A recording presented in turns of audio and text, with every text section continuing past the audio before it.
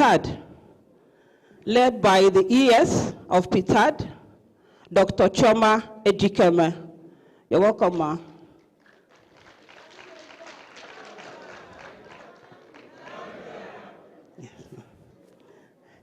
May I introduce our directors here, starting with the Director, Civil Service Pension Department, Mr. Suleiman Sheleng.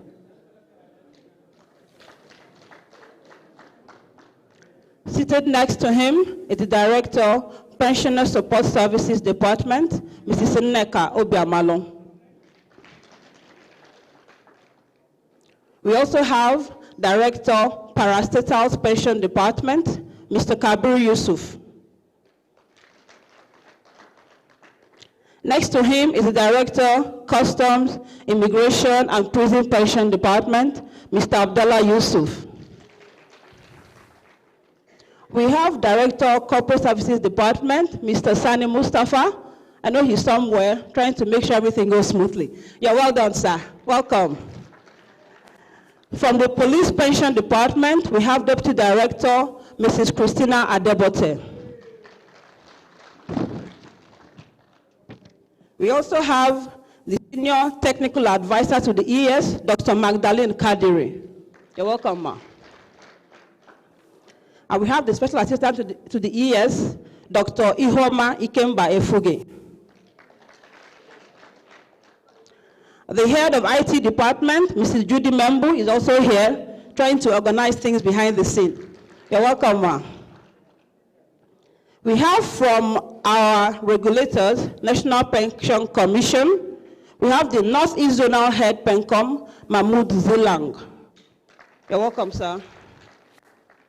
And we have our resource person, retired but not tired permanent secretary, and the guru in the pension management in Nigeria, Barrister Sonny Oswago. Good to see you, sir. We will make further introductions as we move along, but please, may I ask that we all wear our masks properly? Please wear our masks properly. Thank you. We are still in the COVID era. We have to be very careful. Thank you very much. At this juncture, may I invite the ES of Ptad, Dr. Choma Ejikeme, for her welcome address.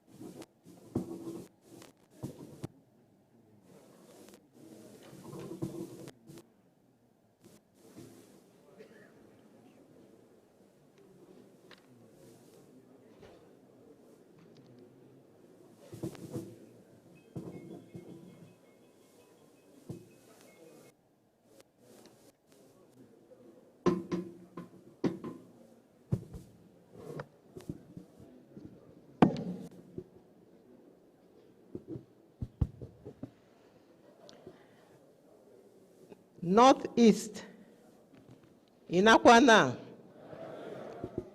Sanudezua, Inagajia, Yayagida, Yayayali, Yayagona. You are the food basket of the nation. So I have to ask for Yayagona because I know that majority of you are the ones providing food for us, you retirees. So give yourselves a round of applause. I want to recognize Bauchi State, Adamawa, Borno, Gombe, and Yobe pensioners here present with us. Taraba.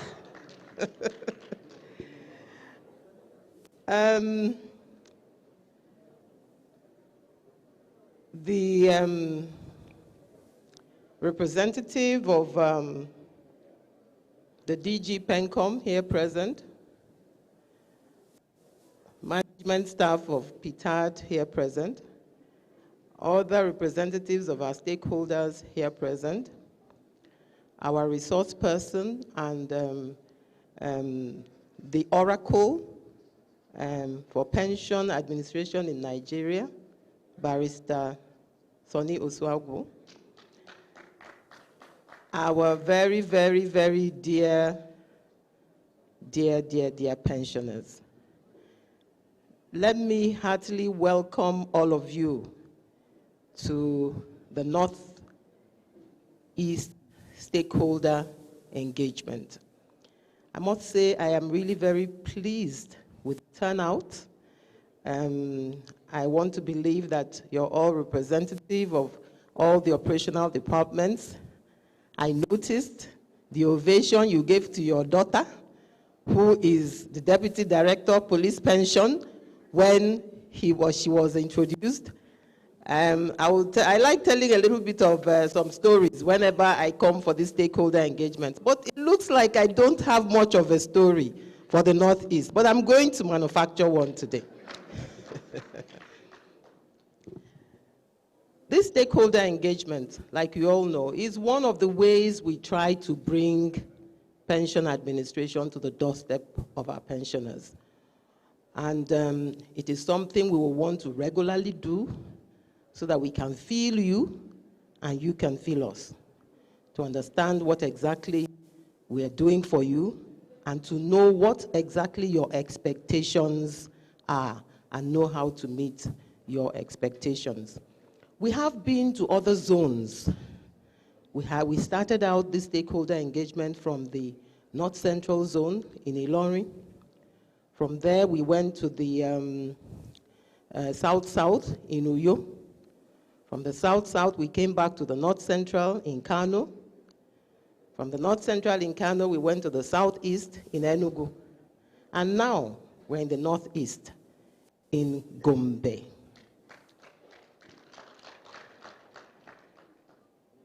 I had a story for every zone that we went to. A personal story. I even have more of a personal story for the Northeast. Not necessarily Gombe, but for the Northeast. One of the earliest mentors that my husband and I had was from the Northeast. A man huge in stature, a man huge in achievement, the most detribalized Nigerian that I've ever met, the late Air Marshal Ibrahim Alpha, a great son of the Northeast Zone, a great son of the Northeast Zone. He was like family to us. I also have other family members here.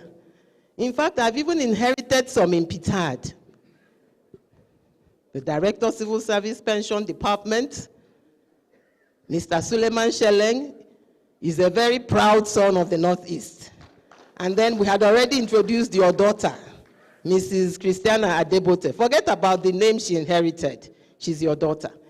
So I am very happy to be here, feeling at home and feeling like family in the Northeast.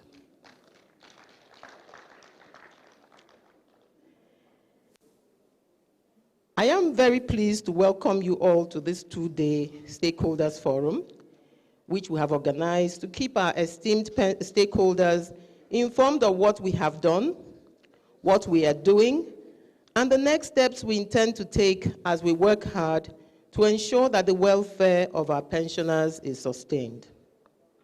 I wish to commence by expressing my appreciation to you all for honoring our invitation. And it is my sincere belief that our interactions here will be of immense benefit to us all. In the past 2 years, the whole world has been thrown upside down by the coronavirus pandemic, which virtually grounded all activities all over the globe, and Nigeria was not an exception. Bearing in mind that the safety of our pensioners is of utmost importance to us, we opened up more channels of communication and complaints resolution to enable us serve you better while the country battled to contain the virus. We're not completely out of the woods yet, with the various variants springing up here and there. But the situation has greatly improved, especially with the COVID-19 vaccine.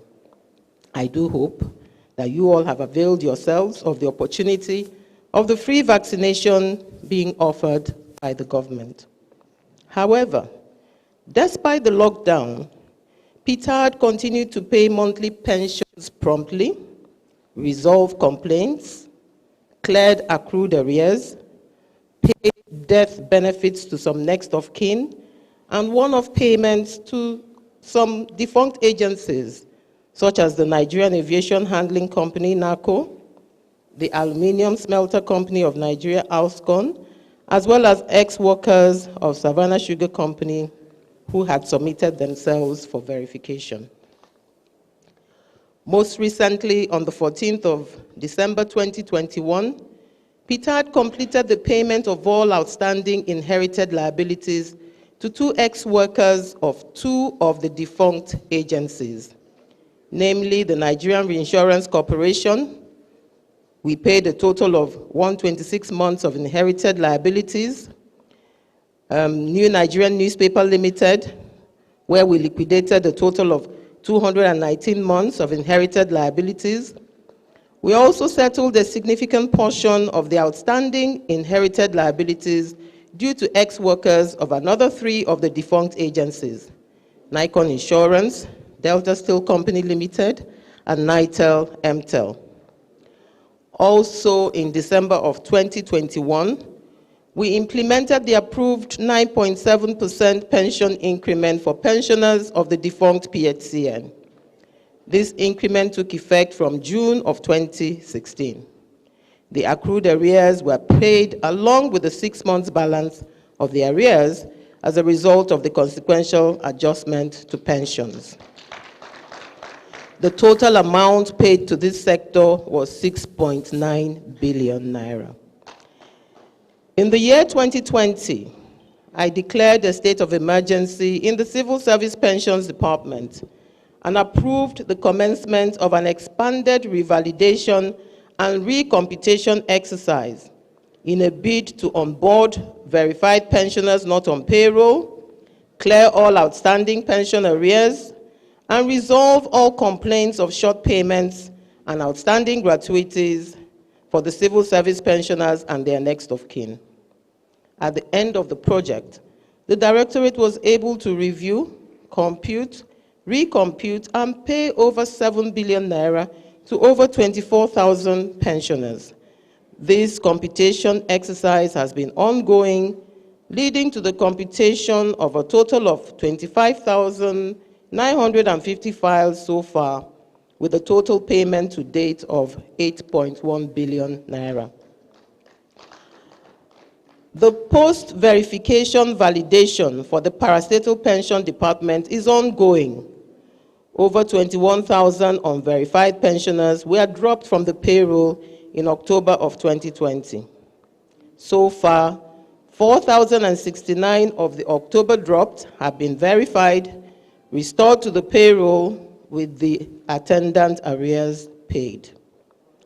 The onboarding of verified and not on payroll pensioners is ongoing. So far, 358 verified, not on payroll parastatal pensioners have been brought on board. Now, some of the accrued and inherited arrears paid by the Directorate in summary include the fact that in 2019, because we haven't been with you since then, we cleared the 33% increment arrears owed pensioners in the Parastatal Pension Department. We completed the one-off payment to 603 verified ex-workers of the Aluminium Smelter Company of Nigeria. We completely paid the one-off payment to 620 ex-workers of the Nigerian Aviation Handling Company, NACO. We added ex-workers of Assurance Bank to the payroll and paid their arrears. We added ex-workers of Assurance Bank to, paid part of the arrears owed ex-workers of Nitel Mtel and some next of kin. We have completed the payment of arrears accrued as a result of the consequential adjustment to pension as approved by President Muhammadu Buhari to 3 out of the 4 operational departments. The civil service pensioners have 3 months of arrears left, and we will clear that very soon.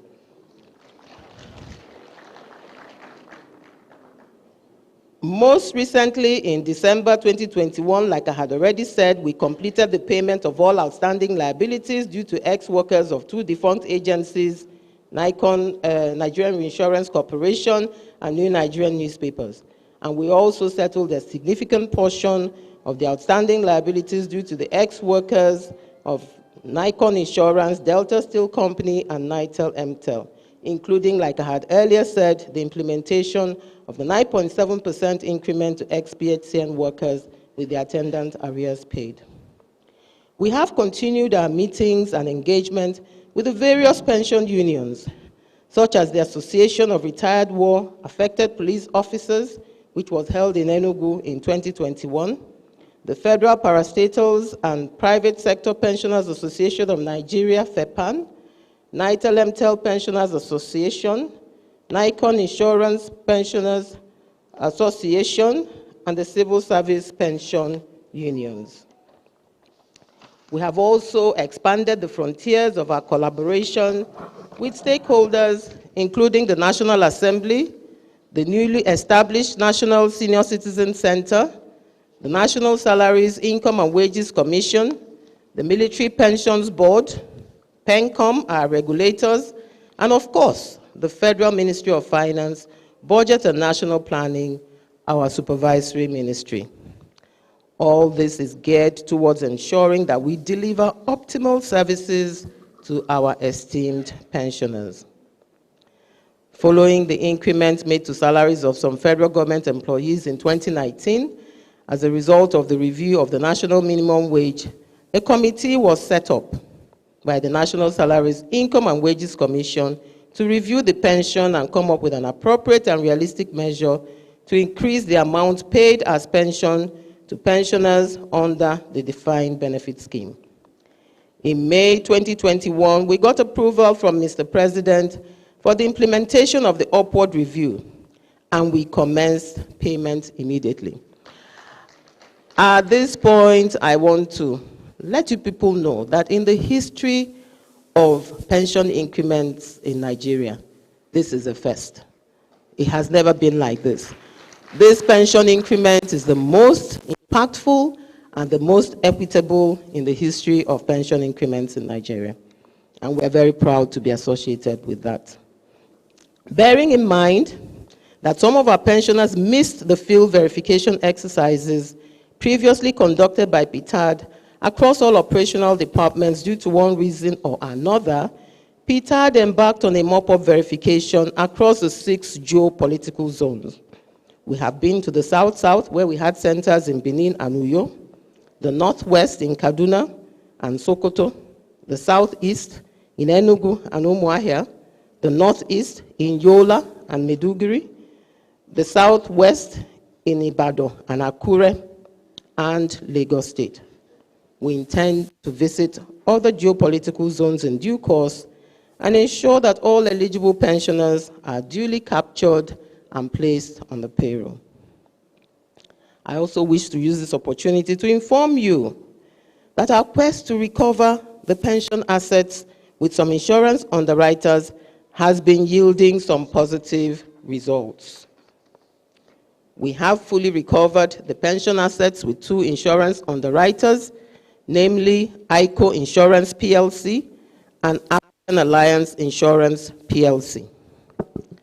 The icing on the cake was the receipt of the repatriated sum of 26,505,862 pounds 97 pence from the United Kingdom, which were pension funds under investment with Crown Agents Investment Management Limited, United Kingdom. The funds have already been used to settle the liabilities of the defunct agencies I earlier mentioned.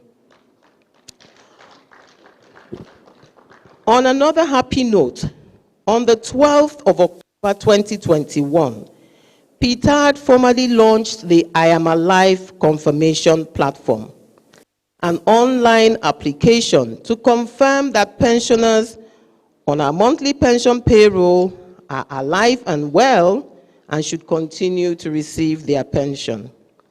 This is a web-based platform designed to enable our pensioners easily confirm their aliveness from the comfort of their homes or neighborhood using either a smartphone or a computer system.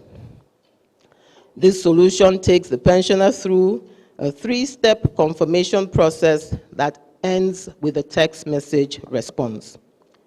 The Directorate has decided to deploy the application in phases, starting with a pilot phase, which consists of a selection of 50,000 pensioners cut across the 4 operational departments and the 6 geopolitical zones.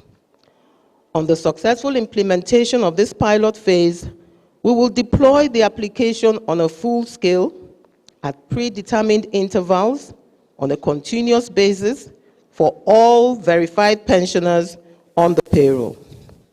We are going to conduct the exercise here on all of you, as you have been informed, so you can see and understand how it works. Other pensioners who are part of this pilot phase have equally been notified by Ptad via SMS, and we have actually verified quite a good number of pensioners out of the 50,000. When they give you the breakdown, as we go on with the engagement, you will know how far we've gone with that. We earlier promised that the era of bringing out our aged pensioners for field verification is over, and we stand by that promise. Furthermore, the federal government, under the auspices of the Federal Ministry of Health, has established a ministerial committee to look into the issue of providing health insurance for our senior citizens. Ptad and representatives of the Nigerian Union of Pensioners are members of this committee, and this committee has actually concluded its sitting and the report is ready. We are consequently in collaboration with some of our stakeholders, including the National Health Insurance Scheme, the National Senior Citizen Center, and the Federal Ministry of Health to see how making health insurance available to our pensioners can be a reality. We will continue to prioritize the welfare of our pensioners, and we call on all the pension unions under the Defined Benefit Scheme and other stakeholders for support, and you, our pensioners, in achieving this feat. I wish us all a fruitful engagement, and may the labor of our heroes past not be in vain. Thank you very much.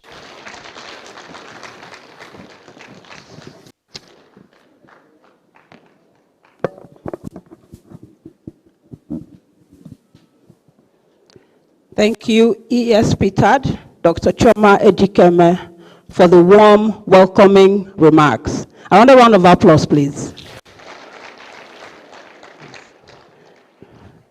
Please, I need to implore that we all switch off our mobile phones or put them on silent mode, please. It's distracting when the phones keep ringing in between presentations. Please switch them off or put them on silent mode. Thank you.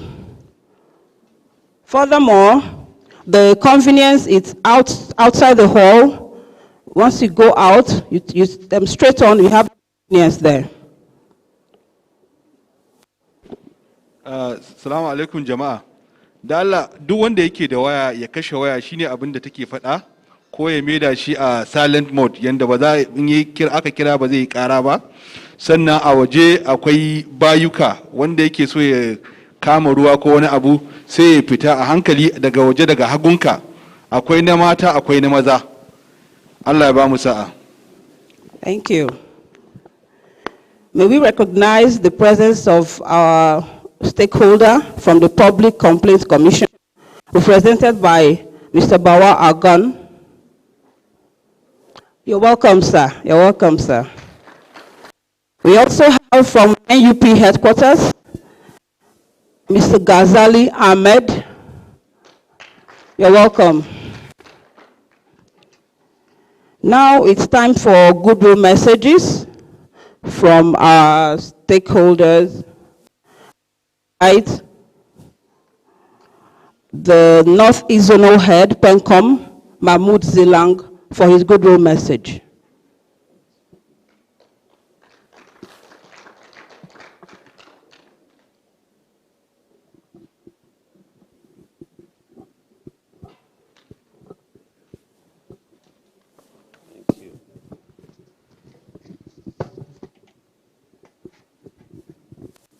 The Executive Secretary, Pension Transitional Arrangement Directorate, our management staff of the Directorate, our dear pensioners, and other participants invited, good morning. I stand here on behalf of the Director General, National Pension Commission, to welcome you to this very important occasion. We want to let you know that the Commission is very happy with what Ptad is doing. And I know it is all geared towards ensuring that the welfare of pensioners are enhanced and are paid as at when they are supposed to be paid. Can you clap? Can you appreciate the Ptad for that also?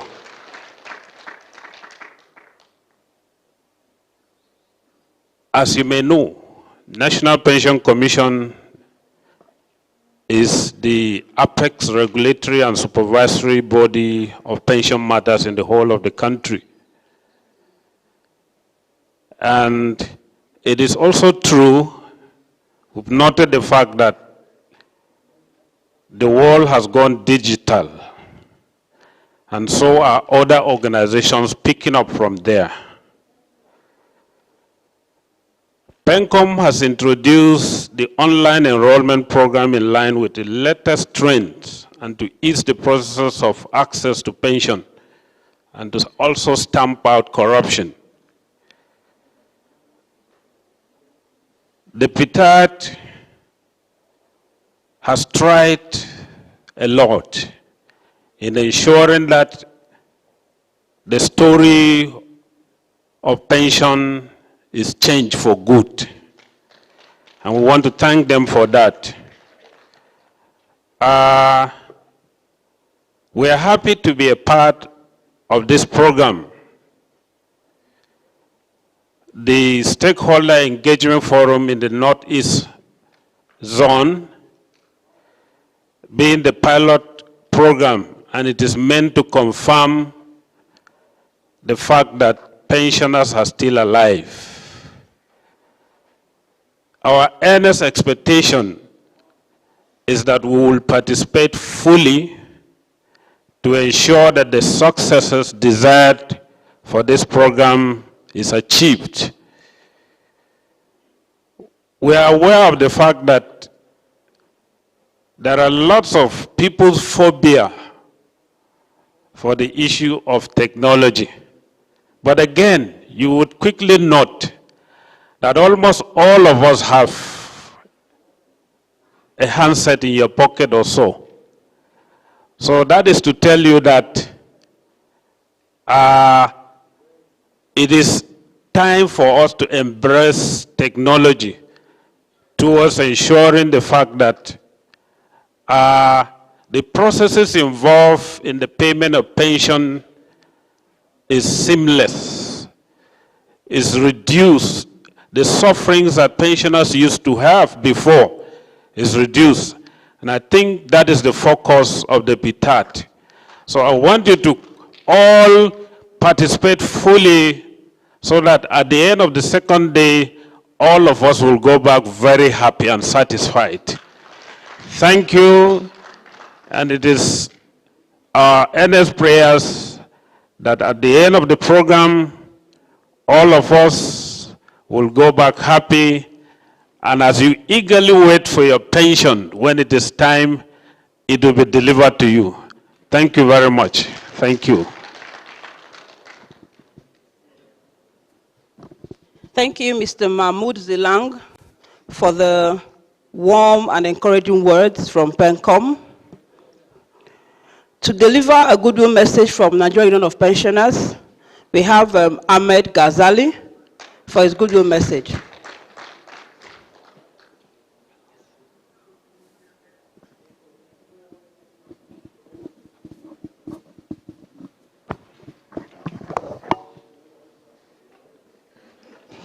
The Executive Secretary of Ptad, Dr. Choma Chikime, and other directors of Ptad, other management staff of Ptad, and Nigerian pensioners here in the Northeast.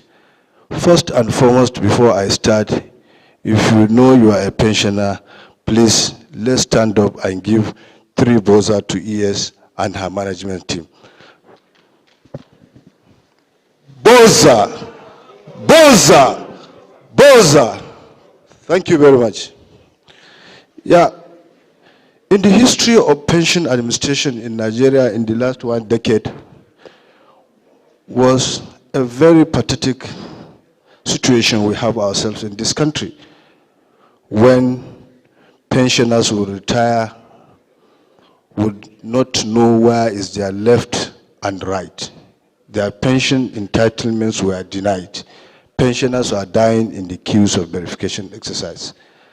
But let me say this fact, that one of the directors here will be a living witness here, Mrs. Indeka, when the former director, ES of Ptad, Sharon Ikezo, came for verification exercise. We traveled in between Taraba, Gombe to Bauchi when Boko Haram crisis was at the tent. She was even saying that I hope that we will reach Gombe fine. All these things were achievements made by Ptad, and we have to say it. These are the facts, that with the coming of Ptad, things have completely changed. The story has changed. I have no doubt in my mind, or by extension the national headquarters of Nigeria Union of Pensioners and the pensioners at large, that once if you have gone for field verification exercise that you have been captured, that you are not either on the payroll or your pensions are not being paid, I think it is not true. All of them were captured. All those that have not been paid, I'm sure efforts are ongoing to make sure that payments are being paid. You have had so many agencies of your colleague in the last 10 days, in the last 10 years, have retired, but especially Delta Steel Company pensioners, MTEL, NITAL, and so many other agencies. Without the coming of Ptad, nobody knew that there are pensioners in that industry. But Ptad went around, searched for these people, verified, captured, and you have had the billions of naira that she has paid. We remain grateful and we appreciate you. And let me also say this. People have been saying so many things that this administration has not done. As far as we are concerned, this administration is the best that has done its best for Nigerian pensioners. So we have to say this, we have to acknowledge this, and we have to thank Mr. President, President Muhammadu Buhari, for the job well done in making sure, especially this consequential adjustment. 33% took us virtually almost 7 to 8, almost a decade before we came out of that canker worm. But the consequential adjustment, arrears paid, implementation commenced last year, all these things have been done. And she has also said, let me reiterate, that health insurance to the elderly people and retirees is almost about to be completed. And then very soon, the reports will be submitted to the Honorable Minister of Health for onward transmission for Mr. President to approve. I welcome you all. I thank you for listening. I wish you successful deliberation. Thank you and God bless all. Thank you, Mr. Ahmed Ghazali. From NUP, our everly ready supporter and ally. Thank you, sir. To hear from Public Complaints Commission, may we invite Mr. Bawa Agan for his goodwill message. A round of applause, please.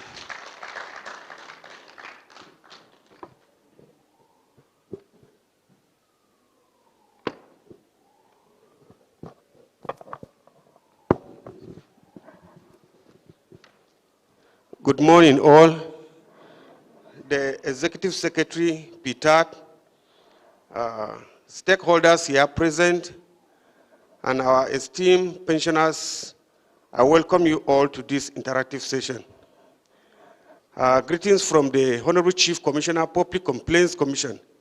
He would have loved to be here present, but for other official engagements, he has delegated me to represent him.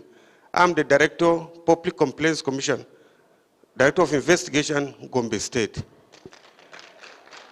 I want to start by commending Ptad for deeming it fit to organize an interactive session such as this.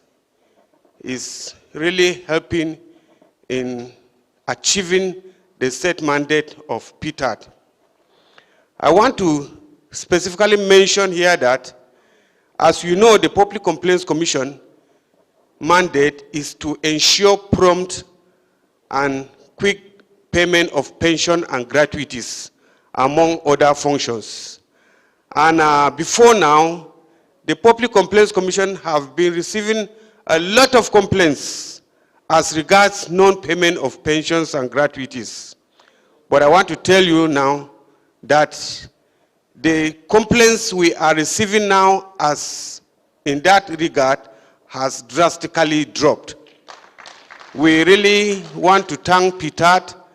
We have been interacting in so many forums of this and recommendations made to see to the promotion of payment of pensions. And most of those recommendations have been implemented. Just as the last person has spoke, that we have not had it good like this regime. Definitely, we are growing higher, and we are looking forward to see that all issues still pending as regards delayance or non-payments of pensions will soon be addressed. We still have a number of complaints that are pending within in the commission, but I want to assure you that Ptad is really cooperating and they are really on their heels. I wish all of us a successful interactive session. God bless you.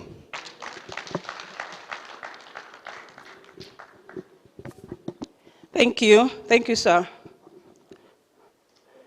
Any complaints to Public Complaints Commission, please just send it to Ptad and we'll deal with it immediately. We are here to solve problems of pensioners. Yes. To give us an overview of Ptad's achievements and activities, I would like to invite Director, Civil Service Pension Department, Mr. Suleiman Sheleng, for his presentation. An overview of Ptad's activities and achievement. Mr. Suleiman Sheleng. A round of applause, please.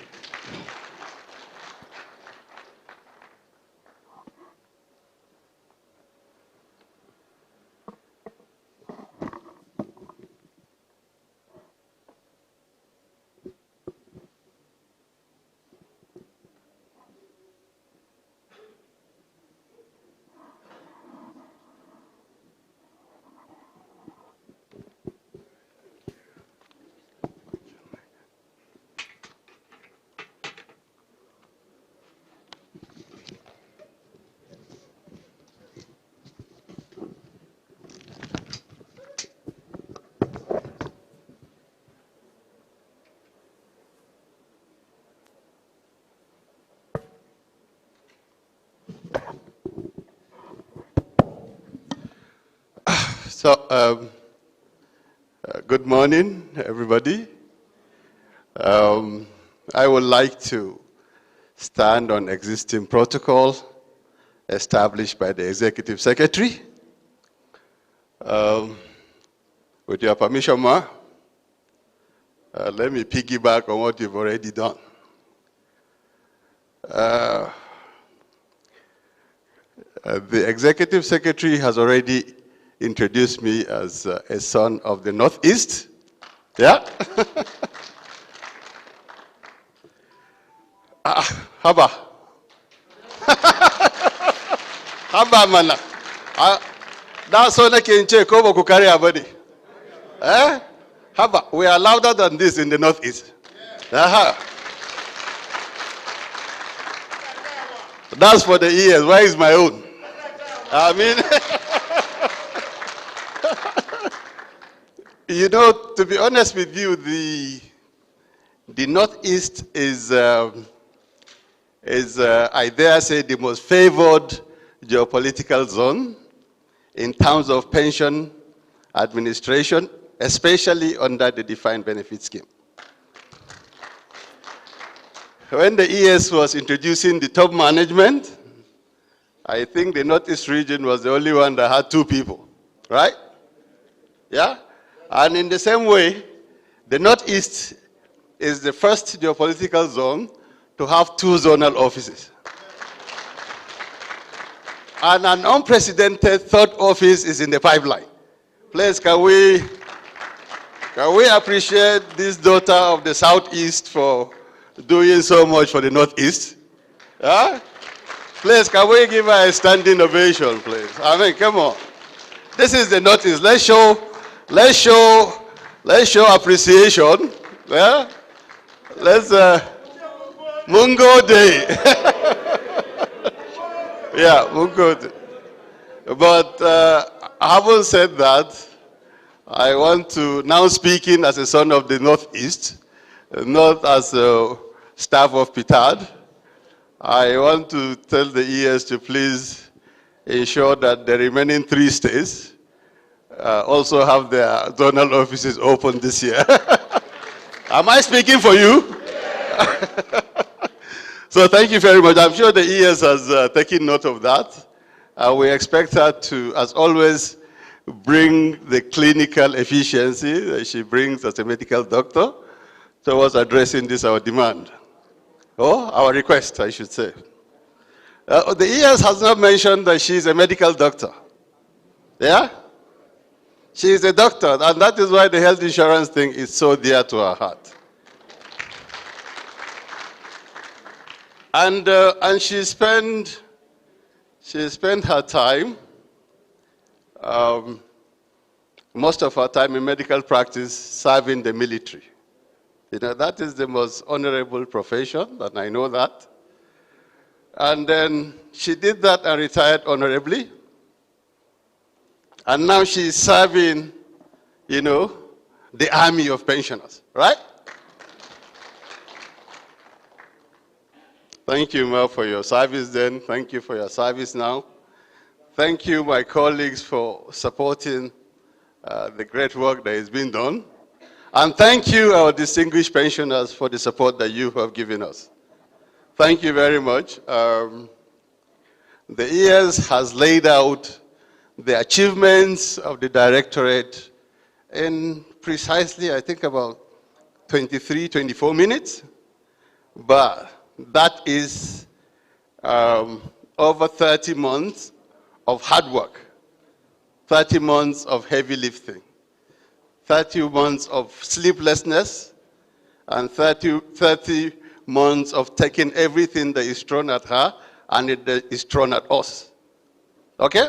I mean, she said here that the consequential adjustment was approved, and then we started implementing. She did not mention how the sausage was made. She did not mention that it took her almost bullying. Go there and go get the best that you can get for pensioners. Yeah? No, make sure this is not good enough. Go and get another one. until, and then you had representation. My old friend, Mr. Ghazali here, was always with us. He knew how much went into it. And just like he said, it took I think, 42 months from when the 33% was approved to when implementation started. It was approved in July 2010. Implementation started January 2014, if I believe so. And then it took 10 years, almost, from July 2010 to December 2019 for the payment to be done.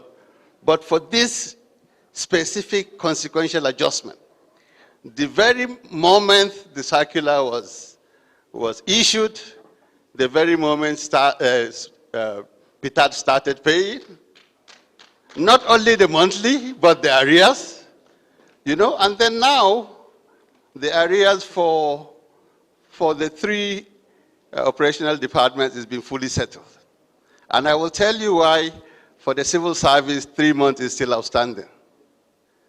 3 months is outstanding because the consequential adjustment is being most impactful on the civil service pension. Right? I don't know if we have civil service pensioners here, especially state with federal share. Yeah? I'm sure you've seen significant increase in your pension after the consequential adjustment. Yes? Yeah. So for most of the civil service pensioners, especially those at the lower rung, their pensions almost doubled. And the implication is so massive. And that is why, tried as we did, we were still able to pay 21 months. And the ES has committed to saying that the remaining 3 months will be paid very soon. When ES says very soon, it is indeed very soon. So please, a big round of applause for her. All right, so I'm just here to give an overview of what has already been fully established. Just to give some perspective and put some of these things in context. My presentation here is the overview of those achievements, especially regarding the activities that led to this achievement. All right.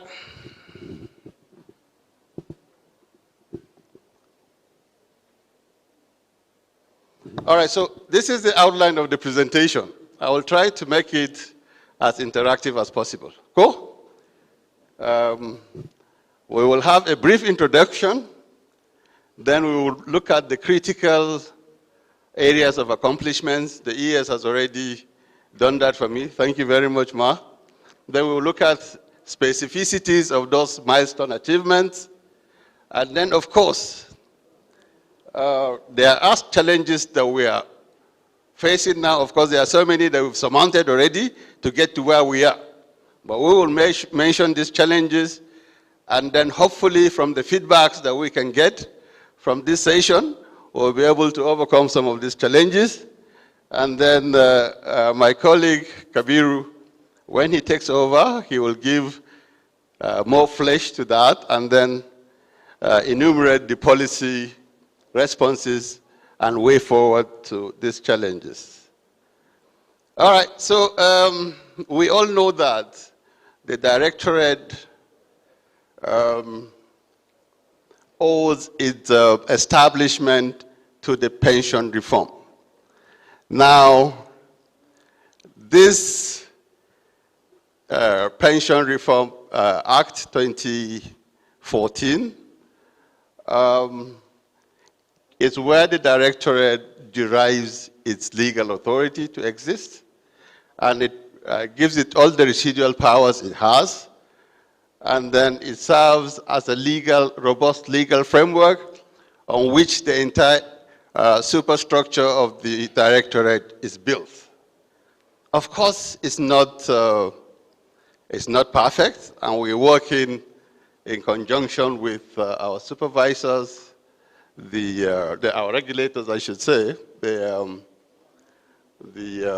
National Pension Commission, and then, of course, our supervisors, the National Assembly to see that it is strengthened to serve you even better. Okay? And the reason why we are here is to interact with you as part of our stakeholder management. We have done a lot of that. Okay? The mantra of the current executive secretary is know your pensioner. When you know them, you can manage them better. Ko ba haka ba? So muke musan kowa da kowa a nan wurin. Yeah?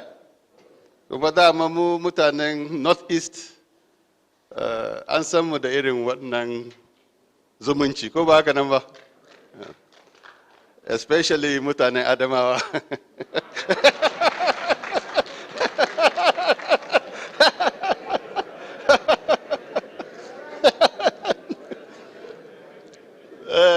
Gaskiya wasa da ke Gombe is the champion state.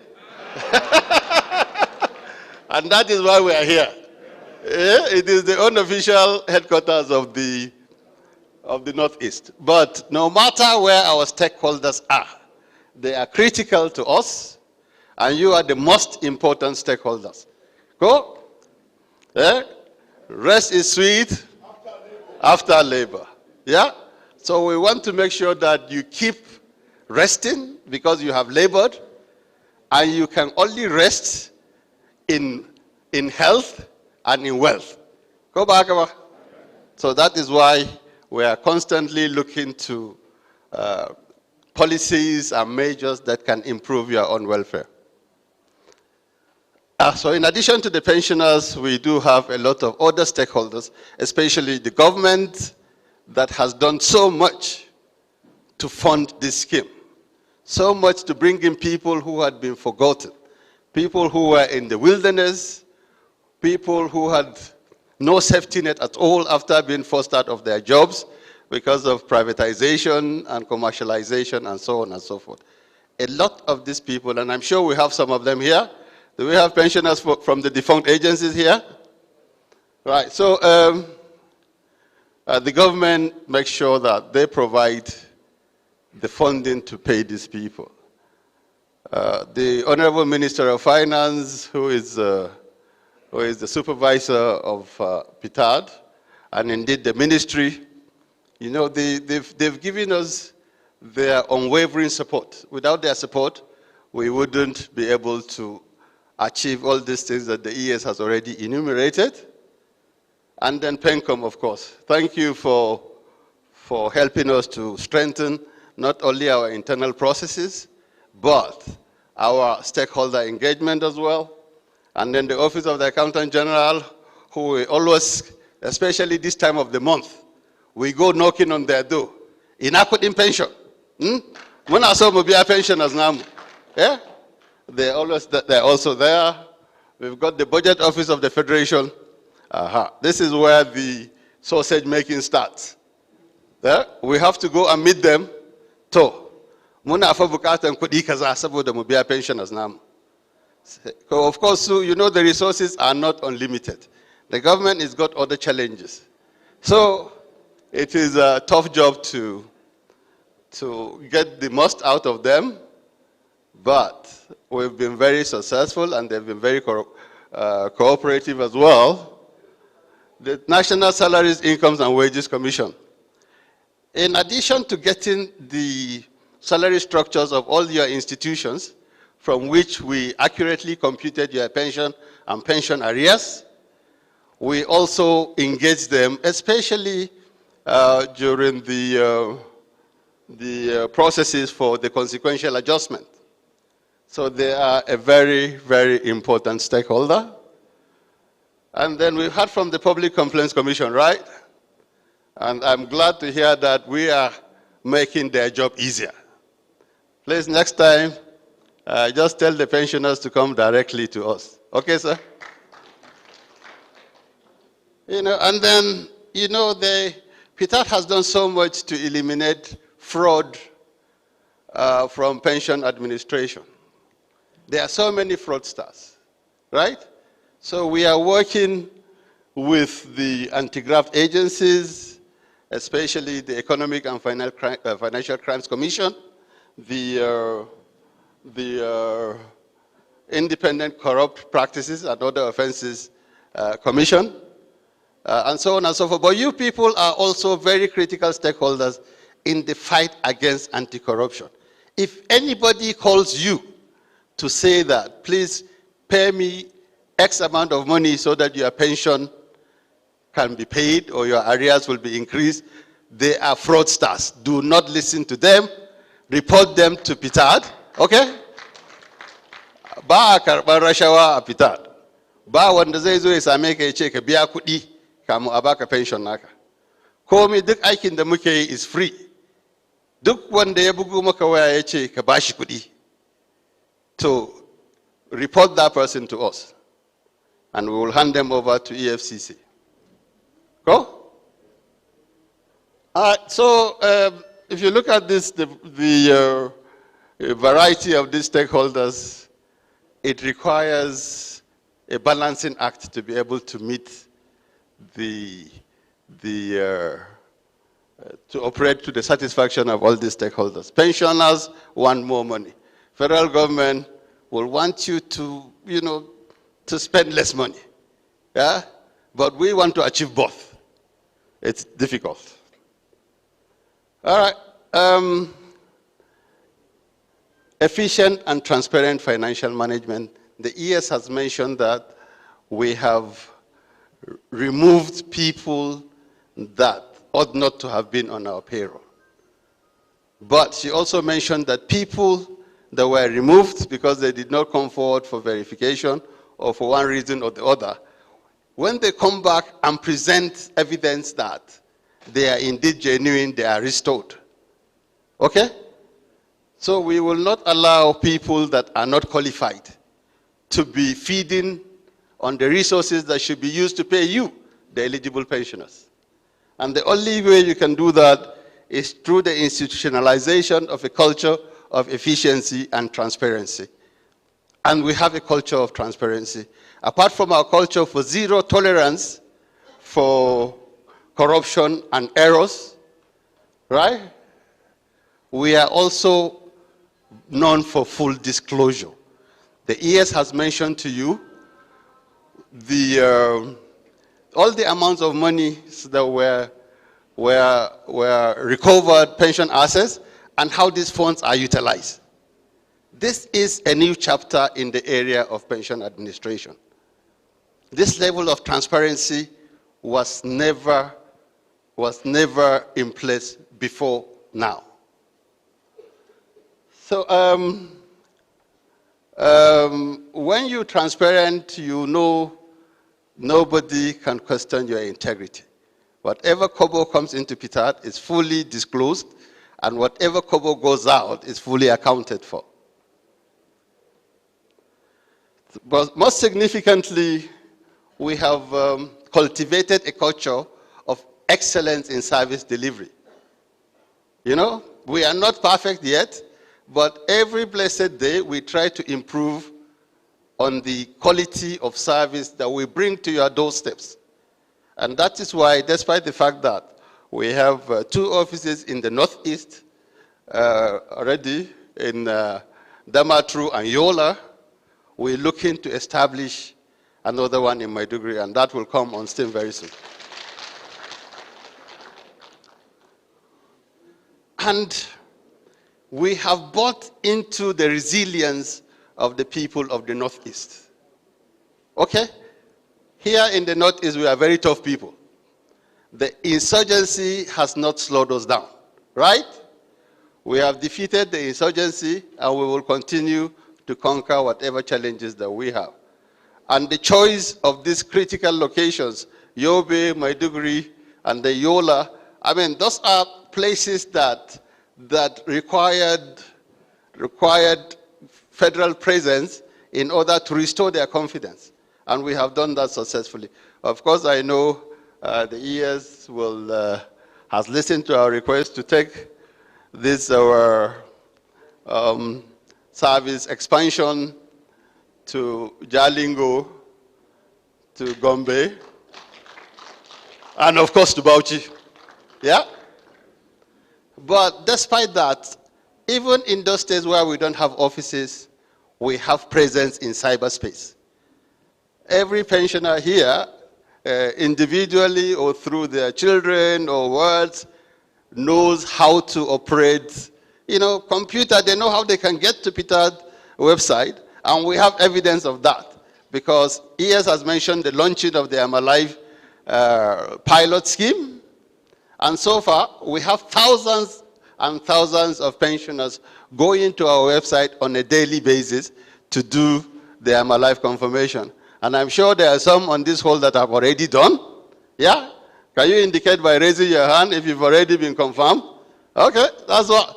So, but what I can assure you is, tomorrow, and then as you will hear from my colleagues, is going to be dedicated 100% for the I'm Alive project, right? And then each and every one of you right here will be confirmed before the closure of this stakeholder engagement. So we believe that if you want to know the quality of life in any society, you should look at how it treats its senior citizens. We believe that putting pensioners first is putting country first. Yeah? As a matter of fact, putting pensioners first for us is the first critical step towards fighting corruption.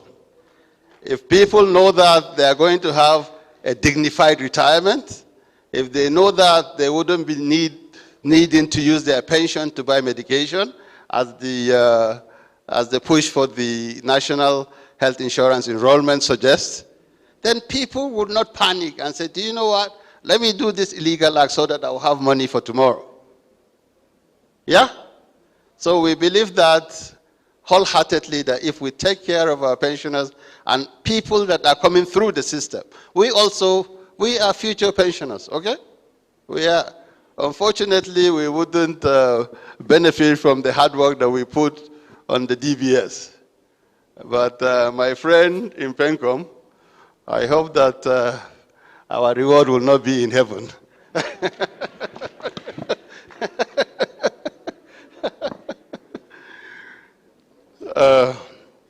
All right, so we've deployed all sorts of things. Technology to make sure that waiting times for complaints resolution are shortened. We've launched the Ptad Service Charter. You'll be hearing about it. And then that has further reduced the turnaround time. Now you can sit down in your home and lodge a complaint without coming to Ptad. We try as much as possible to make sure that pensioners do not need to travel to the directorate in order to lodge complaints. This is all in our quest to giving you excellent experiences in interacting with Ptad.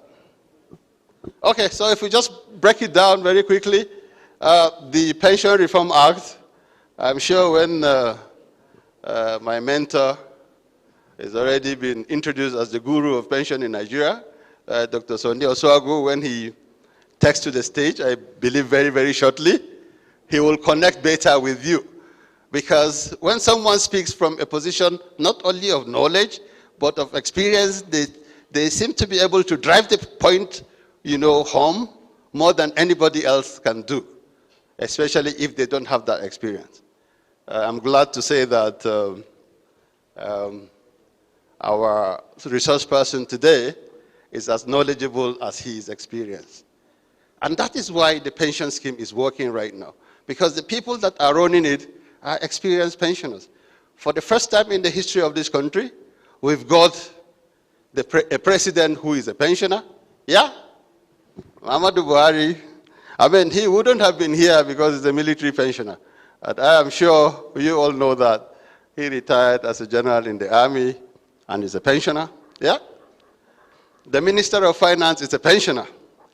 Yeah? And above all, the Executive Secretary seated right here. She is wearing 2 caps. Not only is she running pension administration under DBS, she is also a pensioner. So these are people who experience what is that. But we also have another distinguished gentleman who is a pensioner who has been supporting us in the background. Yeah? His Excellency Senator Ibrahim Shekarau, who is the chairman of the Senate Committee on Public Service. He is also a pensioner. So we've got people who are pensioners who are experienced running the show. That way, you know, there is no substitute for experience. All right, so operationally, we've got 4 departments, and then we've got other support departments that you will see in the organizational structure. But we also have some other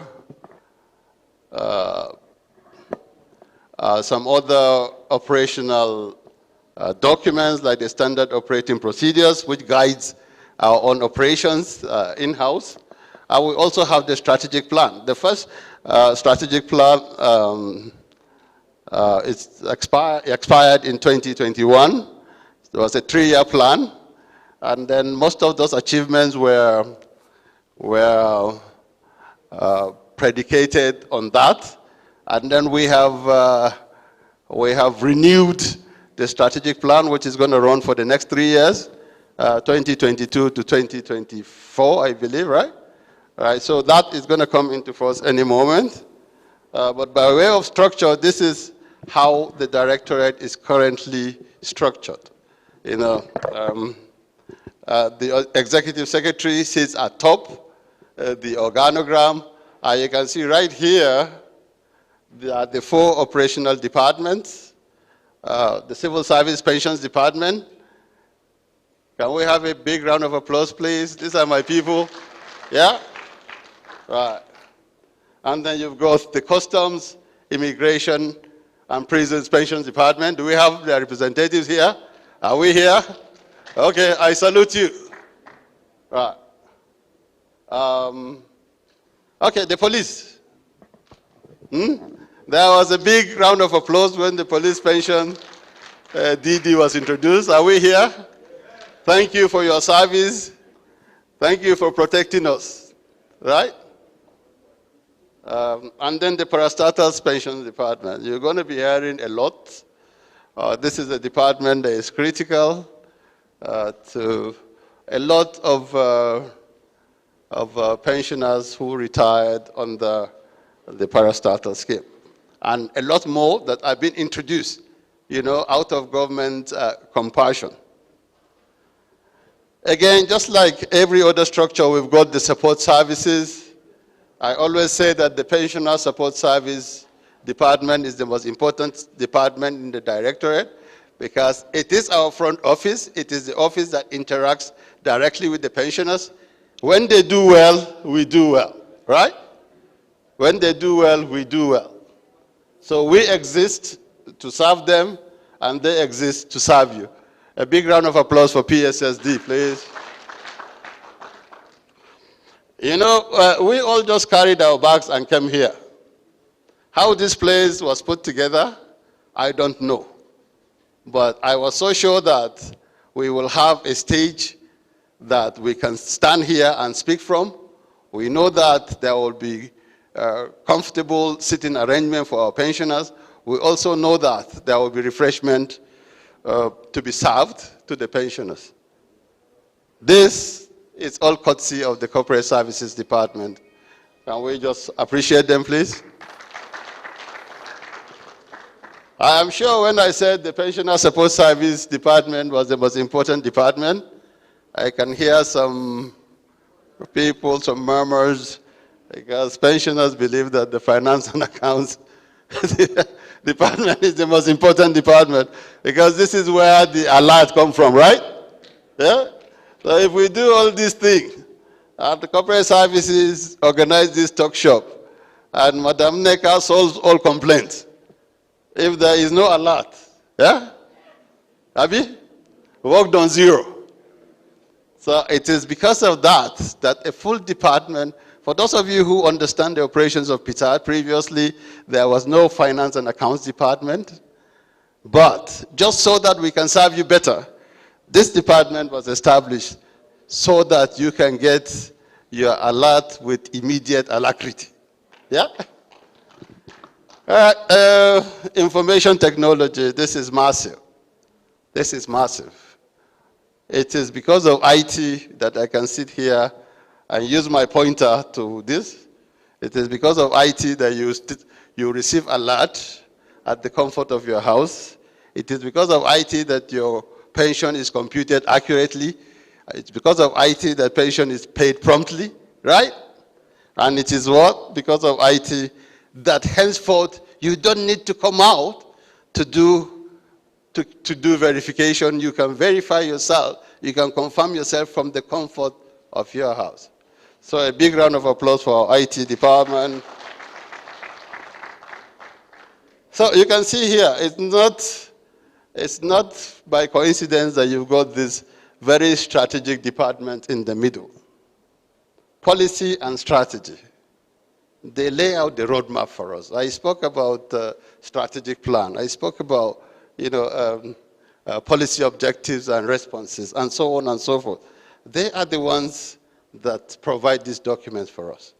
They are the ones that have laid the foundation for the next strategic plan. Legal, of course. The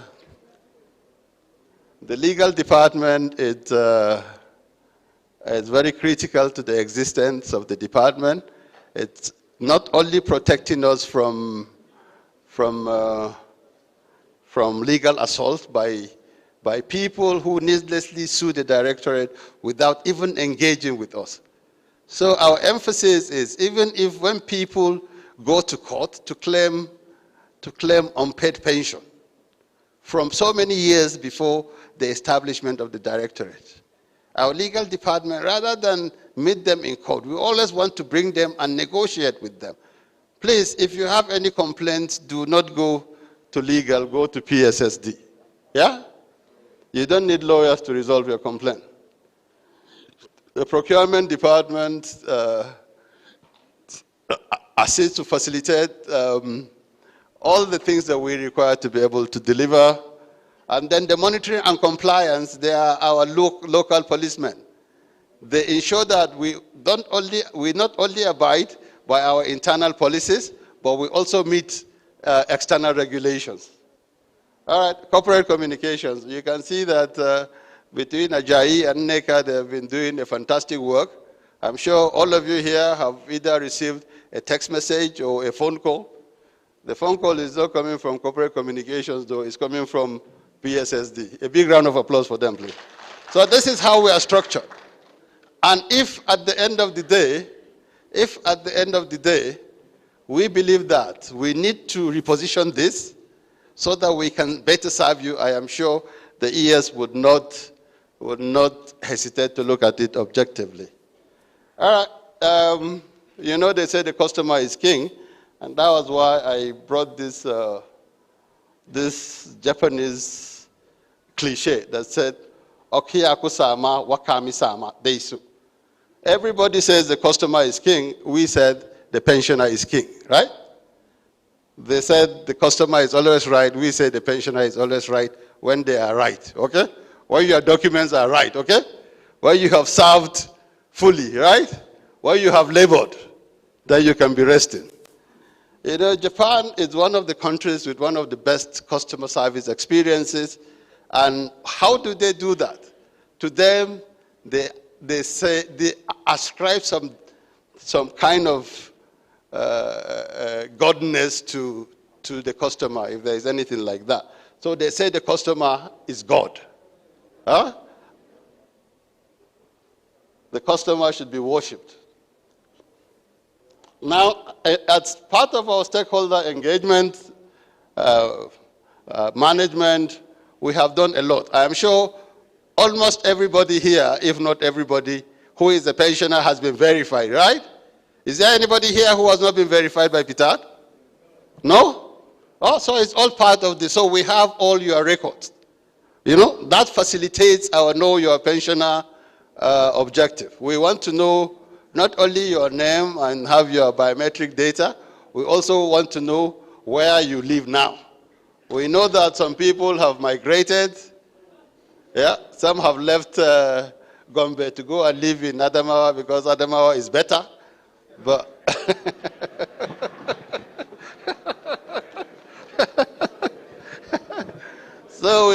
right? So we have to continuously improve and update the database so that it will reflect the current composition of pensioners. Those who have demise will be removed. Those who were previously not enrolled and have been enrolled will be. So for every change in the status of our pensioners and the composition of the pensioners, the database needs to be updated. And you will hear, as part of the objectives of the I'm Alive confirmation program, is to have a comprehensive database of pensioners. Now, we want to be able to interact with you on a daily basis. Yeah? And we have set forth the machinery for that. Of course, we can arrange this kind of meetings. Musadu haka muyi magana mu ji me ne yake damun ku, ko ba haka nan ba? Kuma ku gaya mana ku ce to ga abin da ya kamata ku yi improving services naku.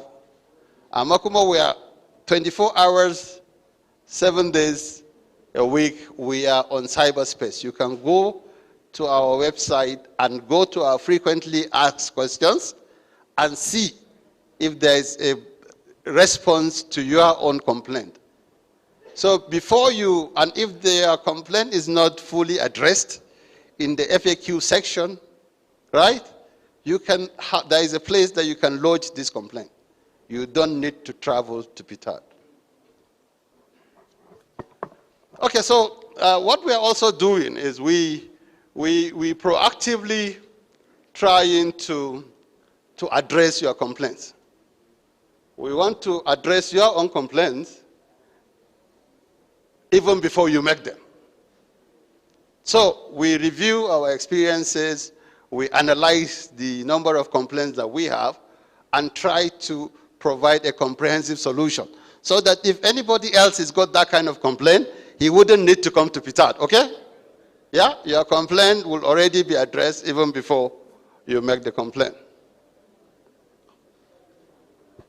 Of course, we have continuously been commended for strict compliance to all regulations, and that is why we have a strong relationship with all the stakeholders that I have mentioned. I can see that PENCOM is actually, PENCOM doesn't need to come for examination anymore. They can actually remotely examine us, and they will be, they show that we are checking all the boxes. Thank you, PENCOM, for your support. I forgot to mention that the Director General of PENCOM is also a daughter of the Northeast. A big round of applause for her, please. You see, we Northeast people are all over pension. That is why Northeast pensioners cannot be left behind. The ES has spoken about the interagency collaboration. I have mentioned that as well. But what is critical to this is people management.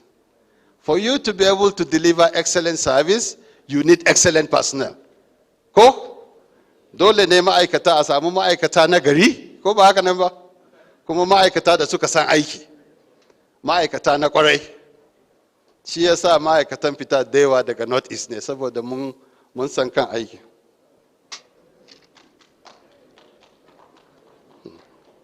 Saboda mun san kan aiki. Ku tafa mana haba. Yawa. Ba ku so a ɗauki yaranmu kuma daga nan North East a ba su aiki a fita. Yawa. So mun yi magana sai ku tafa. Yawa. Saboda haka yanzu muna da office namu na Yola is right now is the only office that is being headed by an assistant director. Yeah? Saboda importance da aka sama wanga office din. Eh?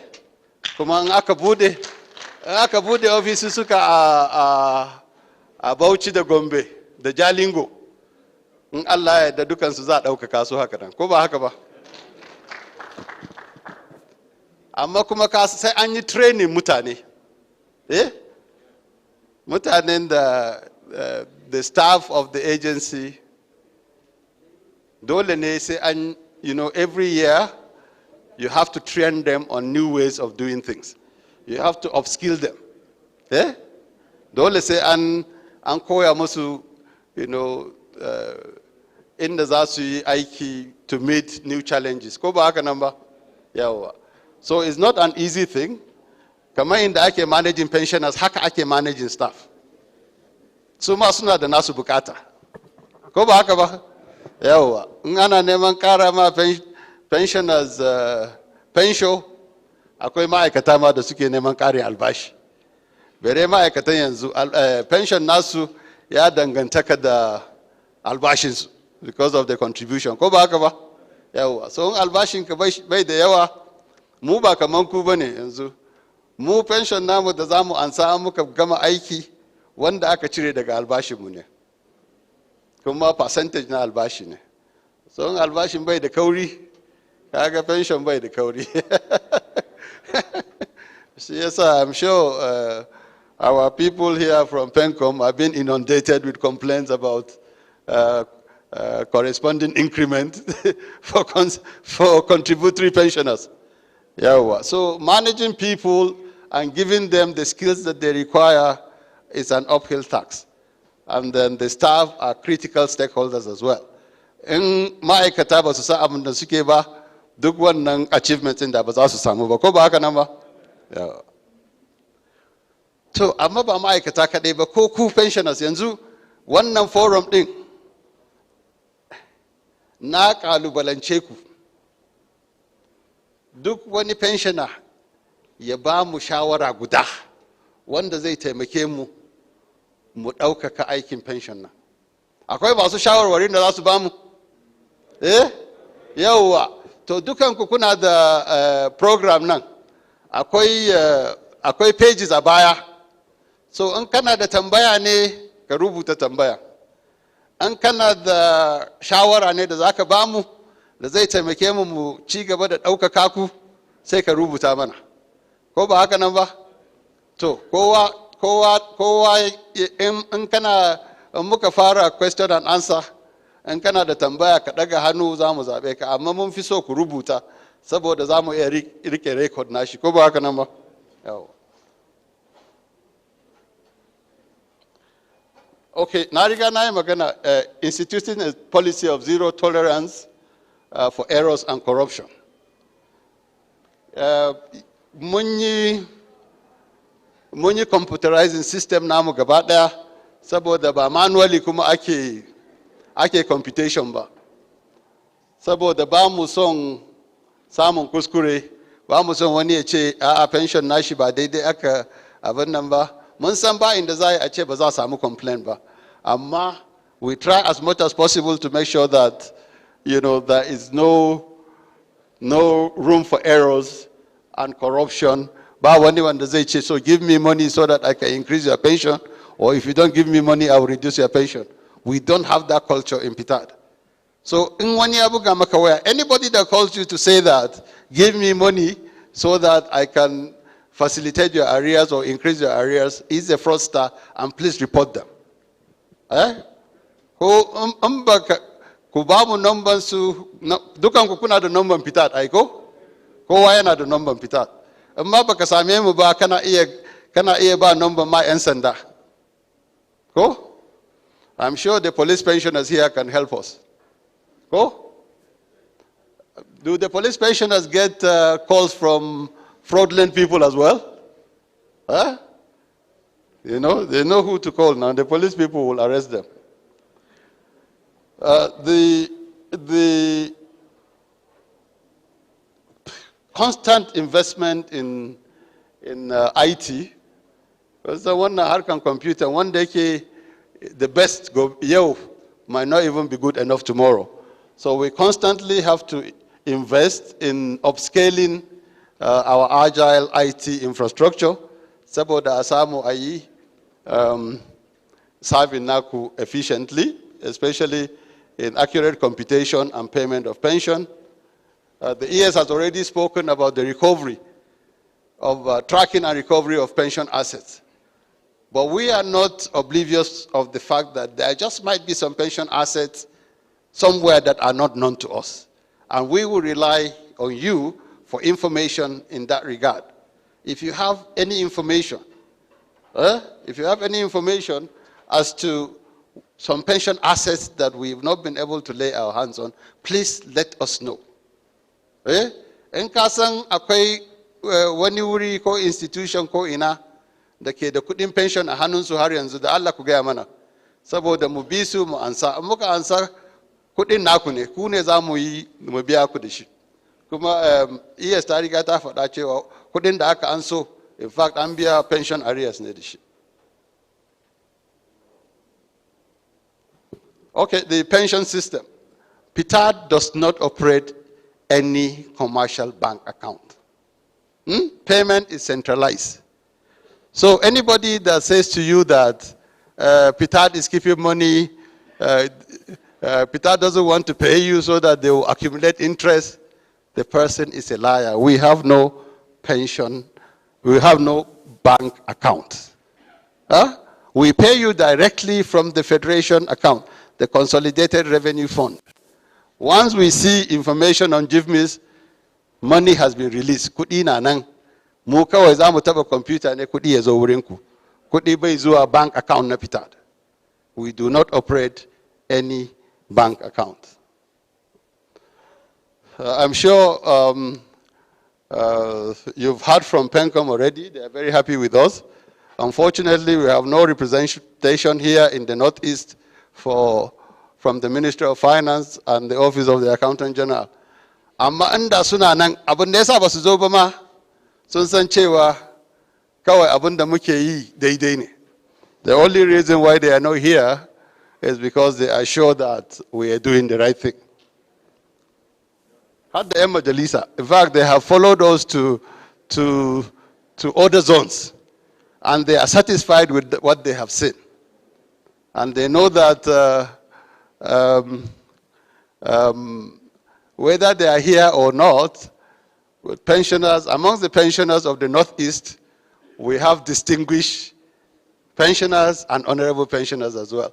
So even if the distinguished senators and honorable members are not here, we have distinguished and honorable people amongst our pensioners. I have said everything about excellence in service delivery, right? But I know that we can only improve, right? Most significantly, let me mention the launching of the Ptad Service Charter.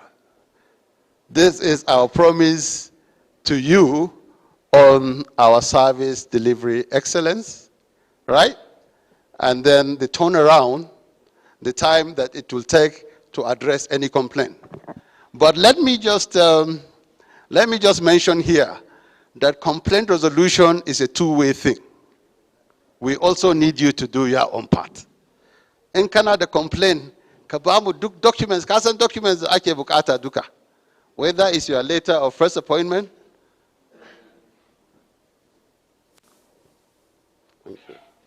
whether it's the letter of first appointment, or your letter of last promotion, or the letter or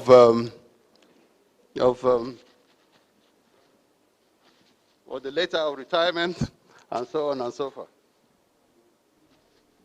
Please make sure that you include all these documents. Make sure you include all these documents so that we can promptly deal with your complaint. It is important also for you to give us feedback on what has been done. Ko ba haka ba? Yawwa. In muka yi maka abin da ka ji daɗi, maybe you don't need to tell us. But if there is any area where we have failed, don't tell us, but tell other people, right? But if there are areas where you think we need improvement, please tell us. Don't tell other people. Okay, the ES has again mentioned all these milestone achievements. She did it in under 30 minutes, like I said. I am struggling to provide a context. My hour might soon be over, but I am struggling to put a little context to that. But everything has been mentioned, from the payment of 33% arrears to enrollment of members of our pool and payment of their benefits, and then the severance packages to privatize and defund agencies, and most significantly, the immediate implementation. Watch this. Immediate implementation is never been done. I said it took 42 months to commence the payment of 33% increment from July 2010 to January 2014. In addition to that, it took almost 10 years, precisely from 2010 to 2019, to offset the arrears.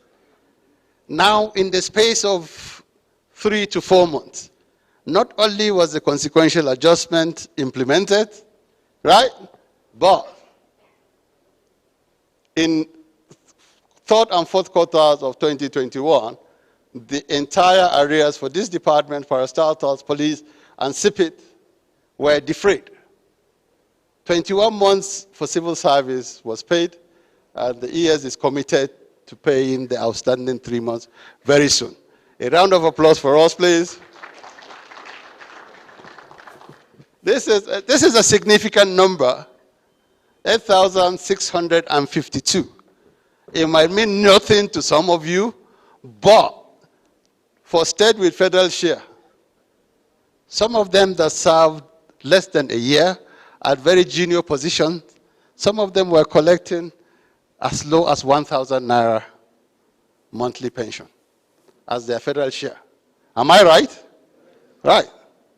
But by the time we implemented the consequential adjustment, because of the ingenuity and the innovativeness, the minimum increment for every pensioner is 8,692, minimum. So if your federal share was 1,000 naira hitherto, right? This is like almost 9 times what you're earning. No percentage would have brought you this far. Am I right? This is the closest to a minimum pension, and this is the closest to harmonization. Yeah? Do we get appreciation for that?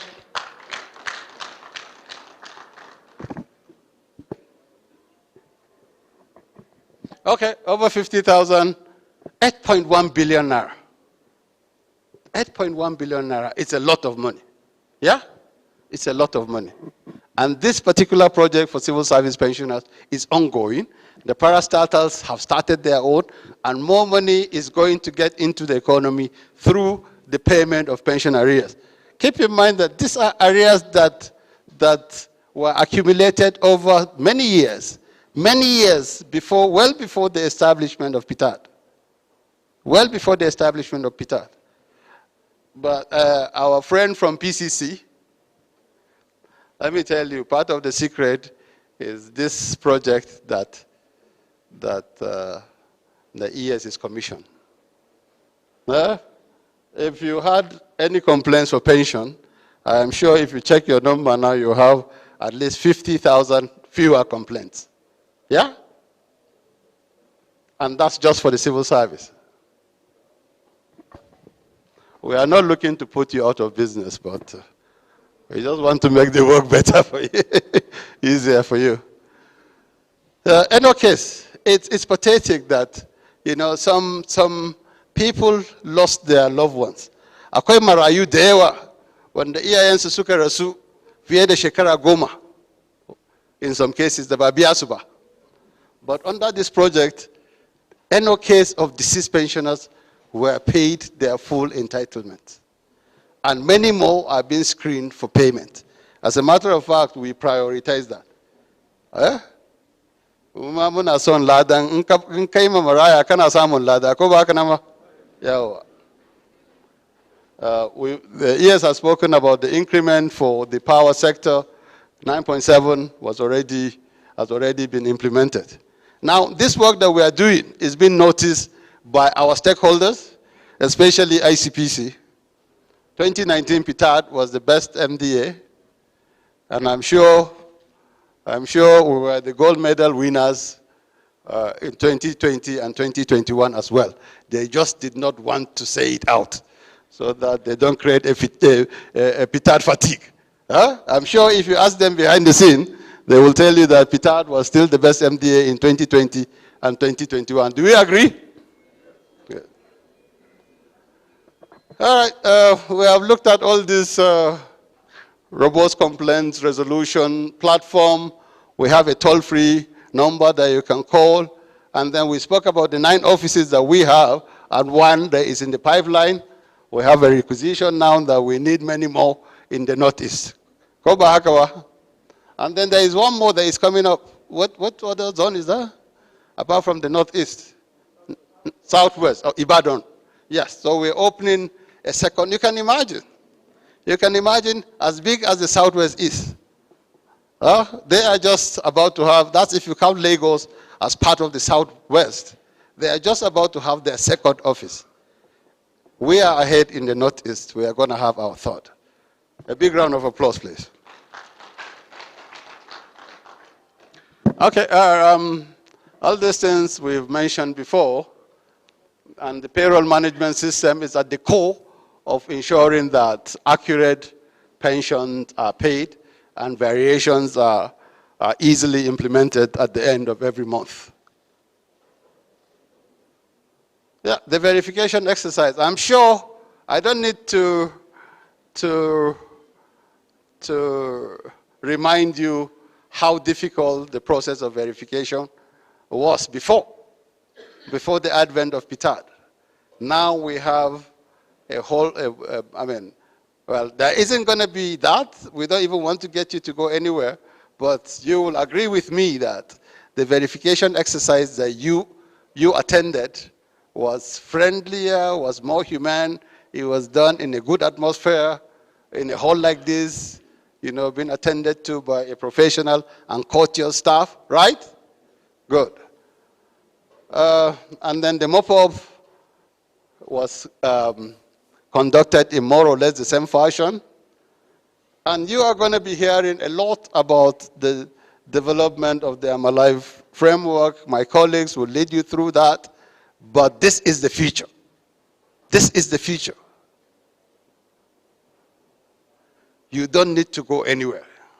Kana zaune a gidanka da wayanka zaka iya confirmation. Ba wai sai ka je ka yi wani layi ka kawo wani duk muna da wanga abubuwan except in by verifying naka ba.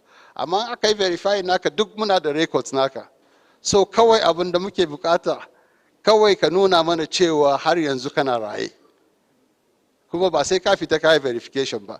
Daga gidanka da wayanka zaka dauki waya. It will be demonstrated. Zakuka is very easy. I'm sure the people here that have participated can bear me witness that it is easy, it is safe, and it is convenient. My colleagues will lead you through that. Of course, we're going to have challenges. We've had challenges before. Those of you who have visited our offices will know that we have insufficiency of space, right? And location as well. That's a challenge. We believe that the current office was originally developed as a residential building. Gidaje ne dama. Nan ne ofishin mu yake. Babu wurin da zamu ajiye file.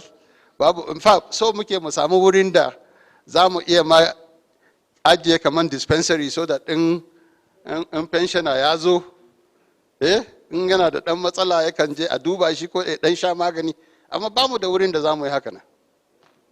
So this is a major challenge. To, harkan kuɗi kuma kun san inda kasan yake. Akwai abubuwa da yawa da muke son mu yi, but insufficient funding. We are trying to efficiently use the ones that we have. Amma, lack of money is a problem. Akwai kuma liabilities, the ES has spoken that we have paid down. a lot of the others. We have defrayed some others, but we still have outstanding liabilities. Muna neman kuɗi mu biya. Saboda aikin da muke, akwai wanda ba su define benefit dama suna so a kawo su. Kasan kuma, to suna zuwa mu so muke mu ɗauki everybody who is qualified, anybody who is qualified, we want to bring them on board. But do we have the money to accommodate new agencies? That's another challenge you'll be hearing from my colleague on the way forward. This is very important, and this is the best forum to make it. We have representations from the unions. All the unions, I'm sure, are represented here. Information about deceased pensioners. We ask for information about deceased pensioners. Yes, pension is for life. Ko ba haka nan ba? Pension, akan biya pension, mutum da ke da rai ake biya pension. Saboda in Allah ya yi ma mutum rasuwa, sai a gaya mana. Ba don kawai mu cire shi daga pension ba, saboda ma mu yi ma iyali din shi ta'aziyya. Ka gani? It's a policy for us to know our pensioners. And what better way to know your pensioners than to share moments of joy and moments of sorrow. In aka yi rasuwa, so muke kowanne pensioner mu rubuta mai takardar ta'aziyya. In yana yiwuwa, muna iya aika representation a je har gidan mutum a gaishe shi. Shine muke relying on the pension unions to give us information so that we can pay our respect to these pensioners. Of course, we will remove them from the payroll. But do you know what? If they are due any arrears, right, their next of kin will be paid these arrears to the last kobo.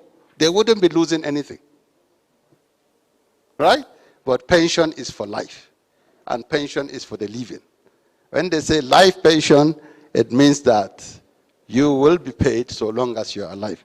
Please, we need information about pensioners.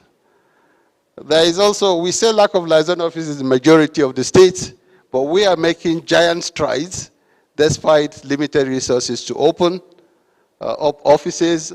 And I said our operation in cyberspace is 24/7.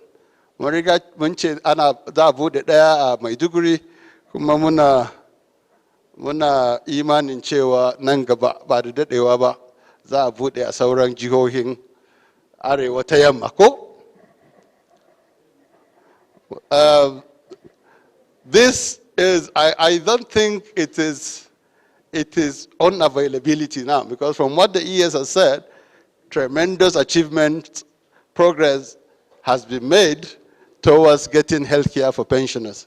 But we are not quite there yet. All right? Though we will be there, it's a gradual process. But so much work has already been done. And the ES has said that the report is ready and has been transmitted for eventual approval and, of course, implementation. Non-enrollment of diaspora pensioners, akwai wasu pensioners da ke da ‘ya'ya kasan waje, wasunsu sun yi tafiya kasan waje, ba mu samu mun yi verify nasu ba.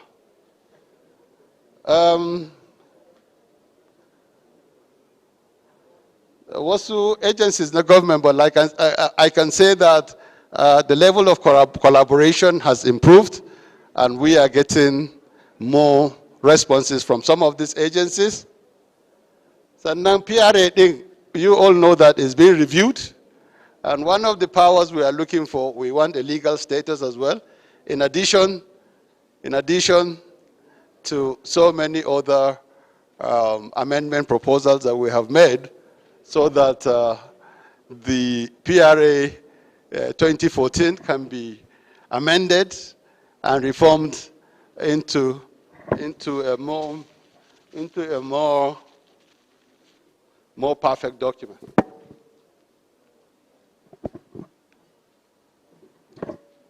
Although I am from the Northeast, I don't think I have acclimatized enough. I'm just drying up all over. Okay, the harmonization, after we got the approval for the consequential adjustment, the ES said our next focus should be on harmonizing the pension so that we can close the gaps that exist between pensioners that have that retired at different times, even though they put in the same number of years and they retired on the same grade level. That is work in progress, and if I know the ES very well, she will rest on her oars until that is achieved. The I'm Alive thing, you're going to be hearing a lot more from my colleagues, but 50,000 pensioners have been selected now for the pilot scheme. There will be almost 200,000 more that are left, and all of them will have their opportunity. Please, if you have not received the text message telling you to confirm yourself using the I'm Alive thing, do not panic, because only 50,000 pensioners have been randomly selected. And once we finish the pilot, every other pensioner will have their own invitation as well. Okay, so I will want to stop here. My colleague, Kabiru, I'm sure he will come to that dais very shortly. He will flesh out some of these highlights that I have provided, and then suggest some policy responses to the challenges that we have identified.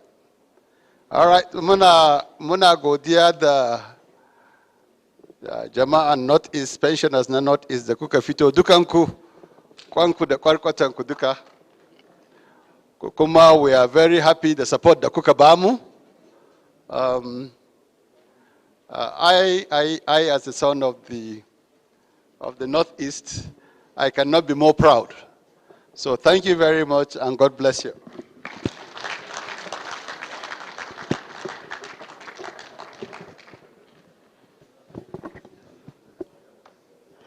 Thank you, Mr. Suleiman Sheleng, proud son of the Northeast, for the well-detailed presentation, as always. Thank you so much, sir.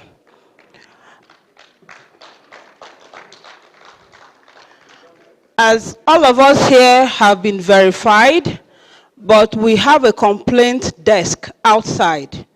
In case you have documents from your members, I know that we have union leaders here, from your members to submit, please, we have a desk outside for that. Also, if you have any question for today, there's a provision after page 12 where you can write down your questions, your comments. There will be time for Q&A. They will be properly attended to when the time comes.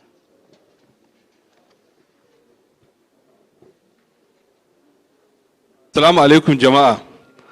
Abinda ta faɗa a cikin harshen Turanci shine in akwai wani wanda yake da complaint yana iya zuwa ya rubuta a ƙarshen takaddan da aka ba kuɗin nan, sai ya rubuta tambayarsa da matsalolin da yake da su. Sannan in akwai wanda ya zo da yake ku union members ne, kun representing waɗansu mutane ne a cikin ku, in an zo da wata takarda daga wani sai a kai waje a bayar, sai a kai waje a bada. Akwai mutanenmu a nan waje wanda suke karɓa. Wannan shine abin da ta faɗa da harshen Turanci. Assalamu alaikum. Yes. Now to listen to our resource person on managing the needs of pensioners. May I invite retired PAMSEC, Barrister Sonny Oswago, for his paper presentation.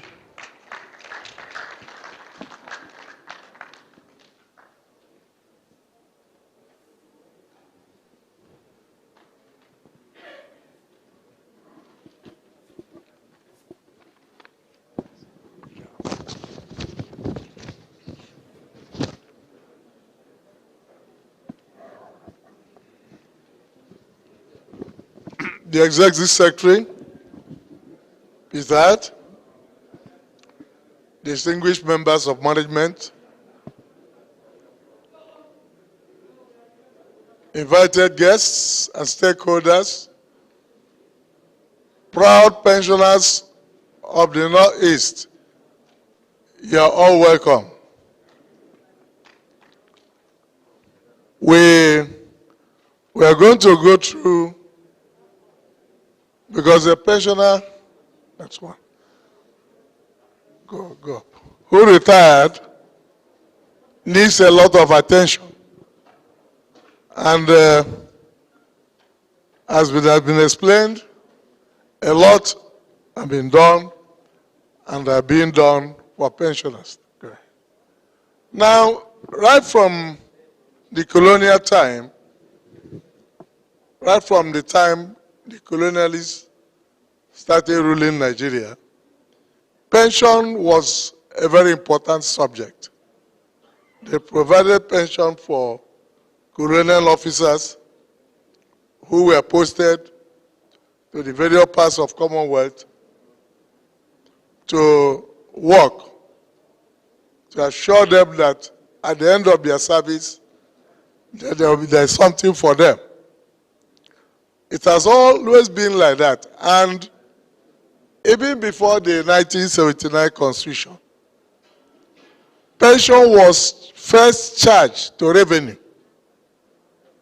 That is, immediately money comes, the president is paid, or prime minister then, judiciary, the military, and then the next will be pensioners. It was never subjected to the vagaries of the budget. It never went to the House to be debated whether pension, there should be money for them. It was after the 1979 Constitution, and then something happened during the administration of the Minister of Finance, Mr. Ani, who questioned why pension should not be budgeted. Otherwise, pension belongs to first charge. Next one. That's why in all the constitutions that followed, the 1999 Constitution, which we are operating as amended, has a full one section, sections 173, all about pension. He said all eligible pensioners, no matter their category, that they have a right to their pension. The pension you are earning is your right because you have worked for it. Government, the Constitution recognizes that. And that section 173, especially 2 and 1, so 1, 2 and 1, guarantees that. That section states that the right of a person in the public service of the Federation to receive pension and gratuity shall be regulated by law. It's not done by somebody's whims or caprices. Then section 173(2) further says that any benefit to which a person is entitled in accordance with or under such law shall not be withheld for any reason or altered to the disadvantage of the pensioner, except to such extent as permissible under the law. And of course, that will be when there's a ruling of a court of law, competent court of law. Nobody can pass on your pension that you're owing him, except the person goes to court to establish why you should use your pension money to pay. Next. Then, under that section 170 of the 1999 Constitution as amended, pension, of course, you know that, the unions know that, pension shall be reviewed every 5 years, or together with any federal civil service salaries review, which is earlier. This has been discussed by previous speakers. That's what led to the consequential adjustment, because the active workers received their new structure. Then there was an increase. That led to that consequential adjustment that I've been discussing. And maybe you may wish to know that it's only defined pensioners, those of you under defined benefit, that have received that review. I don't know if any, I'm a pensioner, I have not received. Our own part of pension we have not received. It's only the defined benefit scheme that has done that, and I think we have to thank Ptad for the initiative they took with National Salaries and Income and Wages Commission to do that. So you have, of all the pension groups, maybe military pensioners on, you were the first to have that review. Then under section 173(4), it said pension in respect of service in the public service of the shall not be taxed. If you go to apply for anything and they ask you for tax clearance, please tell them that pension, according to the 1999 Constitution as amended, is not, pensioner is not to pay tax. You stop paying tax after they pay EYE, which they were deducted from your salary next, while you were in service. Now we have had a lot that Ptad had done.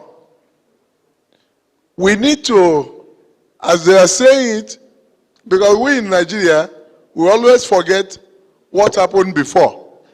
Even when something happened, after a while, Nigerians will forget it and move forward.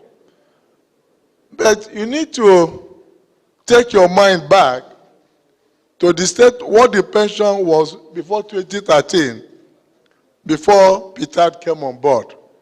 If you just take back, full of problems. Next. The first problem which I mentioned started when pension was removed from as first charge to revenue, and it became a budgetary issue. Of course, it had to suffer from the vagaries of budget because there are so many competing demands from other sectors. So poor funding was a major problem. And because of poor funding, there were a backlog of unpaid pension, backlog, so many years. You see pensioners roaming about, whether it's military pension, whether it's civilian pension, whether it's customs, immigration, whether it's police.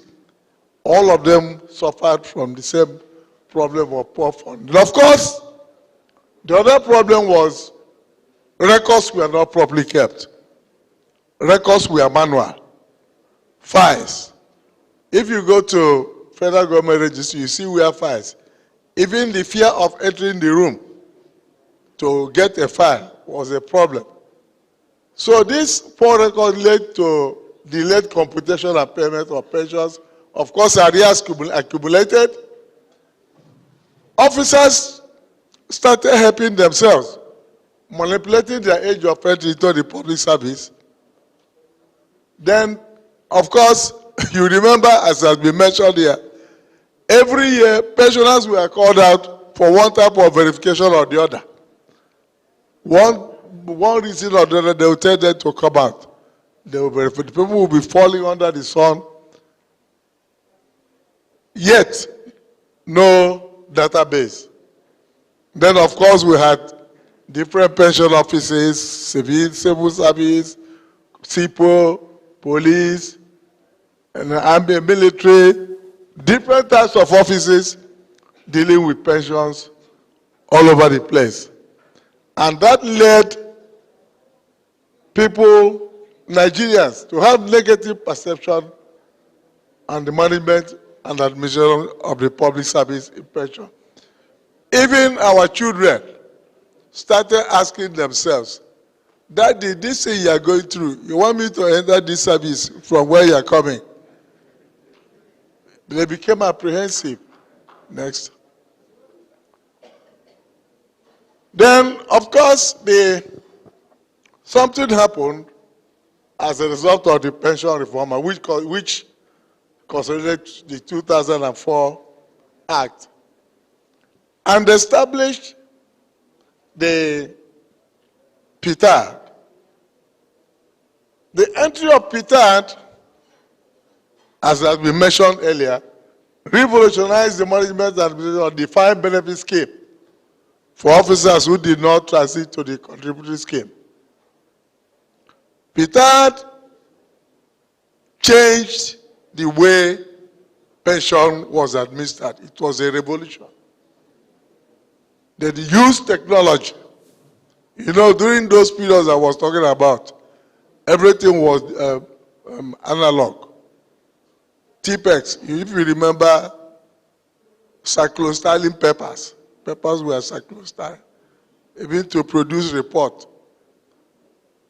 But technology was deployed by Ptad. We give thanks to those who started the agency. Then they developed online electronic payment to pensioners wherever you are in your village. You don't need pay slip. Your phone, you receive alert. Then, as mentioned, for the first time, even when they needed to do verification, they did it in such a way that it became pleasurable and humane. All of you attended their verification exercises. It was a pleasurable thing in a hall like this, in air-conditioned environment, in event centers. Everything was computerized. At the end of the day, you were given refreshment. You were treated like a human being. You were given refreshment. And even the way the staff, Ptad staff is one of the most courteous group of people, public servants you can meet anywhere. They are very courteous. Even when you want to go to the office, they'll give you the same treatment. They receive you at PSSD, the first port of call. There they serve you tea and coffee. That has never happened. Even some private companies cannot do that. So we must give credit to Ptad. Shall we give them a round of applause, please?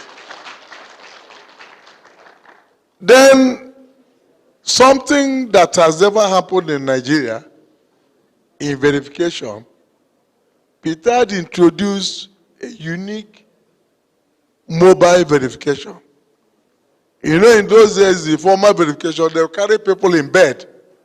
They would carry people holding drip, bringing them with drip to a verification. You saw them.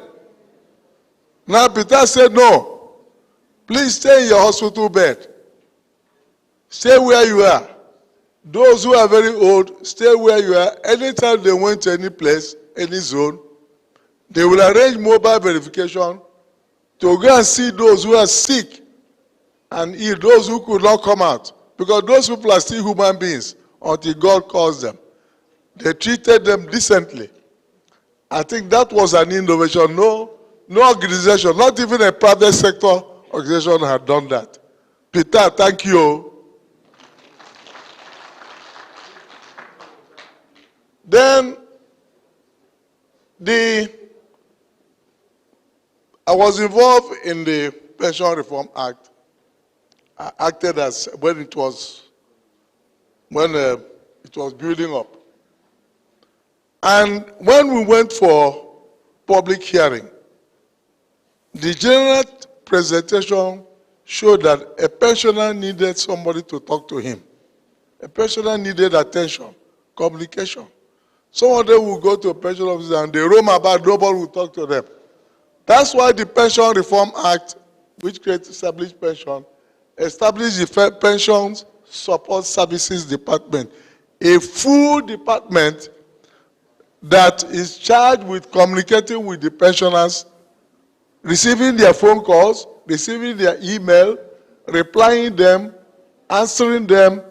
That is very important to the life of a pensioner. And Ptad established that with a full department, with a full director to be in charge, not even a sub-office. Most importantly, people from Northeast, this interactive session, is it not important? Are you not hearing from them? And you are going to be given an opportunity to say your mind. Whether what they are saying is even correct, you ask questions. This interactive session, going around the country to meet you at your various places. And of course, they say so much about establishing state offices. That is what a pensioner requires to look after him. The stakeholder engagement which we are having. Next one. Next slide. No, come back. There are achievements. Of course, in my timely payment of pensions, like it was said before, all these things we are saying here, all these stretches we are saying here, what matters to you is to get alert. Once you get your alert, work is going. If you are not getting your alert, if they like they speak from here to Yola, they have not done their work. Is it not so? But Ptad continues to give the alert as at when due. Next. Then a lot has been said about 33%. Before this issue of 33% was finally settled, if you went to the street and you ask any pensioner, what is your problem? He will say it's 33%. Anywhere, he says it's 33%. He will tell you he's receiving his or her monthly pension regularly, but that his or her biggest problem is this 33%. And as Mr. Shelley stated, it lasted more than 10 years before it was implemented. Next. But when the consequential adjustment came, which had been mentioned earlier, it took less than 1 month after the circular was issued for Ptad to pay. They did not only pay the adjust it, they paid the arrears. And I think it has never happened in this country. People will agree with me that it's never happened. So Ptad, we thank you. Next. Now it's been discussed, our plea is that there should be improvement in feedback mechanism. If a pensioner, we are pleading to Ptad, makes a request or asks question, please reply. I know you are doing very well all the time, but we should improve it. Pensioners too, when your problem is solved, the same way you send text message to say, I've not received that, I've not seen this, you should also send message back that, thank you, that my problem has been solved. Thank you, Ptad. I think that will help. It's a two-way process. It's simple. You originate text message or email to say that you are not giving me, you are not giving me. Whenever it is solved, you are started getting your alert. Just send a simple message. Ptad, thank you, I've started receiving alert. And I think that will make the staff to work harder to improve on what they are doing for you. Then, the unions, the union leaders. Please, the pensioners are your responsibility. I know you are doing well, Nigerian Union of Pensioners, people are doing well, but you need to do more. It's been said here, you are the liaison between Ptad and other pension offices with your pensioners. Your various unions and chapters should know your pensioners in your area. Because Ptad cannot come to go and know where a pensioner is staying. The union should know. Please look after them, get information to them. Let them know, especially when there is death. The leadership of the union should know when somebody has died in their area of jurisdiction. You should know, because you know them. Immediately somebody dies, it's not secret, either obituary and so on. You let Ptad know that this member has died, then they know what to do until they've received official information. And you should constantly, the unions, educate your members. You know, some of these people are illiterate. There are some retired on 01, 02. You should explain to them what is going on. The new policies of government, the new arrangements, now there's the new citizen center, next, National Citizen Center. You tell them such a thing has been established, and they tell them what they do. They do so many things. Federal government set them under the law of the National Assembly, under an act, to look after the welfare of pensioners. Next. To look after the welfare of pensioners. Then promote linkages between them and the states. Next. Now, the pensioner, the person who has retired, you also have a duty to look after your needs yourself. Because you have retired. Immediately you retire, they stop your salary. You have no more any steady income until you do all your papers. Income has stop flowing. So you have left the comfort zone. You're on your own with your God. Then you don't have the authority you used to have when you were in service. If you were coming to work in the morning, people will rush to come and carry your bag. Oga is coming. Oga. The moment you retire, if you go back there on Monday, if you see somebody who will come and carry your bag, you thank God. They will do as if they have never seen you before. The next thing they say, what did he forget here? They want to take your position. What did he forget? What did Oga forget? I thought that he has gone. People who want to take your shadow, especially if your shadow is very good. You know the type of very good shadow.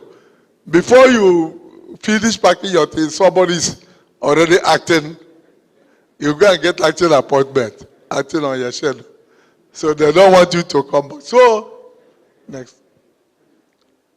Then, 2, it has been said here, beware of dupes and fraudsters.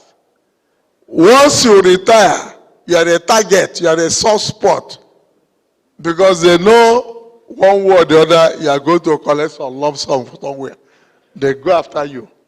They bring bogus business. They say if you do this, you double the money. Please, when you hear such things, go and ask, get a second opinion. Don't fall to fraudsters. Especially, you know now, is the season of politics. Politics has come. You have been in the service all this while. You were not in politics. You don't understand them. You go and enter. They begin to dupe you. They say they will give you this, give you this. They're all lies. Please be careful. I know people who some politicians made to go and sell the only house they were able to get the service in order to invest. They said they're going to make you commissioner. For where? No commissioner. Please be careful. Then it's been said here, all the messages you receive from WhatsApp or text message that Ptad or Pencom, sometimes they mix Pencom with Ptad. They say you have 30 million to collect. 30 million to collect. One of them phoned me that I have 30 million to collect from Pencom when Pencom is not paying me. I told him that, how did you know? He said, it's on my desk. I said, why don't you claim the money? Go and I'll sign for you, claim it and take. He said, this old man, you are very foolish.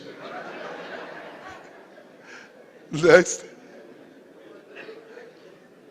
Pensioner, you have a lot of time to yourself. Try to manage your time very well. Use your time well. You know, time spent is gone. Try to create something that will always occupy you daily, weekly, or monthly. Don't go and stay idle and say, I've retired. Try to, next. Then, because aging starts from the brain. If you leave your brain doing nothing, you know, just like you leave knife, it will start becoming rusty. Keep your brain steady. Keep it on the alert, working. Develop the habit of engaging in an activity that will task your brain. Even if it is a school run for your grandchildren. Try to be active. Try to do something. Then ensure that you read something every day. Try to read something. I know you can buy, with these days with phone, you read more than you even read when there were newspapers. Be productive and engage in something that will challenge your brain. Next. Then, you know, stress. Please, the sources of stress in Nigeria alone is a stressful country. So, don't go and add to what the country has brought. You know, based on your attitude, your belief system, the external issues that cause stress, they include loss of job. Of course, you have left the service. Relationship, maybe you are divorced or there's a problem. The home, money. After your retirement, they will still be calling you to be bringing money. Don't bring money that you don't have. Don't promise money that you don't have. You'll be bringing stress. Your health, even minor frustration, people living in Lagos, or even coming into Abuja, traffic jams, and entering into unnecessary arguments with somebody will begin to cost you unhappiness and stress. Next one. More recently, a major reason for stress is insecurity, political instability, and religious pensions, and tensions. And most importantly now, fake news. Fake news can put fear in you, and you begin to lose your sleep. Please, when you read those things in your social media, most of them are fake. Try to know the things you believe and the things you don't believe. Next. Then, remember, we are getting old. Try to exercise your body. Don't go and be sitting in one place. Exercise regularly. Try to, even if it's walking around your compound, taking a walk, you exercise your body. Regular exercises will reduce those things that can lead to health risks like diabetes, like hypertension, arthritis, this stress I mentioned. And as an old man, you begin to gain weight. Gaining weight at old age is very dangerous. You reduce, next. Then, related to weight, is also what you eat. At old age, you don't have to eat everything that you see. You go to a function, you think you're cheating the person who invited you, you try to eat everything.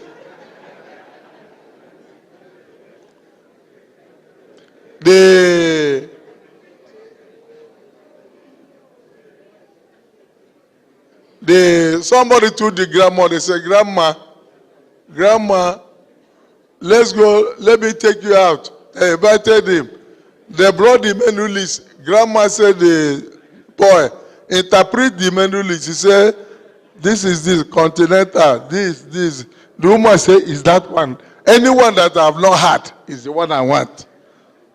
So, it was a buffet. Mama continued calling. Said, which one? This one. Steak, this one. Before Mama came out, her plate was full. Old woman. That is not good. So eat responsibly. You should eat quality food, mainly vegetables, fruits and vegetables. Please avoid excessive intake of alcohol as a retiree. And also soft drinks.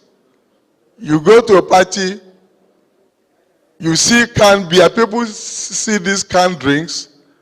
They drink one, then they open the gift bag they gave them and start to pack the soft drinks to go and take at home. It's dangerous. Avoid eating very late in the night on daily basis. Avoid eating because at old age, the digestive system is no longer as efficient as it used to be. Most importantly, whatever happens to you as a pensioner, please try to see a doctor. Don't go on self-medication. Don't go on, you go to buy drugs, you begin to drink. When you just say, mix for me, they give you, you go and drink. Please avoid it. Always see a doctor when anything. And no sickness these days at old age. No sickness is a small one, oh. Something you think is headache is not headache. You should go and see a doctor. Next. Then the first problem of a challenge of a retiree is loneliness. Those people, those friends who used to come when you were having a good schedule, they will all disappear. They were friends of your job, of your schedule, not friends of you. Immediately they see that that money is not coming, they are out. So, find a way to look after yourself. Be closer to good friends. They are good friends that will be around you. And you can join responsible clubs, those who are wealthy, golf, chess, club, choral groups. Why are you going to sing? Old men sing, old women sing. Most churches, you see old men in the choir. Next. Then, remember, you are getting old. 60 and above to 70, you are growing. Be closer to God.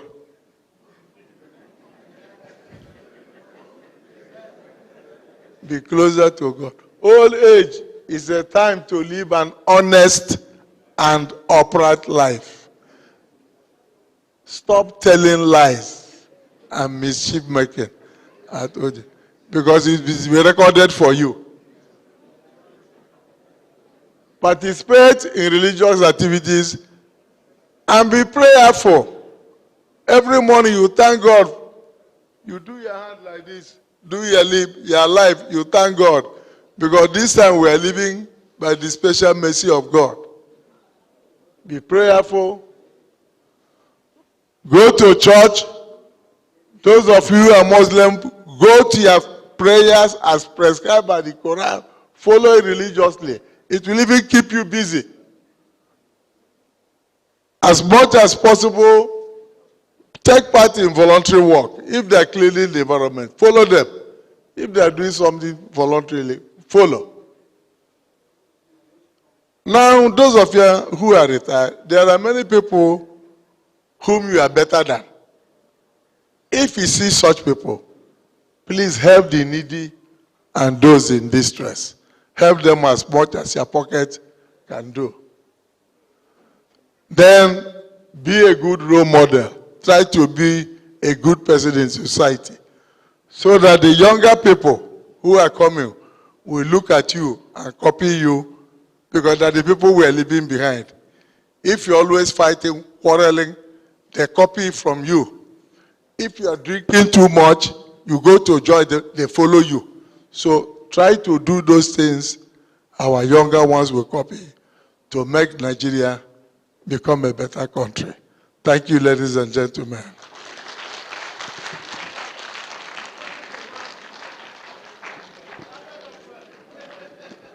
Another round of applause for Barrister Sonny Oswagu, OON. Thank you, Daddy. Thank you. We've had a very wonderful lecture, I believe. Yes, even the younger ones will learn a thing or two from him. Please remember to write down your questions and comments. When the time is right, Mr. Abdullah Abubakar, Director CPID, will coordinate the Q&A session. Now, we have heard about our activities and achievements. Now it's time to know where we are going in Ptad as an organization. And to do justice to that is Mr. Kabiru Yusuf, Director, Parastatal Pension Department.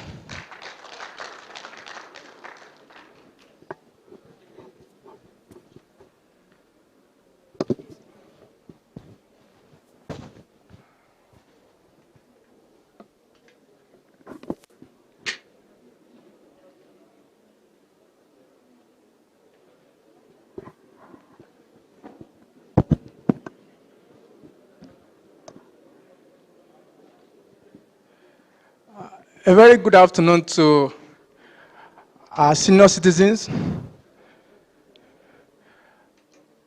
men and women who gave the best part of their life to the Nigeria that we have today. Men and women who shaped what I would call the history of our nation. Men and women who, rather than probably go into the private sector, chose to join the public service. We continue to pray that the labors that you put in shall not be in vain. I am here to provide further details to the highlights of what the ES talked about in our opening remark this morning, and which my colleague, Oga Sheleng, had talked about a part of it. I'm here to talk about the second part of that story, and where do we want to go with the defined benefit scheme. If we talk about the history of Ptad, from about 2014 that we can assume that it came into effective operation, till now, I think we're talking about 8 years. 8 years in the life of a person, an human being, might be short and not be quite impactful. But 8 years in the life of an organization that is set to tackle a particular aspect of governance, if well managed, would actually be quite impactful. And you will all agree with me that if we take our mind back to where we were coming from prior to August 2015, what we have gone through, I'm sure you will agree with me that through the establishment of Ptad, and over the 8 years it has existed, the story of the DBS has actually been changed. My colleague and Elder Osuagu ON had highlighted that for us. My job here is to take us through the journey of what we want to do towards sustaining what we have done and ensure that we continue to take our service to a point where we continue to exceed the expectation of our pensioners and continue to delight you. And that is why my presentation has been titled Ptad, Moving Forward to Connect the Future. My discussion areas will be in 4 major areas: Ptad, the journey so far, key achievements to date, the future, critical insights and strategic priorities, and challenges. The elders would say, and I think I've been known to refer to Proverbs a lot, the elders would say, if you do not know where you're coming from, you actually will not be able to appreciate where you are and where you'll be going. It's important that we constantly recall our history so that we can appreciate how far we have gone, we can confidently focus on the future, and we can protect the now. We can protect and treasure and value what we have achieved. To bring into perspective the journey we have taken from 2014 to date, we have done a bit of a dashboard of key calendar years and the key achievements or the key impact that was made in those years. And I will quickly run through it. 2013 to 2014, August 2013, Ptad was established. November 2013, Ptad begins payment of pensions. December 2014, verification begins with the police pension department. Some of our police pensioners will testify to that. 2015, in July 2015, Customs, Immigration and Prisons pension verification begins. November 2015, Civil Service pension verification begins. And by December 2017, all verifications for police, the paramilitary, and the civil service were completed. 2017, October 2017, Ptad paid the first set, comprising 175 war-affected police pensioners, their arrears.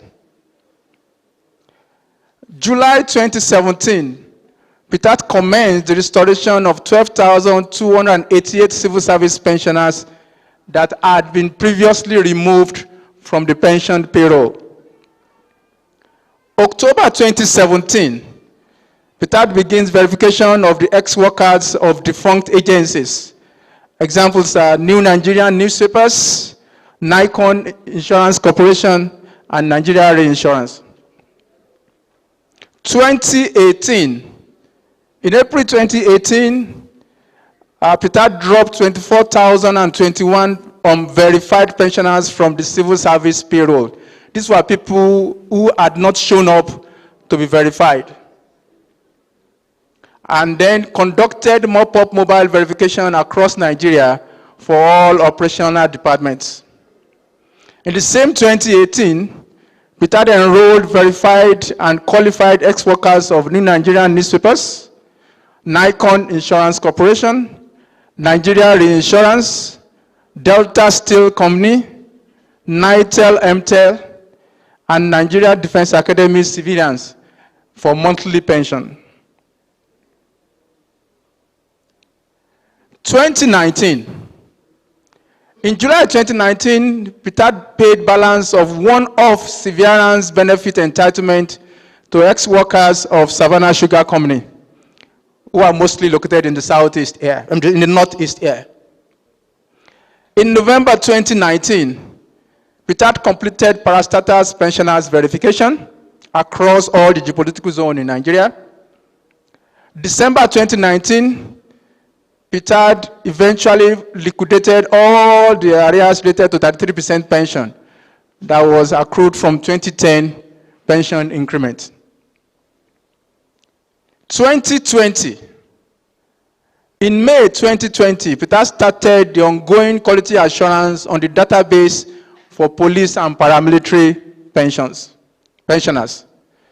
June 2020, Ptad kicked off the expanded civil service pension department benefits computation project, and the payments also commenced. My colleague, Mr. Shelleng, and the ES had talked about this.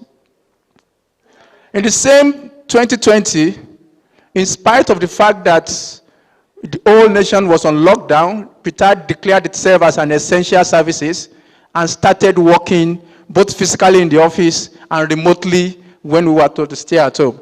And one of the things we did during that period was to kick off the ongoing one-off payments for ex-workers of Nigerian Aviation Handling Company, NACO, and the Aluminum Smelting Company, Alscon. 2021. In March 2021, Ptad conducted mop-up verification in Lagos, Edo, and Uyo. This was as a consequence of agitations and series of complaints from pensioners who said, after their removal from the payroll, who said because of the lockdown, they could not come to our office to be verified. And we decided to take our service closer to their doorstep through a mop-up verification. May 2021, Ptad implemented consequential pension adjustment for pensioners on the pension payroll. You can all testify to that.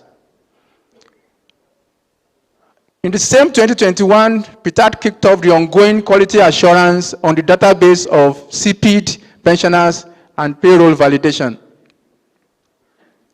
In the same May and in July 2021, Ptad paid in total 18 months out of the 24 months of consequential pension arrears. That's just within 2 months of the circular being issued.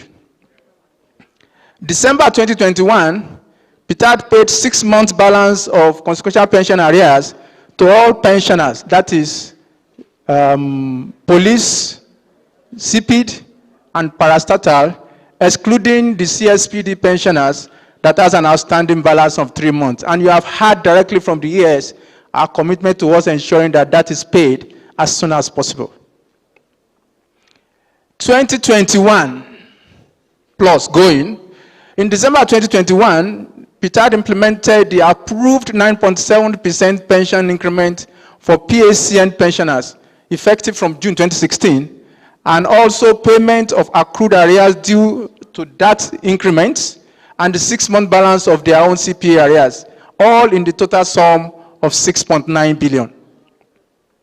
The same December 2021, Ptad liquidated the outstanding balance of the inherited unfunded pension liability due to pensioners of Nigeria Re and New Nigerian newspapers, a sum totaling 3.1 billion. In December 2021, Ptad paid additional number of months out of the outstanding balance of the inherited unfunded pension liability due to pensioners of Nikon, Delta Steel Company, and Nitel MTEL in the sum of 14.7 billion. By this action, every arrears that is owed to pensioners of Nigerian Re and,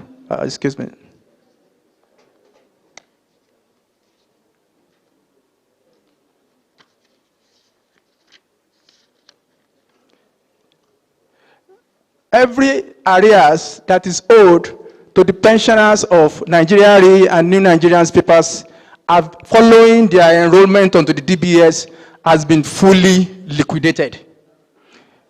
It might interest you to note that some of these pensioners were paid anything by government as far back as 1995. And at the time that Ptad took them over for enrollment, sometimes in 2018, some of them were owed arrears of as much as 219 months. For example, specifically, New Nigerian newspapers were owed 219 months. And up until December 2021, before we paid the balance, they were outstanding of 190 months. That was liquidated in full. Nigeria, we inherited Nigeria with a total of 126 months. And up to 2021, we had a balance of 102 months, and this was liquidated in full. The only group of defunct agency pensioners that have outstanding balance with Ptad right now on our books are Nikon, which is 56 months, Delta Steel Company, 49 months, Nitel MTEL, 63 months. The experts, psychologists will say that sunshine is the best disinfectant. The way to avoid any conflict between two or a group of people is to make full disclosure of the facts surrounding your engagement with them. And that is why we have chosen to put in the front burner the details of what we inherit, what we have paid, and what is outstanding.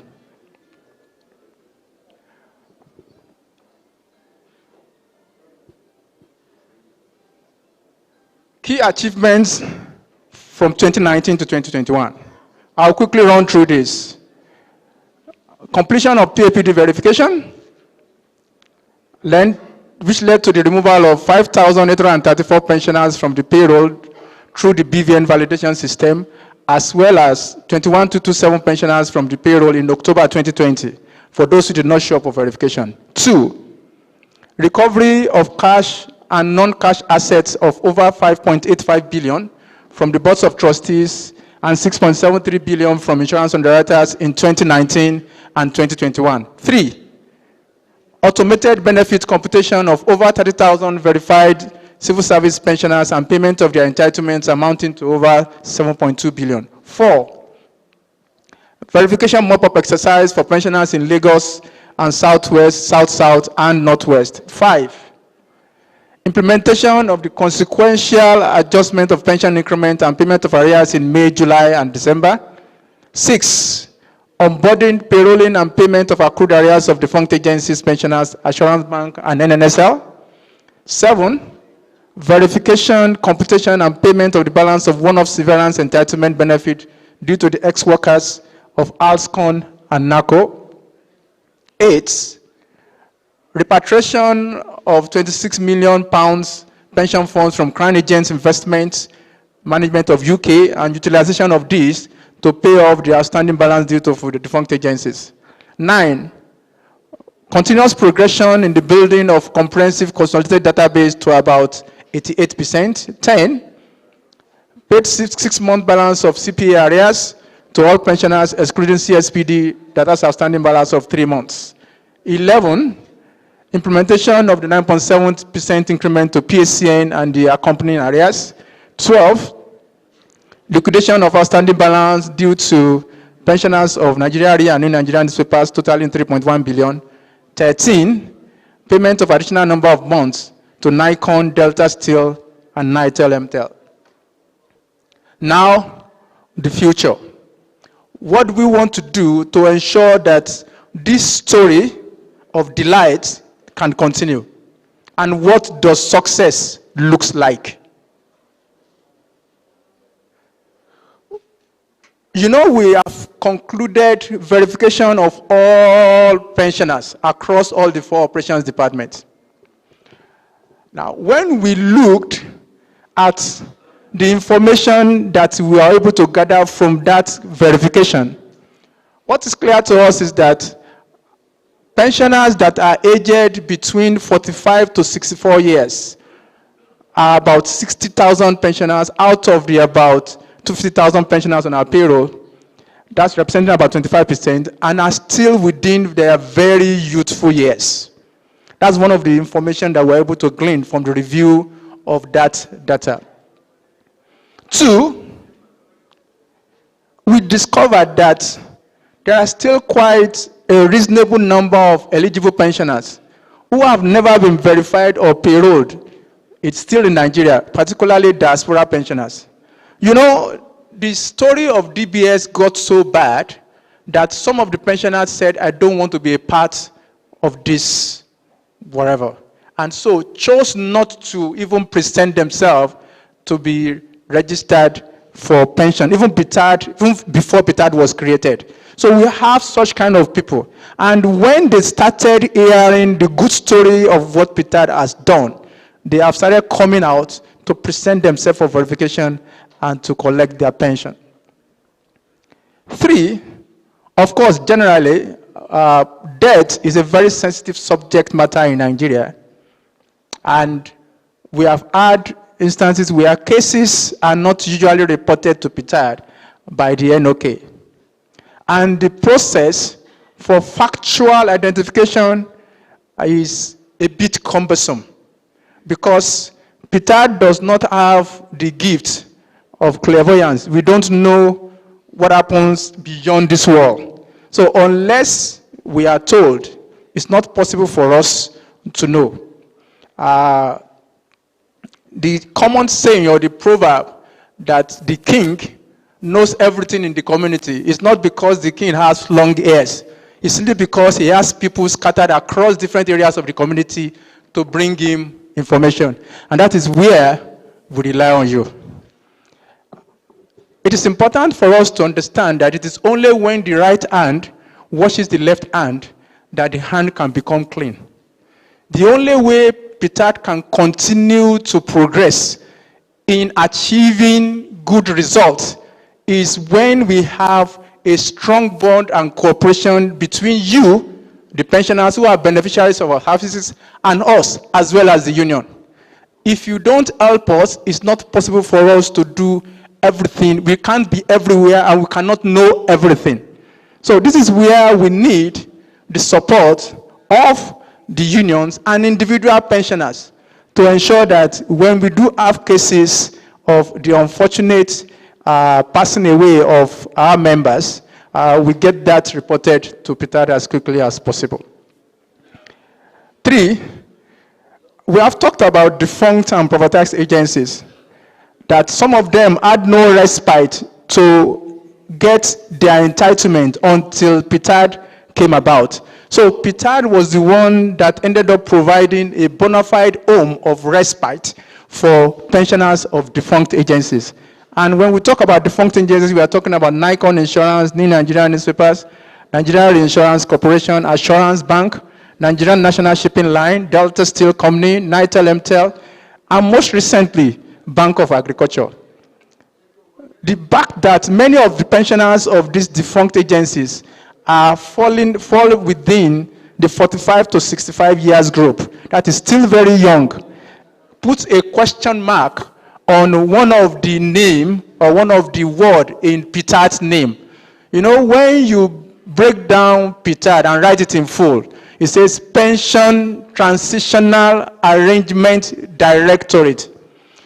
When the people that you are required to serve are still young and might still be existing for the next 40 years, it calls to question your right to the use of the word transition.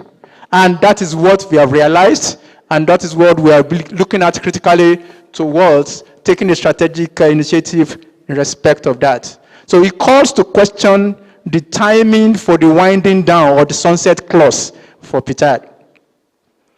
4, because, you know, they say success has many relatives. Failure is an orphan. When you succeed, everybody will want to associate with you. When you fail, you answer your own name. You may not even be able to answer your father's name.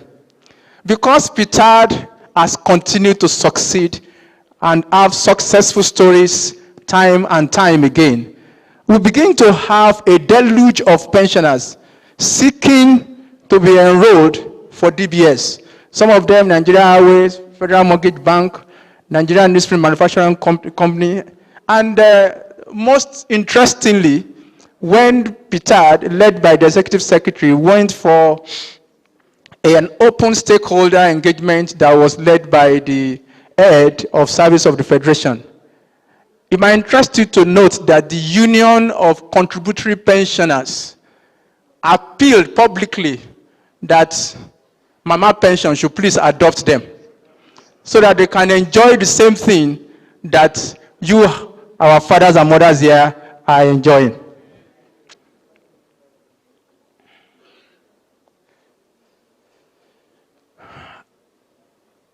What are our strategic priorities going into the future so that we can mitigate our challenges and continue to achieve more success? We have looked at the complaints that we are getting. I mean, Elder Osagu talked about it, and we found out that a significant percentage of that complaint are complaints from pensioners of parastatals and their NOK who have been verified and who have not yet been put on the payroll. And one of the marching order that the Executive Secretary has given to Parastatal Pension Department, led by me, is that we must identify all verified parastatal pensioners, NOK, or ex-workers of defunct agencies that are being verified, but either not on the payroll or have not been paid their entitlements, and we must ensure that we conclusively determine their post-verification and let them know the outcome of their verification. That exercise, that project, started sometimes in October, and we have continued to make progress on it. So I want to assure all pensioners of parastatals who have been verified but have not yet been put on the payroll that they should please not be worried. We are working very well on it. So far, we've put close to about 500 on the payroll, and we are continuing to make progress in this regard. Everyone that has a genuine case would be conclusively restored, and we hope to conclude this before the end of March this year.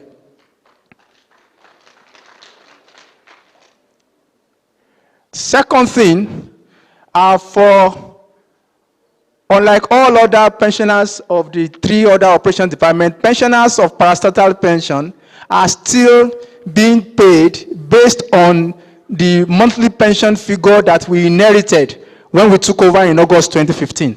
Whatever adjustment that we have made has still been based on that foundation of that inherited monthly pension. What we, again, another marching order from the Executive Secretary is that as soon as we clear every pensioner that has not yet been put on payroll and put them on payroll, the next major project we want to move on to is to recompute all the monthly pension of every parastatal pensioner on the payroll and move them from their inherited monthly pension to computed monthly pension that is based on your information of your career that you gave us during verification, the appropriate salary structure, and then use it to determine what is due to you. So with this, we'll be able to resolve all cases of I am short paid. I was not correctly placed when I was being put onto pension, or my date of disengagement, especially for those that were disengaged under the severance scheme of public service reform.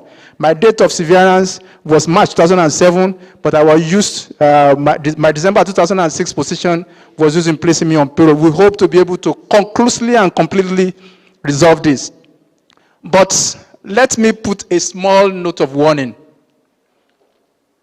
If there are pensioners who have been receiving wrong monthly pension before now, who are not being paid what is correct, if we do the computed monthly pension, we will immediately start paying you the correct computed monthly pension, which of course would give you a better and a higher amount.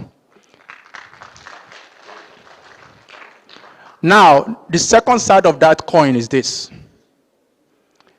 If there are pensioners who has been taking what is not their right, I repeat, if there are pensioners who have been taking what is not their right, this exercise will remove the mask from the face of the masquerade.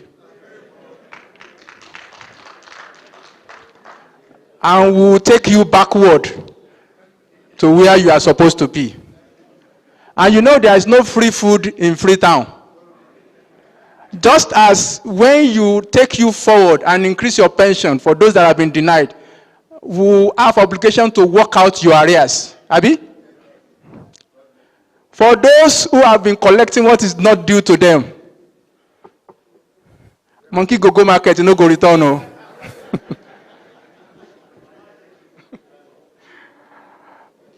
3, my highly revered fathers and mothers here, whatever success you think Ptad has achieved is based on 3 major factors. 1, the forward thinking, the resourcefulness of the founding fathers who carried out the Pension Reform Acts and produced the concept paper that led to the promulgation of the Pension Reform Act of 2004 as amended to 2014 and the establishment of Ptad. That's number 1. 2, the commitment, the dedication, the sacrifice, the innovation, the creativity, and the never say die disposition of the staff members of Ptad. And 3, the extensive use of technology. That is what has been responsible for the successes and the delight that we have been able to bring to the faces of you, our pensioners. In order for this to continue, we must not sleep. We must not rest on our hairs. So we must continue to build that institution. If you have a car that makes 100 kilometers per hour, just as you take care of the driver, you must also take care of the engine of the car. If the fuel in the fuel gauge is showing reserve, and you continue to ignore, it will get to a point the car will do bam. So we are committed to ensuring that the institution that is responsible for this success, Ptad, through its legal structure, its use of technology and the people, is sustained so that we can continue to do more. 4, we are committed to ensure that we uphold the rights of our senior citizens and we explore means of enhancing their dignity. Because they have chosen to sacrifice their youthful years towards building of this nation, they deserve to be treated with respect and dignity. 4, we are committed to explore means of having various modes of engagement like this, either in large group or in smaller group, so that we can continue to find out what you feel about our services and how can we do better. Again, the elders will say, if the masquerade wants to dance well, the drummer must drum well. If we have to continue,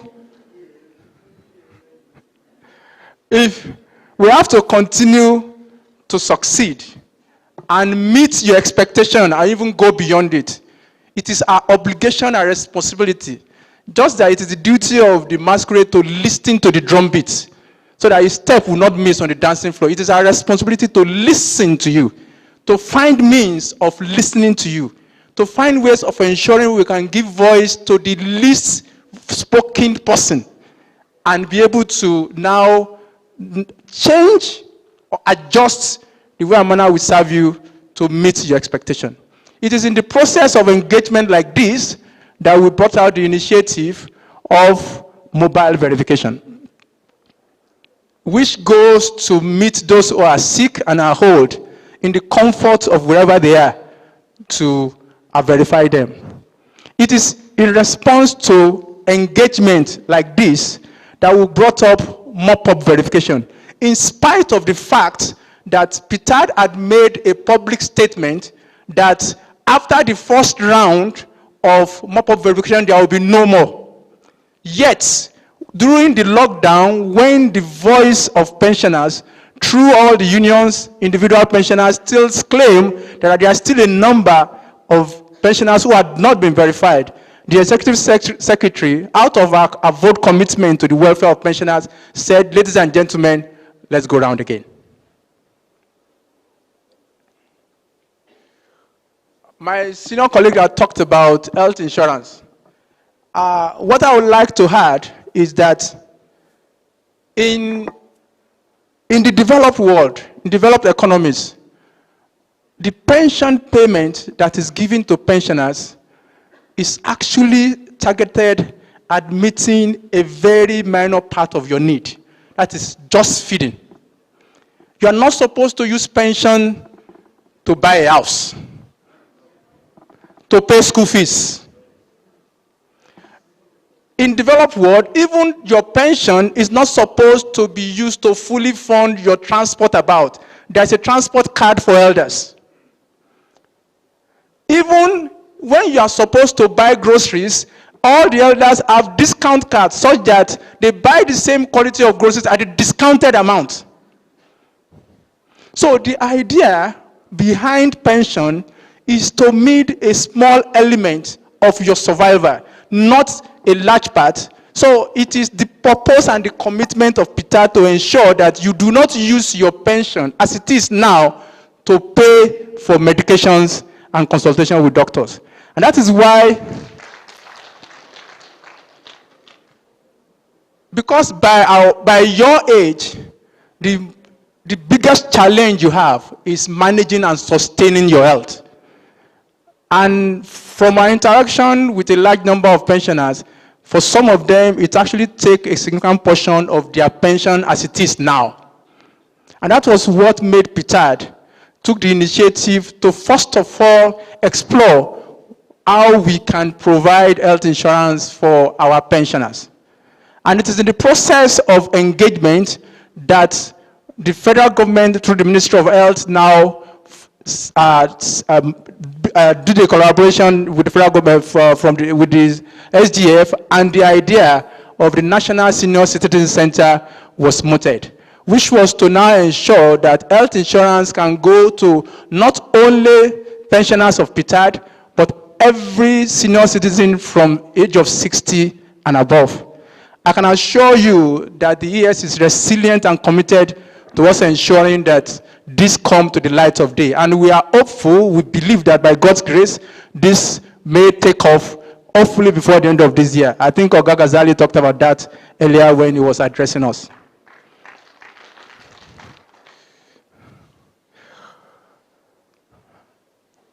Then collaboration with other government agencies towards ensuring that we can enhance and expand the bounds and scope of welfare services to our pensioners.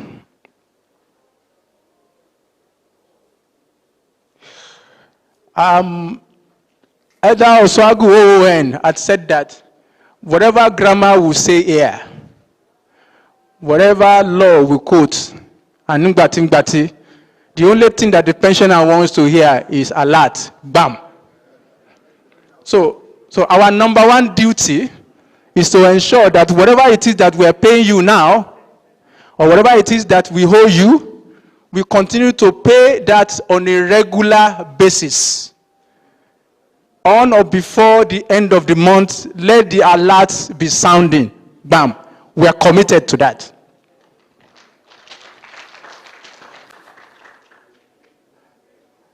Two, we want to continue to build a comprehensive, credible, and secure database through biometric verification, mop-up, computation, and continuous database and payroll cleanup. Why are we doing this? When we started in 2014, one of the marching orders that were given to us by our supervisor, Federal Minister of Finance, was we must ensure that one pensioner equals one pension. That irrespective of wherever it is that you worked, even if it cuts across several agencies, you must appear on the payroll once. 2, for those who have mismanaged the database before now, who have slotted names in different places in the payroll, we must ensure that we clean them up.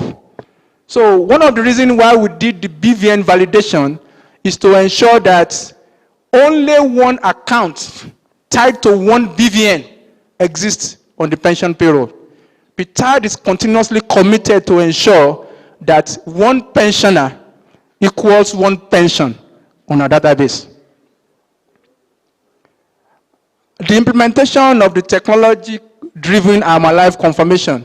I won't talk too much about this because the whole of tomorrow is going to be focused on our life. Why are we doing it? How do we do it? And what is the benefit to you and us for this? Then the reduction and the liquidation of all outstanding inherited liabilities, and particularly those of defunct agencies under the Parastatal Pension Department, totaling about 100 billion. The pensioners of defunct agencies who had received their full amount owed to them are very grateful.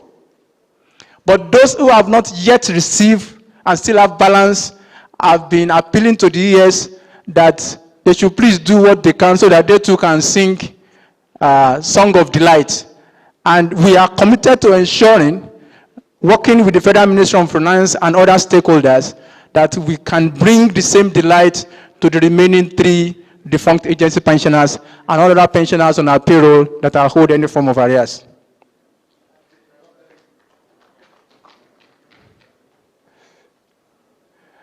This is my life. I'm not going to, oh, sorry.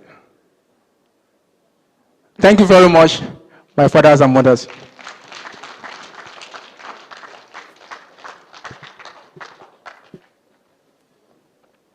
Thank you, sir. Thank you, Mr. Kabiri Yusuf, Director, Parastatal's Pension Department. Thank you. With the kind permission of the ES, I would like to invite my colleague, Bala, to come and briefly summarize the papers presented here today in Hausa language for a better understanding. Bala.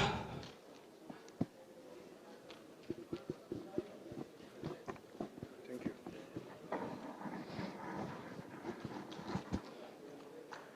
Assalamu alaikum wa rahmatullah. Executive Secretary wanda ita ce shugabanmu da sauran daraktoci da suke nan tare da mu da iyayenmu pensiononi wanda suke zaune a nan tare da mu, muna muku barka da zuwa, ina wunin mu duka. Baya ga haka zan takaita sosai a cikin bayanin da zan yi saboda mutane biyu ne suka yi bayani. Akwai tsohon permanent secretary wanda ake ce masa Soni Osiagu, wato barista ne, ya yi bayani akan menene ma pension, menene fassarar pension, in aka ce pension me ake nufi. Ya yi bayani ya ce kuɗi ne wanda ake tanadiwa wanda ya aiki ga gwamnati ya kai shekarun gama aiki, sai ya tara wannan kuɗin saboda ya ji daɗin rayuwarsa bayan tsufa. Kuma a cikin bayaninsa ya yi bayani cewa wannan pension namu na Ptad muna cikin wani sashi ne tsohon tsari, ba wanda ake cewa contributory ba, wanda za ka kawo haɗaka ne da gwamnati da kai. Wannan daban yake, wato tun daga wanda suka fara aiki zuwa 2007 su ake magana, kaman ku da kuke zaune a nan. Mu irinmu in mun gama aiki under contributory za mu je pencom, su za su yi mana. Mu namu ana ce mai defined benefit scheme, wato database defined benefit scheme ake kiran shi DBS. Sannan ya yi bayani akan cewa biyan pension wajibi ne, kamar inda gwamnati ta tabbatar a provision, wato tsarin mulki wanda yake a cikin 1979 a sashe na 3 cikin baka na 1 da na 2 aka yi wannan bayanin. wannan tsarin mulki ya tabbatar da cewa biyan fansho wajibi ne ga wanda ya cancanta kamar yadda aka tabbatar a tsarin mulkin Najeriya 1979. Wanda ya cancanci a biya shi fansho sun hada da duk wanda ya aiki ya kuma kai shekarun fansho za a biya shi. Dole ne biyan fansho a sashi na 173 kamar inda aka gabatar, kuma dole ne doka ta yi aiki da tsarin biyan fansho.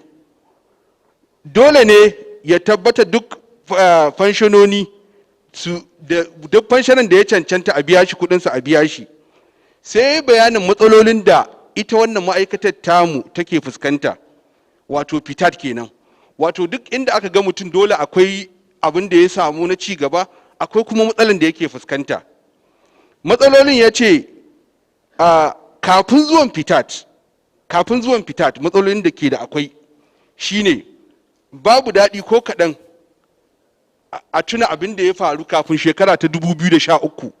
Wato kun tuna lokacin da fenshana zai je ana layi ana tattake su, wasu ma a kashe su. Amma yau ga mu a zazzanne a cikin hall ɗin nan ba tare da wata matsala ba, muna magana da ku, kuna faɗa mana matsalolinku, muna faɗa muku namu don mu haɗu mu cimma matsaya guda. Ya ce da bayan da za a yi a zauna a ce ga wani fenshana zai shigo har a ce wai za a bashi abinci ko shayi ko ruwa ma ya sha. Amma yau a cikin gudunmuwar gwamnati da wannan mai girma executive secretary tamu Dr. Chioma Ejikeme, mun ga abubuwan da yake faruwa a idanuwanmu, mu ma za mu je mu ba da labari.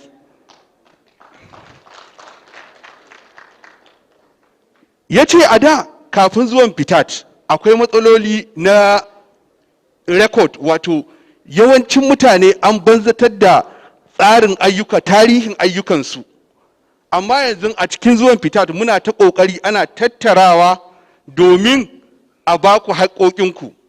Wannan shi ma babban aiki ne wanda 'yan uwanmu dukkanmu ma'aikatan Ptad muka haɗu muka yi. Allah ya saka mana da alkhairi.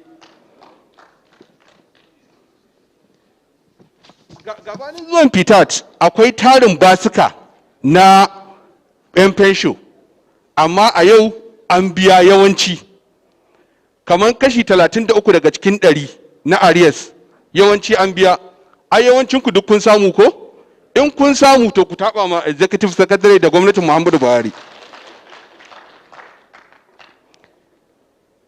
Ya kuma ba da shawara ga tsofaffi wanda kun gama aiki, ya ce kada ku yadda da sanya wa kanku matsaloli. Wani mutum ya kira ku ya ce maku ku yi mashi abu, wato misali ko da ɗan uwanka ne, kada ka mai alƙawarin da ba za ka iya ba, balle a cikin wannan shekarun naku, don yana ba da wahala kwarai.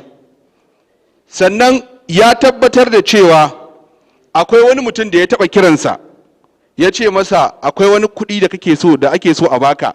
Wato yana mana gargaɗi da mu da ku duka cewa 'yan Ptad ba za su tambaye ku kuɗi ba domin biyan ku fensho, ba wanda zai yi wannan. Wannan gwamnati ta yaƙi da cin hanci da rashawa ce, to haka kuma Najeriya za ta tabbata dindindin. Ba wanda zai yadda ko kuma ka yadda wani ya kira ka ya ce maka wai ka biya kuɗi domin a baka fenshon ka, ba a yin wannan. Ya ba da labari mai ɗan ban dariya, ya ce wani mutum ya kira shi, wani yaro ya ce masa ya zo da Allah akwai kuɗinsa za a biya shi wajen miliyan ko 33 ne, ya ce amma ya ba da nambarsa da menene yana tsari a Fencom. Sai ya ce to in haka ne ka zo in sa maka hannu ka je Fencom ka karɓa mana. Bai san shi Mr. Oswagu ya san shi yana under Ptad bane ba Fencom ba. To kun ga daga nan ma sanin ilimin ina kake wajibi ne. Yawancinku kuna under Ptad ne, sannan babu wani wanda zai kira ku ya ce ku bashi kuɗi a cikin ma'aikatan Ptad. Daga kun ga wannan to ku rubuta ku aika wa Ptad kuma ku aika wa 'yan sanda. Wannan shine abin da ya ba da shawara a kai. Sannan ya ce kuma ku kula da lafiyarku, don a cikin tsufa ne in ka kaɗaita baka da wani aboki, ka kaɗaita kai kaɗai a ɗakinka. Da kuna da abokai, za ka je nan kai magana da wani kai magana da wani, yanzu babu. to ya ce ku kula da wannan, ku ringa yawan addu'a domin yanzu an koma wa Allah ne tunda an tsufa, ai ba abin da ya rage sai komawa Allah. A zauna ana addu'o'i a masallace da coci-coci, ana wa 'ya'ya da iyalai addu'a, shine abin da ya rage mana. Dan abin da ya zo hannunka da gwamnati ta baka, ka jalauta ka yi abin da ya kamata da shi. Wannan shine a takaice abin da Mr. Oswagu, tsohon permanent secretary kuma shi ma pensioner ne na Ptad, ya yi bayani a kai. Ina fatan duk an gamsu da wannan.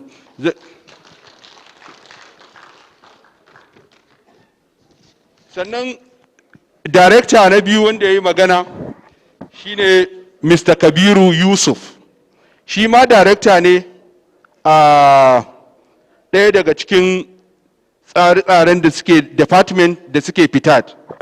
Ya yi bayani akan nasarori da abubuwan da Ptad ta cimmawa. Daga ciki shi ma a takaice ya ce ya ba da tarihin kafuwar Ptad. Ptad ta kafu ne a cikin 2013 a watan Agusta, kuma ta fara biyan kudaden fensho a Nuwamba 2013. A cikin Nuwamba, a cikin 2014 aka fara tantance 'yan fenshona, wato 2015 watan Julai aka tantance mutanen custom da immigration da ma'aikatan gidan yari, an tantance su a 2015. A 2015 a cikin watan Nuwamba kuma an yi na civil service verification.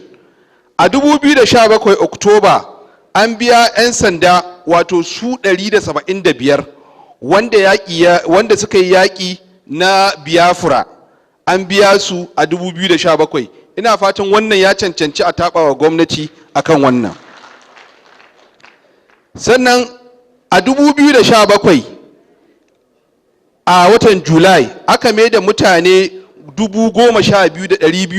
12,288 akan wanda aka cire su bisa kuskure, aka mai da su kan albashinsu. Ina fatan kuna da wannan labarin, ya cancanci ku taɓa ma wannan ma'aikata da gwamnati. A 2017 kuma a watan Oktoba an tantance tsofaffin ma'aikata na NNN da Nikon da sauransu. A 2018 a cikin watan Afrilu an cire waɗansu fenshononi wanda ba su nuna kansu ba, su 24,021 wanda aka cire su daga fensho saboda rashin nuna kansu da bibiyan ɗinsu da kuma ba su bayyana a tantance su ba. A 2019 aka sake biyan kuɗi na 'yan sabana shuga. Akwai 'yan sabana a nan? Ai kuna da labarin an biya ku kuɗaɗenku. Sannan amsa a cikin 2019 dai an biya ƙarin albashin Arias daga wanda gwamnati ta biya tun daga 2010. An biya ku kashi 33 cikin 100 na Arias. An biya? To ku taɓa ma gwamnati da kuma Ptad. Waɗannan abubuwa da yawa an cin masu. Babban abu da yake gaba na ita wannan executive secretary tamu, Dr. Chioma Ejikeme, Allah ya saka mata da alkhairi, shine kulawa da lafiyarku. Wato mu ta kalle mu a matsayin ma'aikata, muna da wani abin da ake cewa National Health Insurance Scheme, wato na kulawa da lafiyarmu ne. To da ta kalli wannan sai da ce to ai kuma pensiononi a cikin wannan shekarun naku kuna yawan rashin lafiya, kuna kaza da kaza. Ta ce to tana kokari da gwamnati a tabbatar cewa an sama maku wannan yanki na kula da lafiyar ku wanda ba za a taba pension ɗinku ba. Gwamnati ne za ta taimake ku a cikin wannan kan ya cancanci a taba ma gwamnati a mata addu'a. Waɗannan kada in cika ku da surutu, wannan shine takaitaccen abin da aka yi. Waɗannan mutane guda biyu suka gabatar a takaitawa. Allah ya taimake mu, Allah ya mai da kowa gidajensa lafiya. Assalamu alaikum wa rahmatullah. Thank you, Mr. Bala Iliasu. I'm coming for a lesson afterwards, please. I must learn Hausa by force. Yes, I will. Now, we have adjusted the program a little bit. We want to finish everything we need to do. Then when we have lunch, we will depart and go rest and come back tomorrow for a fresher session. Lunch will soon be ready, then we will leave. But before then, I would like to invite Chief Wilfred Paul, a pensioner from Adamawa State, for his brief remarks. Yes, Chief Wilfred Paul.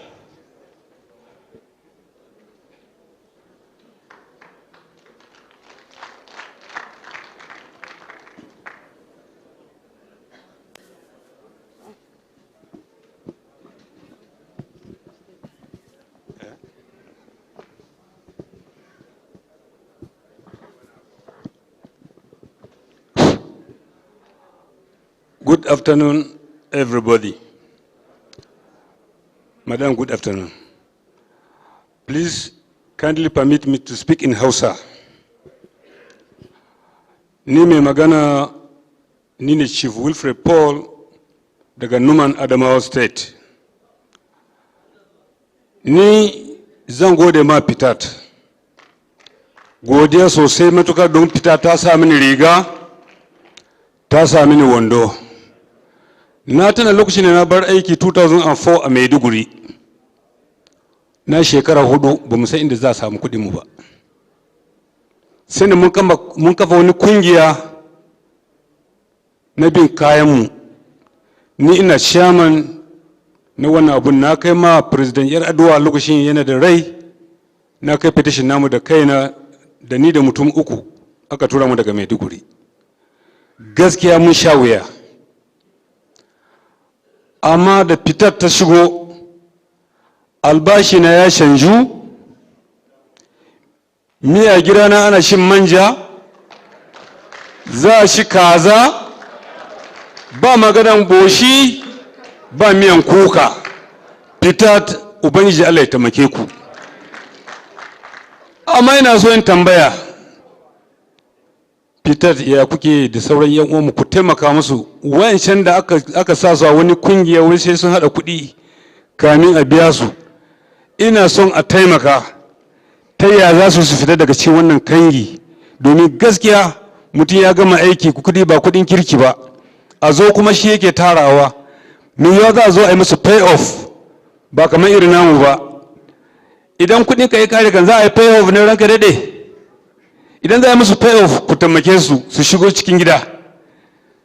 Na gode.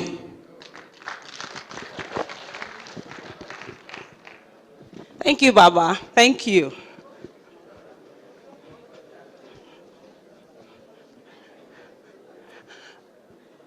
Mr. Suleiman Sheleng, can you help us translate, please? Yes. Thank you, sir. I will try my best. Bala was actually BBC Hausa Service Standard. Right, so essentially what Chief Paul said was essentially appreciation of what Ptad had done to restore dignity to him and his colleagues who retired from Maiduguri. And previously they had tried unsuccessfully up to the level of meeting the late President Yar'Adua. May his soul rest in peace. But when Ptad took over, their problems were resolved. He literally said that Ptad had now put clothes on him. Ptad had changed the diet in his house. That what he eats right now is chicken and stew. So he said that God will continue to bless the directorate and the executive secretary for that. So, but he did make a request. he is worried about his colleagues who are on the contributory scheme. He is saying that the monies they are contributing is too low. So when they eventually exit, it's not enough to give them any payoff. So he was asking if there is anything Ptad can do to rescue those colleagues of his who are under the contributory scheme. I don't know if Fencom would want to answer that, because I don't think I don't think at our level we have an answer to that. But essentially, he requested to make this testimony as to how good the directorate has been to him. And I'm sure there are so many people, the silent majority here, who have lots to recount, lots of good experiences that they've had from the directorate. But so you just continue to pray for the leadership and the staff of the organization so that we'll continue to meet you at your points of need. Thank you very much. Thank you, sir. God bless you too, Baba. We appreciate. Yes, to handle the interactive Q&A session, I'd like to invite Director, Customs, Immigration, and Prisons Pension Department, Mr. Abdullah Abubakar, to moderate this session.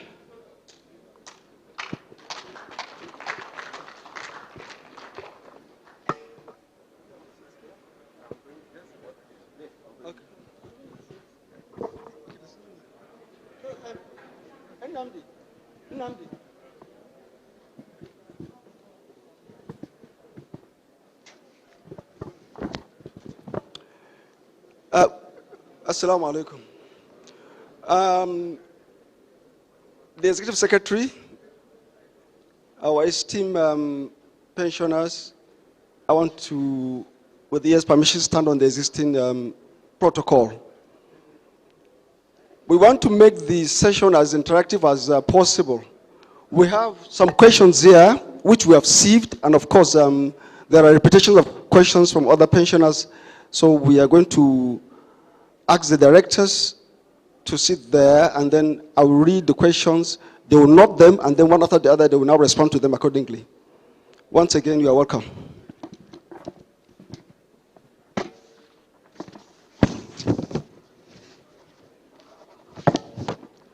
Before the questions, I think there are commendations, suggestions, and goodwill messages. Let me start with that. This one says, I commend Ptad for a job well done. It is my humble prayers that God will grant you the wisdom to carry out these heavy responsibilities bestowed on you, especially as regard harmonization. Thank you.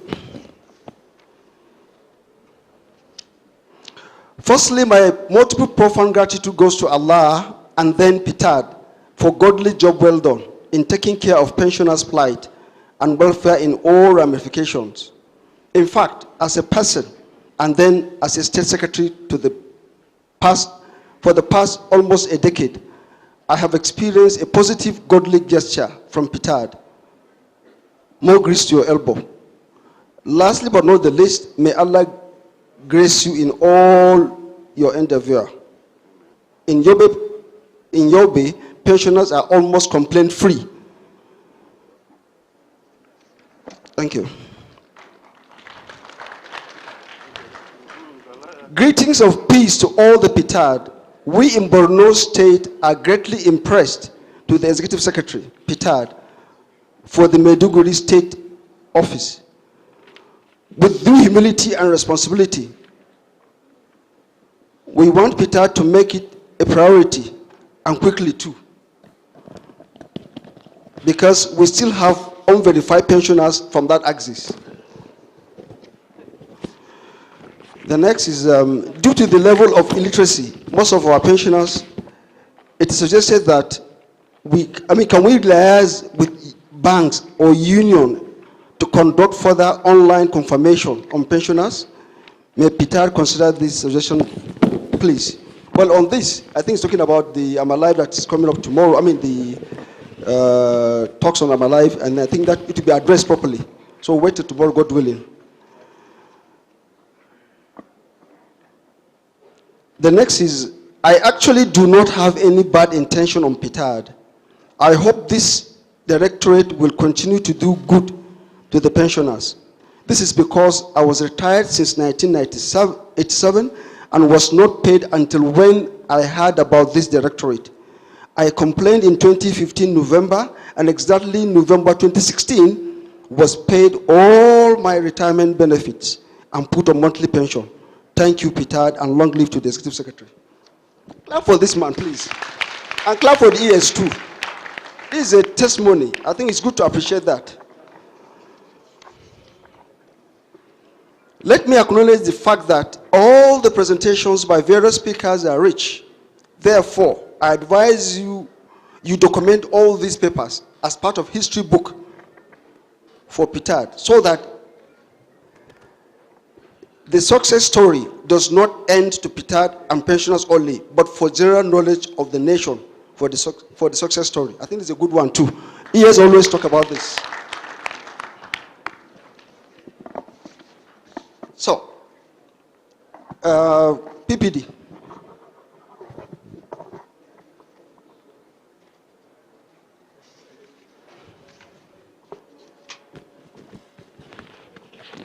The Executive Secretary, as earlier said by your baby Ptad, kindly pursue that health checkup for the pensioners. Okay, it's just from PPD, but I think it's addressed to the ES, suggesting that you should kindly speed up the NHI's health insurance you are trying to put in place.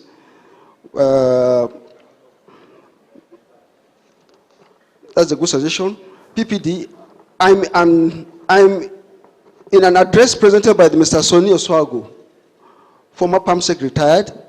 He stated that pension is expected to be increased to pensioners after every 5 years.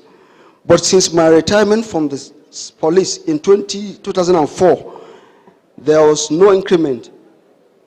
What is going on with this?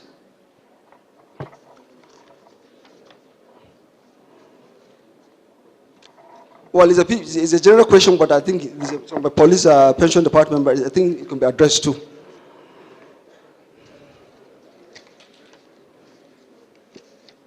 Still on PPD. I retired as a sergeant and have submitted all my documents to Ptad and not yet on payroll. What is happening? My name is so, retired police inspector and secretary, Association of Retired Police Officers, APON, about colleagues who died while on active service some years ago. What is happening with their families' benefit that have not been paid up to today? I am suggesting that Office of Ptad to be established here in Gombe to serve pensioners in Bauchi and Gombe as Ptad office. In Damaturu is taking care of pensioners in Borno State. That is Yola and Adamawa State. Some of us have been receiving text messages from unknown persons telling us to send our account details numbers to enable them facilitate our payments of outstanding arrears or harmonization. I want Ptad ES to give us 1 or 2 phone numbers so that we can report such fraudsters to Ptad for necessary action.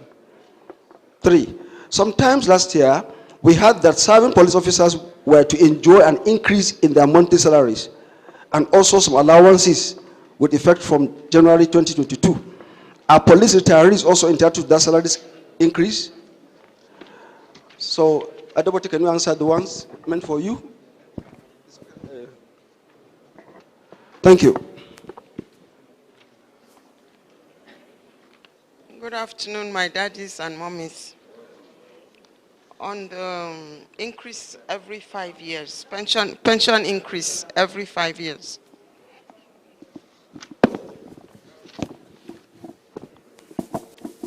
On the pension increment that every 5 years is supposed to be reviewed. Each time there's been a review on the pension of on the salary of workers, it's usually been reviewed. Though sometimes the last one was done, that's one of 2010. that was done in 2010. It also affected your own, which is a 33%. And also the consequential that was done is also salary increment. So every increment that has taken place has affected you one way or the other. There's been some increments that had been going on. There was the 5%, the 3%, over the years, the one in 2003, 2007, like that. So they've all been done for you. And anytime there's a salary increment, once government approves it, we'll do it. Though there's been some gap between the last one, which was 2010, but the consequential came up. And anytime there's an increment, it will definitely be done for you. And I know our ES is always working on it. She doesn't rest. She's always working on it. So once something is done, you'll get to hear. But all the ones that have taken place have been done for you. Then there was someone that said he retired and he's not on payroll. So please, we have our complaint decks outside.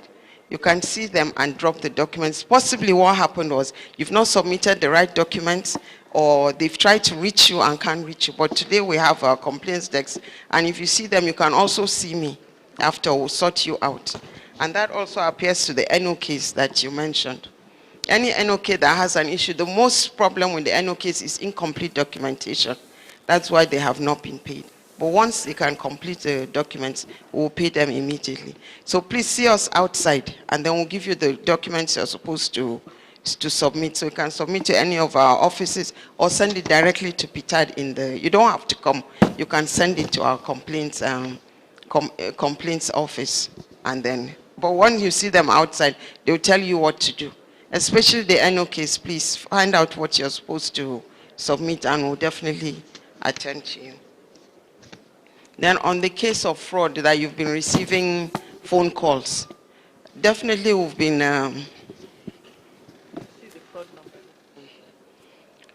in your file jackets we gave you, we have this form.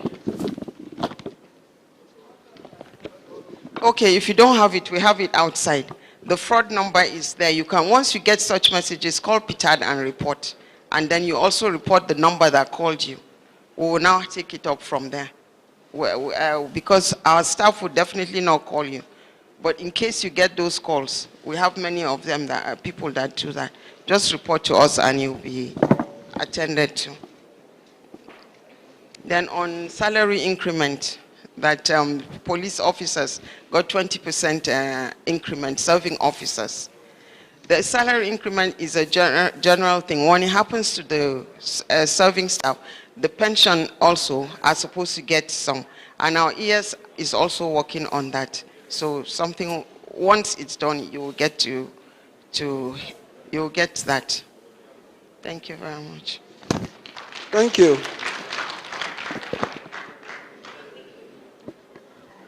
PAPD questions.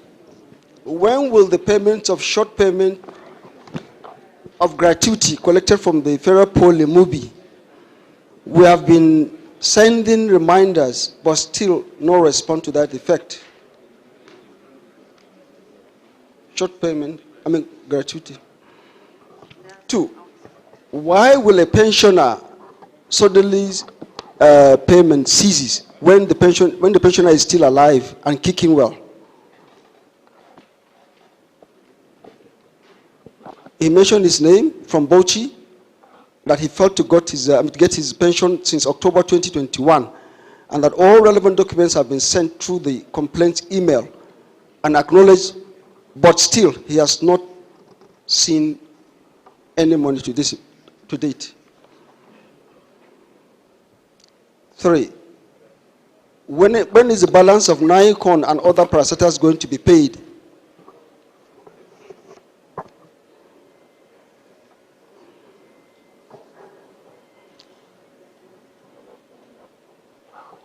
The next question is, why is our monthly pension,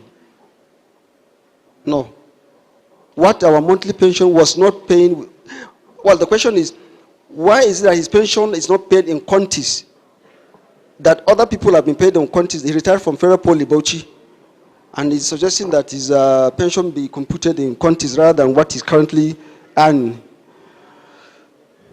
next is the delay in response to issues that were raised since 2007 on salary structure. The same quantities, and that he retired, and since then that it has been paid on quantities. I think the same person, or maybe they are from the same Ferropoli, Bauchi. The next is frequency of our live operation. I think we should wait till tomorrow on this. I will keep this.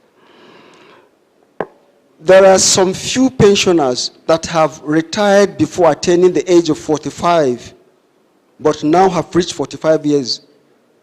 All necessary documents were completed, sent to Ptad, well verified, since 2021, but yet to get their entitlements. What is Ptad doing about that?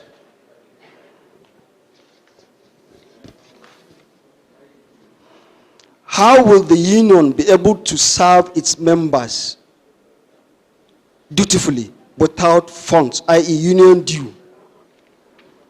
My special appeal to Ptad is to please be kind enough to implement the direct deductions from source of 1% union dues. This is due to difficulties we experience to recover it from members after payments of pension to our members.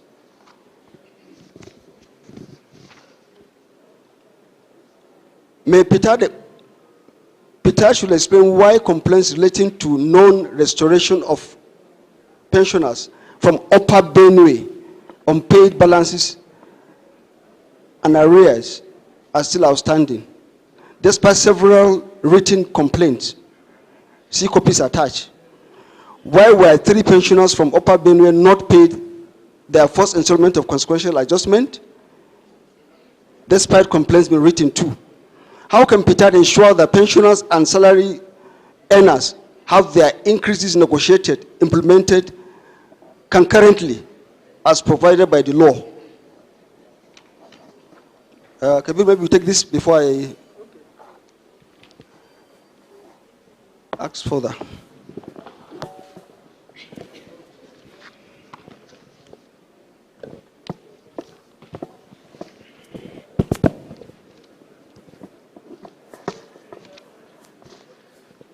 Once again, a very good afternoon to you, Sir Mas. The first question talked about short payment of gratuity to some pensioners of Federal Polytechnic Mubi. For us to get a clear understanding of this, you will all agree with me that all of the pensioners that we manage under our payroll had started and in some cases even ended their career before Ptad was created. That's one. 2, a large number of the pensioners that we manage were already collecting pension from some agencies that had responsibility to manage their pension before Ptad was created. 3, some of the issues, a large percentage of the issues we are dealing with now as complaints from our senior citizens relate to instances that occurred prior to the creation of Ptad.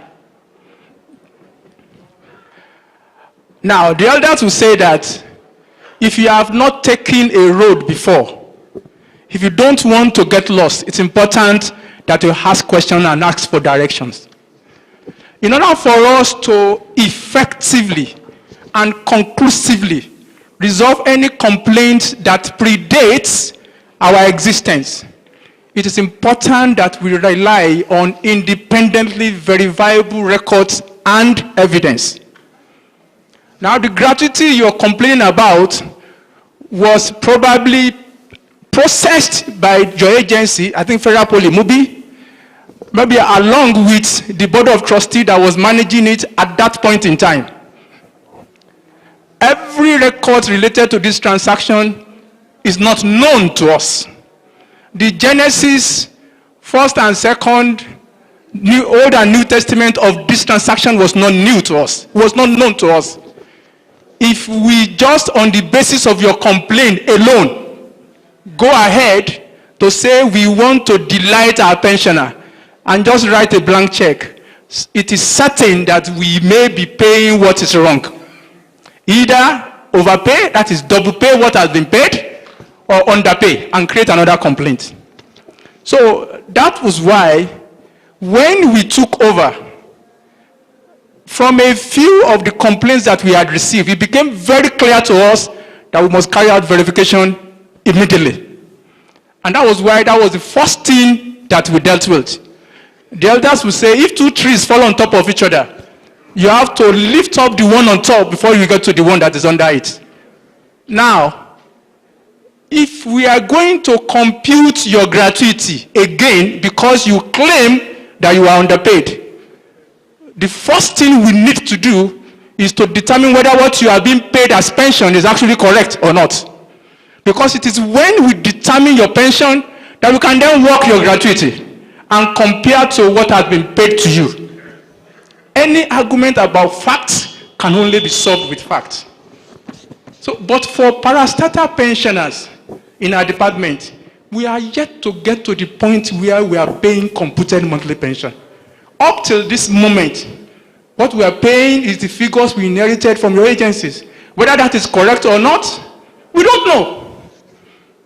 And one of the mandates that is given to Ptad is that for every action and decision we must take, there must be due diligence. Let me, on the authority of the Executive Secretary, make this claim. Ptad would not pay 1 naira that any pensioner does not have a right to.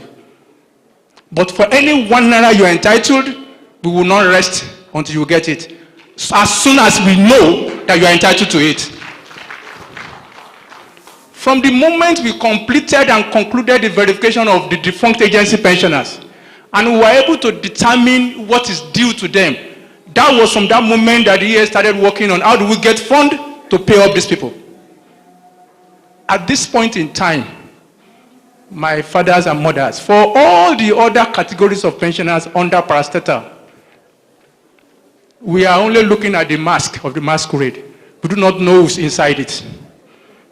Until we unmask that masquerade, until we determine what is your computed monthly pension, we can't go to gratuity, because we will certainly pay what is wrong. I want to appeal to you. For God to have been magnanimous in His grace to spare your life till now, my prayer is that God will grant you that grace to be the one to collect and use and benefit from your entitlement. Just give us a bit more time. I am certain that before the end of this year, in fact, by the middle of this year, we will be able to start implementing computed monthly pension for every parastatal pensioner. When we clear that bigger tree, then we can then go order and lift all the smaller trees. Gratuity, short payments, harmonization, contis, artists, and every other thing that is related to it.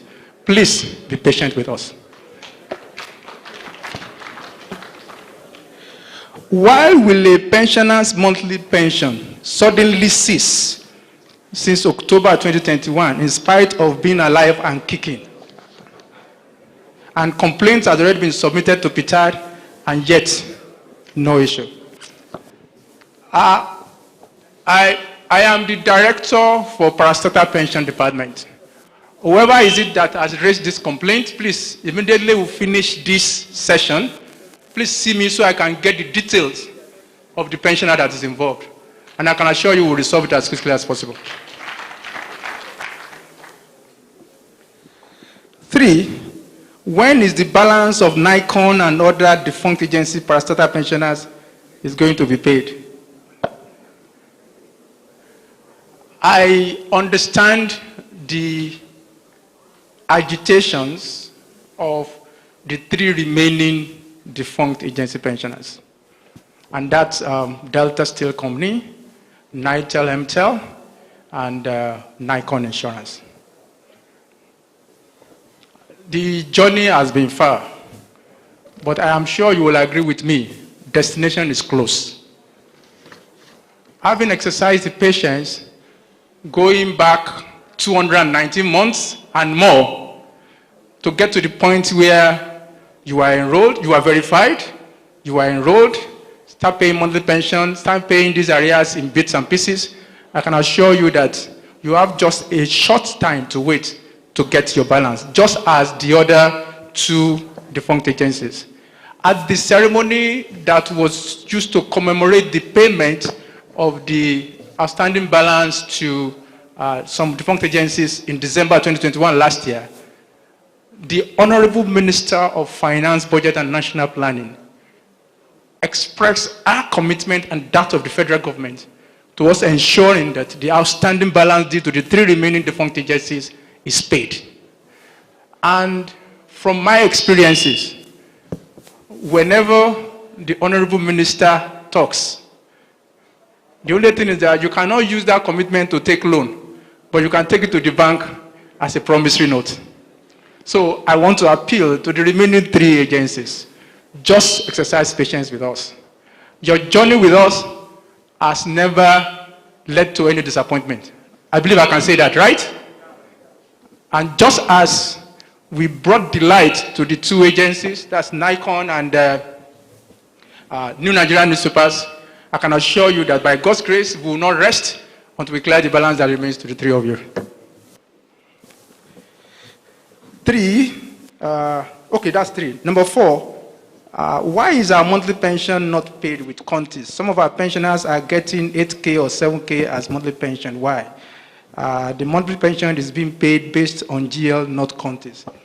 You remember when I was making the presentation, I said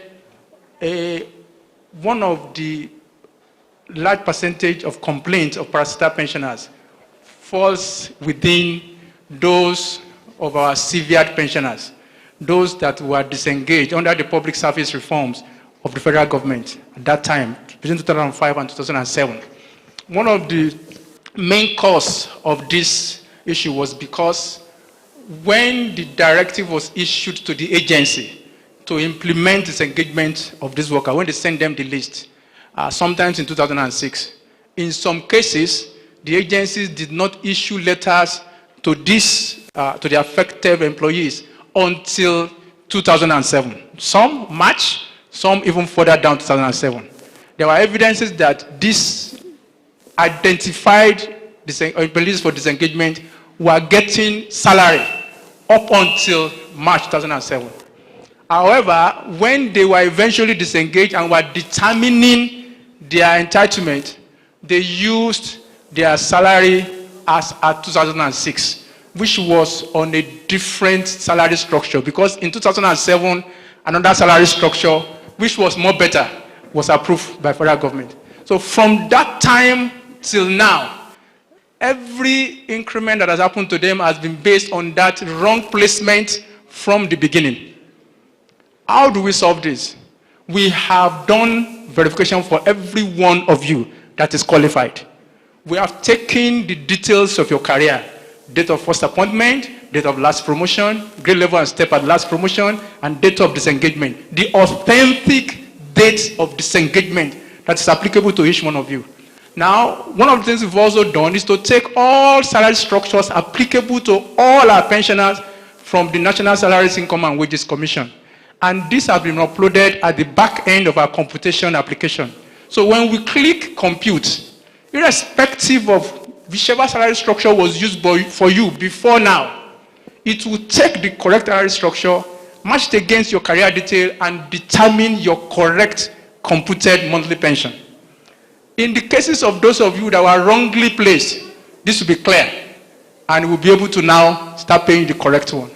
And of course, in the cases of those that were wrongly placed, that is, were paying what they are not entitled to, it will also be clear. So what will resolve this issue of wrong placement, contis, artists, and the implication of that on your pension is that exercise that I told you, that hopefully by June this year, we will begin to start paying computed monthly pension. It is when we do that, that any, again, complaint that comes out of that, we can then be able to deal with it appropriately.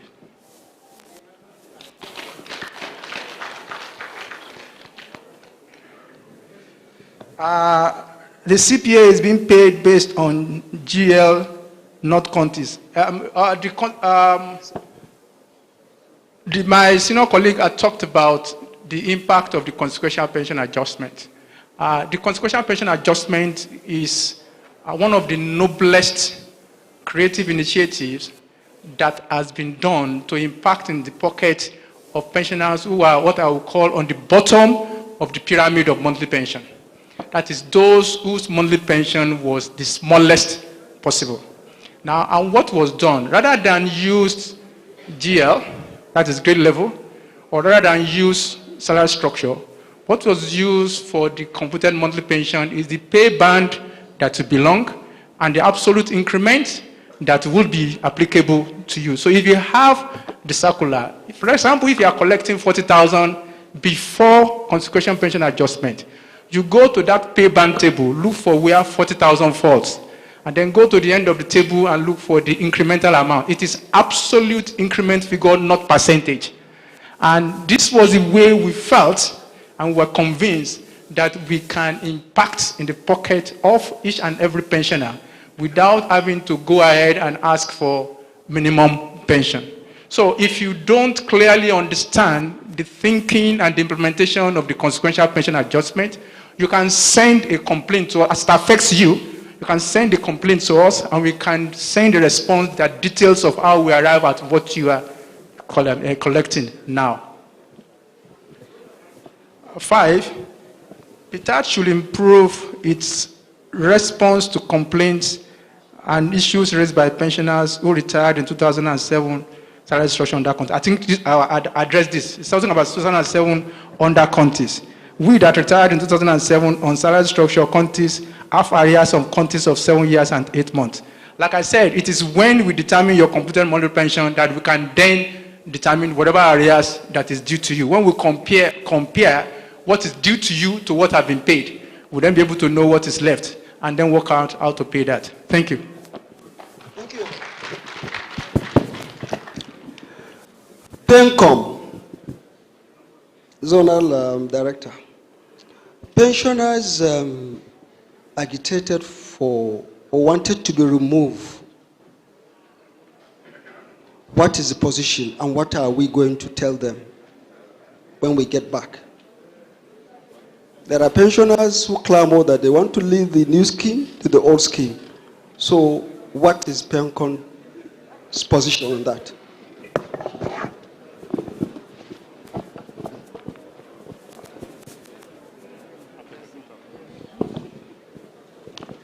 Okay. Good morning. My name is Saadatu Abubakar Tomsa. I'm going to try as much as possible to explain to you. The contributory pension scheme has been established by the Act, Pension Reform Act.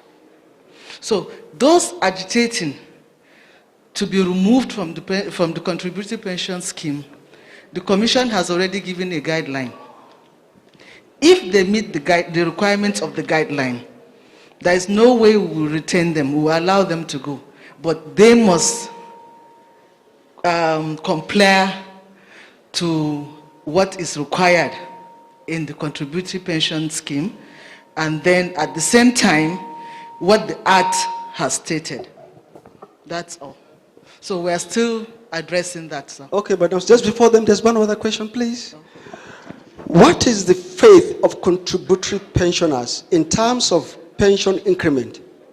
There are those that retired in 2009, but since then, there was no increment. 2, I want to suggest that PENCOM should start payment of pensions to retirement either 2 months or 3 months after retirement to precede gratuity payment as obtained in some states of the Federation. This is to reduce the hardship of pensioners while waiting for the final payment of gratuity. Okay, the contributory pension scheme does not provide gratuity. It gives you lump sum. And that lump sum is based on your total contributions in your retirement savings account. You have privilege of having certain percentage as lump sum. So that replaces your gratuity. But however, those who worked before the commencement of the contributory pension scheme, they have their accrued rights. And those the accrued rights will be paid into the retirement savings account at their, when they retire. And it is calculated, and their pension is drawn from there. So, and the next question, sir, you said, excuse me? Yeah. Can you recall the... You're talking about payment of pension 3 months or after retirement? 2 or 3 months after retirement. I mean, immediately, rather than waiting for... No, actually, PENCOM has done, has paid up to December 2021. Then, the current, now, the online verification is still on, and federal government has released their accrued rights. So what we are doing now is the validation. And any moment from now, the retirees of 2021 retirees will start receiving their alert. Sorry, I made a mistake. It's 2020 retirees who've paid out their outstanding. So 2021 retirees, the COVID affected all of us. We had to develop an application for online registration. And the online registration is still on. And what we have done is those who submitted their requirements, we have already done the validation. And what they are doing now, we have instructed the PFAs, that's pension fund administrators, to start paying. So any moment from now, I'm very sure they will start receiving their pension. Thank you so much, PENCOM. An issue of enhancement. Yeah. Somebody asked about increment. Yes. PENCOM is working on the guidelines. We have already concluded there is going to be 33% increment, and there's, but for pension enhancement, it has already been implemented. I'm sure if you meet the retirees under the contributory pension scheme, they will testify to that. They have received their enhancement, and the 33% is still, I'm sure it's going to be done within this period. Thank you. Okay, thank you. CSPD. Mr. Shaleng, sir, when monthly pensions are paid, we used to have delays in banks for 1-2 weeks after other banks have paid. These delays, these banks are Unity, but he mentioned some banks. So, delays of monthly pension. 2, what about 3 months arrears? Are you going to pay again, and when? I think you mentioned it when you were delivering your speech. What of the non-payment of gratuities and pension arrears for those state pensioners with federal share that retired since 2005 to date? Ptad to explain reasons, please.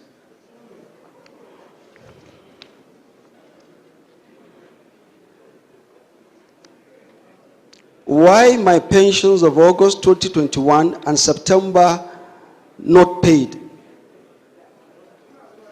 He has a monthly omission. This one says, I retired on grade level 5, step 15, but my monthly pension is 20,000 and some kobos. Is it what I'm supposed to receive according to the new minimum payment to pensioners? I think it's 30,000. I need clarifications on that, please.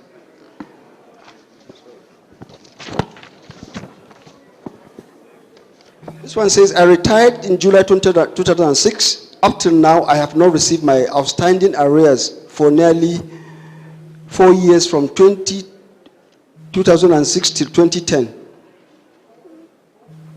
Please, help address this. The payment of consequential adjustment is less than 50% of what the Salaries and Wages Commissions of Payment calculated. What is Ptad? Is Ptad's payment timetable different from, and why? Talking about consequential adjustment payment. The next is, why is it that the former monthly pension, when added to the new increment, is not more than the present take home. I don't know what that means, but it has to do with consequential adjustment too. It's talking about that there are differences from what he received and then what he ought to have received. But the point is, I must say this, that every pensioner's pension has been increased from what it used to be to the, so the question of even receiving less, I don't think the writer of this is clear about this. But certainly every pensioner's pay has increased from what it used to be, except those that were on our payment, and then after computation from the various departments, they now maybe as a result of using the proper salaries charts, they now come back to pay. We in our ministry, some of us spent 4 years before the then head of service of Federation implemented our pension arrears. Up to now, some of our colleagues did not got their own. That is from National Bureau of Statistics. So what is the fate of those people? The next question has to do with payment of outstanding arrears and gratuities, which raised is the state with federal share pensioner. Some of us retired or disengaged from service from 2005, but up to now we are yet to receive 2006, 2007, 2008, 2009 arrears. We're speaking about arrears too. This one says, I retired in 2008 and enrolled into pension, but my federal share of gratuity is yet to be paid. All documents were submitted. However, I have copies with me now. I would suggest that the writer of this should also meet our complaint desk outside there to submit those documents. And I'm sure in a short while, when we get back, it will be addressed. Some pensioners that are actually collecting their federal share was stopped and no arrears of pension. What details should they provide and to who, at what point? Again, the speakers have raised this. We have our complaint, we have the email, and of course, we can, if the pensioner is here, we can meet our desk outside, complaint desk office outside, and then of course you can, if you have the documents, resubmit, and then we'll see what we can do about that. Charlene, can you attend to this first? Thank you.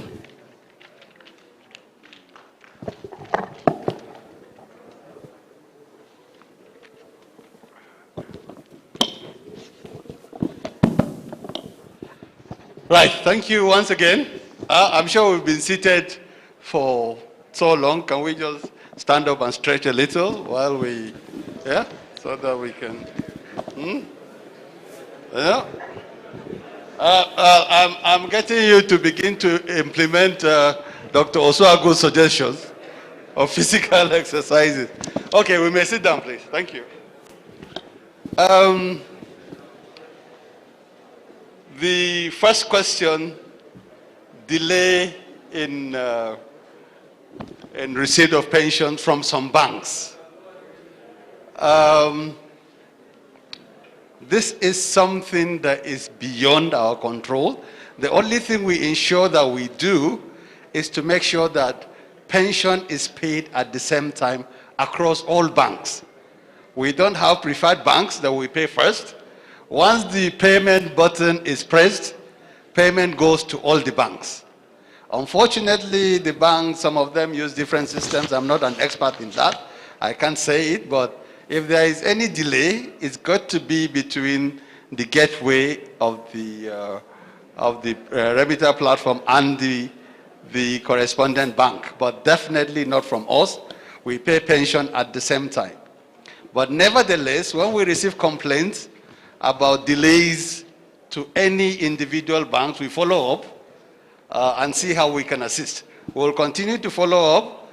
If there is a lag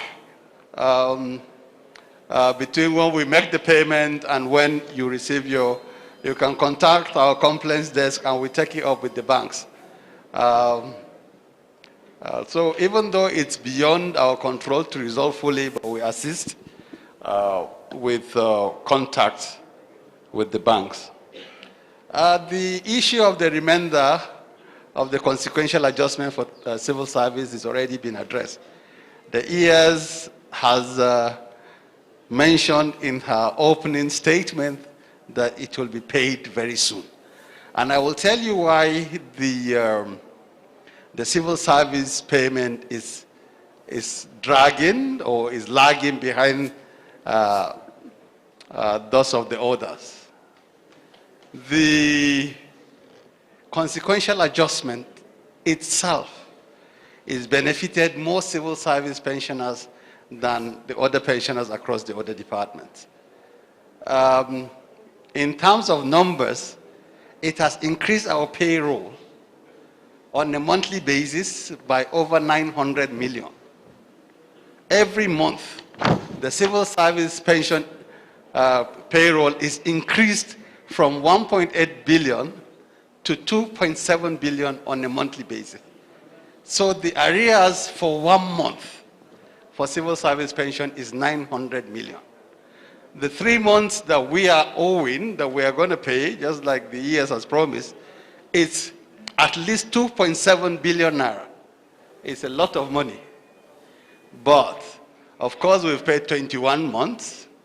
21 months by 900 million, I will leave you to do the math, but that's a lot of money. The 3 months we will pay very, very shortly. Non-payment of arrears and gratuity. I think whoever asks this question will be in the minority, because in the highlights presented by the ES and in the overview that I presented, it was clearly stated that over 50,000 files have been treated, over 8.1 billion naira is being paid. So significantly, there are some, very few, that are still undergoing the process. Like we said, the process, even though the external project has stopped, but the in-house project is still ongoing. As it is, there are some approvals that were carried over from last year. As soon as we begin to receive our allocations for 2022, payments will resume. I'm sure most people who are entitled to pension arrears have already been paid. The very few that are left will be sorted immediately. I mean, once we begin to receive funds. For gratuity, the requirement is a bit, it's a bit more demanding, because for due diligence, we require evidence, conclusive evidence that the person did not receive the gratuity at the time of retirement. So it's a bit harder, because sometimes we ask for bank statements or evidence that you were not paid. But immediately those documents are presented, we pay these gratuities. And if there is anybody who has submitted all the documents that we require for eligibility for payment of gratuity and has not been paid, please let them meet our complaint desk officers outside. And I assure you that immediately we get back to the office, your cases will be prioritized. The pension for August and September, a certain individual said he did not get. But the fact that he did not mention October to December, so it means that those were just, probably failed payments. Unfortunately, again, the reconciliation is beyond us. We don't get to know that a certain payment is failed until several weeks later, because it's the central bank platform, and when they do the reconciliation between them and the Office of the Accountant General, for all you know, maybe it might not be showing paid, but when we go and check the status of your payment, it will be showing pending. And so many payments that have already been paid and the money spent will show the same status as pending. But in any case, let us have the details of this particular individual, and then we will escalate and see how we can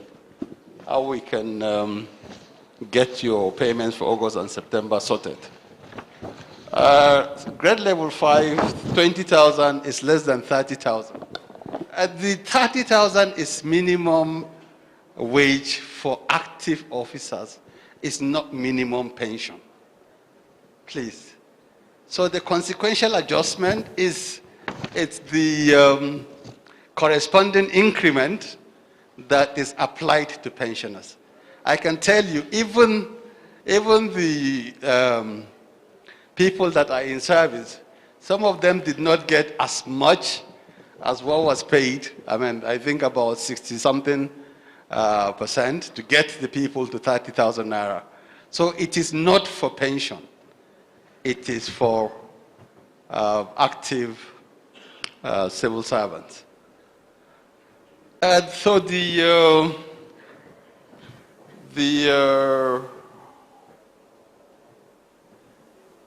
person who made this complaint, I'm sure he was earning less than 20,000 before. There was no way his pension could have been more than 12,000 previously. I don't know. But if you want further clarification, you can meet me after this, and then we can look at it. And detail for the person who says the payment of consequential adjustment by Ptad is less than 50% of what the National Salaries, Incomes and Wages Commission published. That is not the case. Our payment is in absolute compliance with the National Salaries, Incomes and Wages Commission. We did not sit down in Ptad and then we drove the process, but we did not determine what was in the circular. And it's very clear. I think people are just mistaking the percentages that were included in the National Salaries, Incomes and Wages Commission as the relative increment. That is not relevant.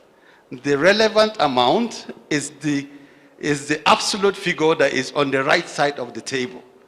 So if your pension falls beyond that particular range, the amount on the right side of the table is the actual absolute increment to your monthly pension. But if you need further clarification, you can still meet us and then we'll explain it to you.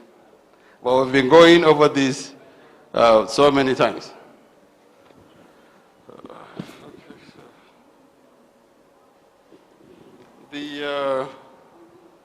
Someone is asking if the increment is added to the current pension.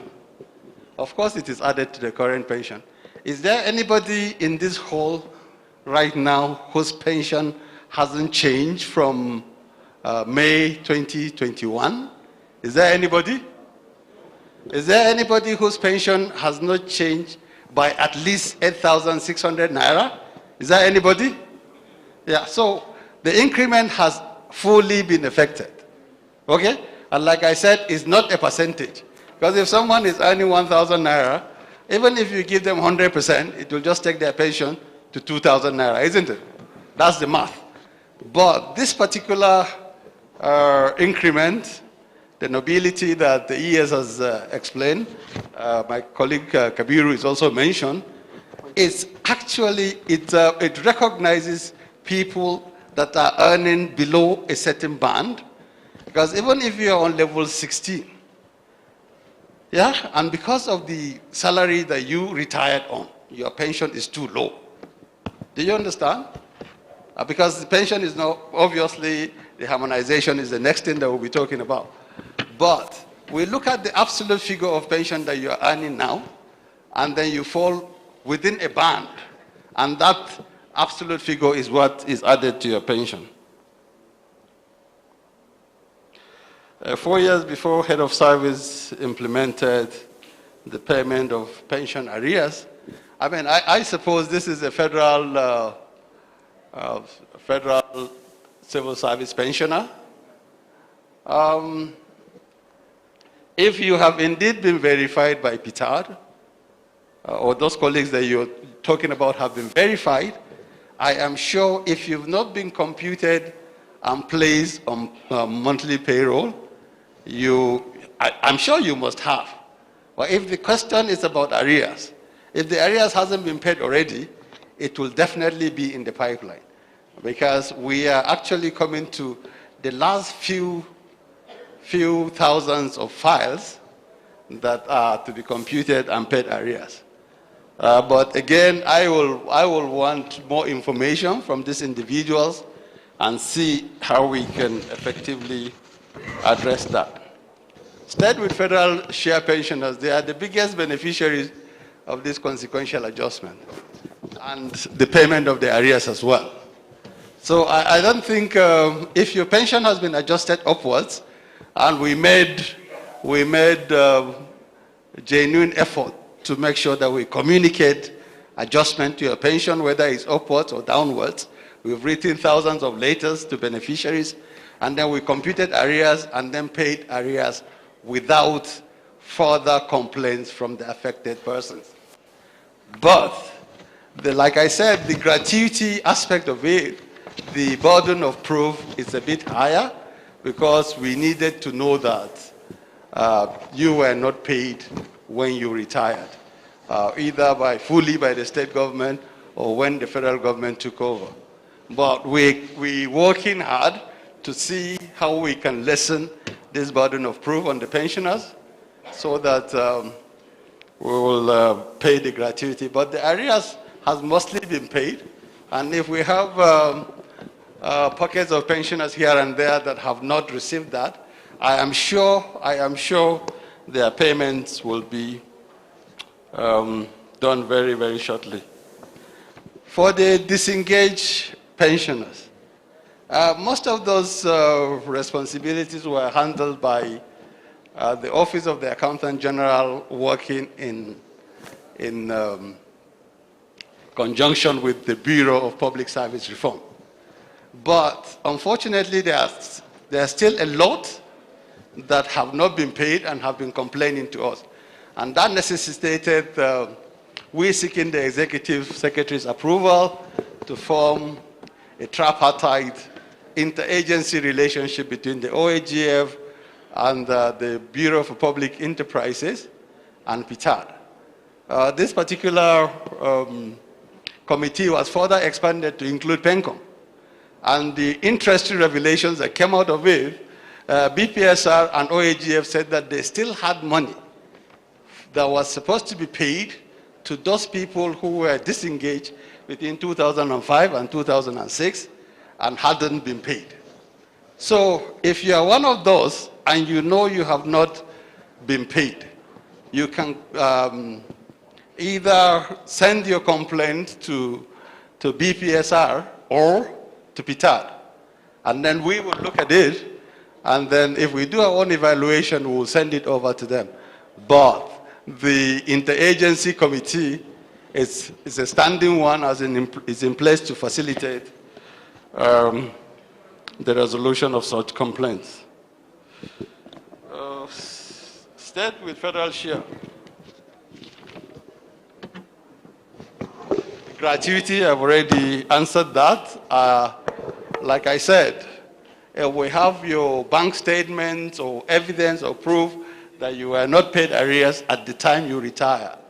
We will definitely prioritize the computation and payment of your own arrears. There is this complaint about stoppage of pension for state with federal share pensioners. I will say that there is no policy of stopping the payment of any state with federal share pensioner. If you're a state with federal share pensioner and you are A, eligible, and B, verified, there is no reason why we can remove you from pension. But if you find yourself in a situation where you're removed from the payroll, please go to our complaint desk and then, provide proof that you are verified, and then we will check and see the circumstances. But there is no policy except if you did not show up for verification, or except if ab initio you were not eligible and you were mistakenly put on payroll from the old pension office before you were transferred to Ptad. So essentially that is all, but I know that a lot of you will have more questions. Like I said, the complaint office is outside. You can. Yeah, before then, Sheleng, I have one or two before you sit, please. Okay. What is pension harmonization and when is it going to be paid?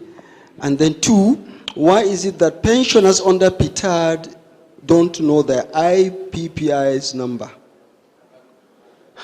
And added to that, which is the final one, is what efforts are you making to have enough funds to establish more offices? And B, are you embarking on any investment apart from the allocations we are getting?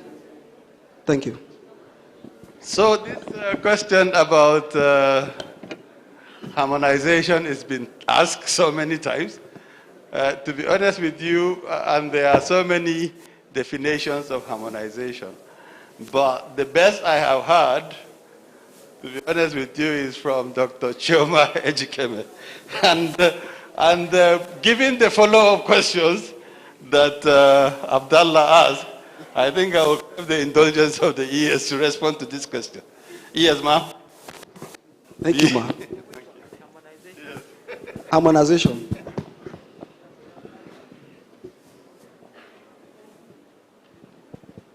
I'm sure all of you are really very tired and hungry at this point. That I'm sure you don't even want to know about harmonization. You want to harmonize your stomach at this point in time. Am I right?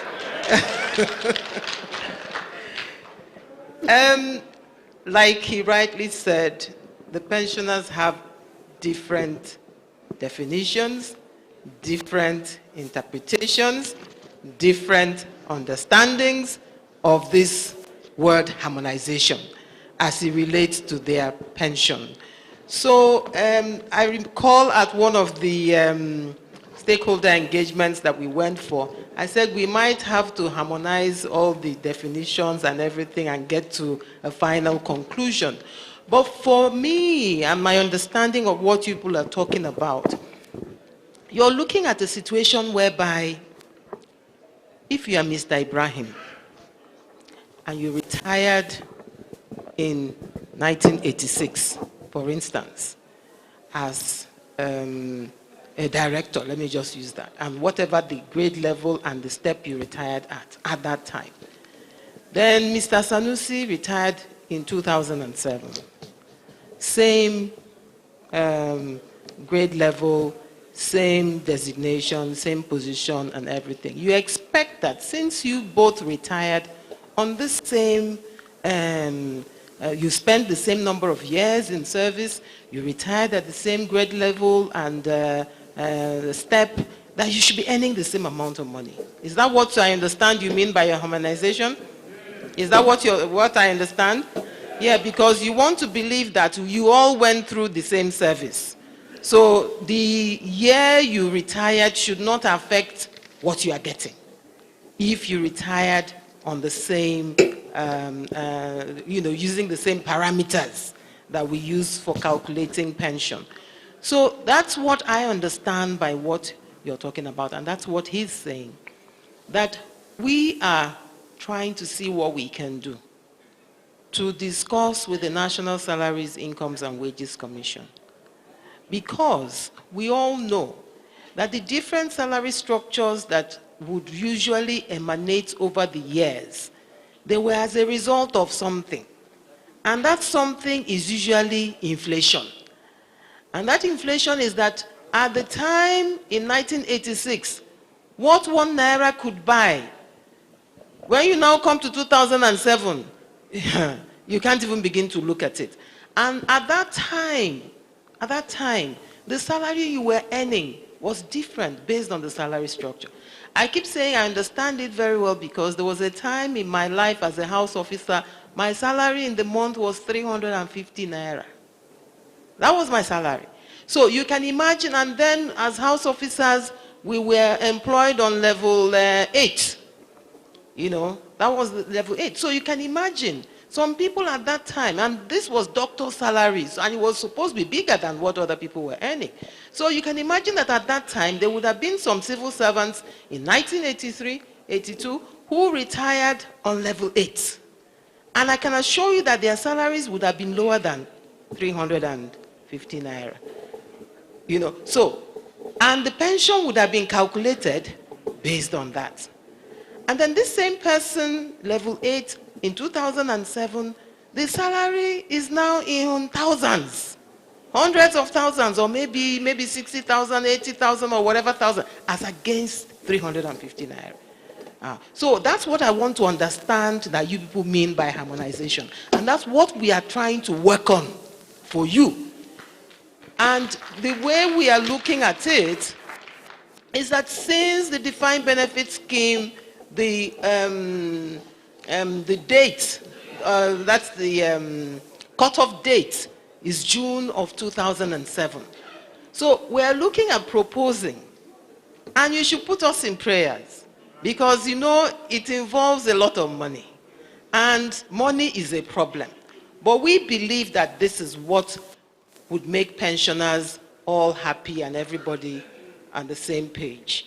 You know, to see if it will be possible for the salary structure that was operational as of June 2007 to now apply to everybody. I guess if that is done, everybody will be happy.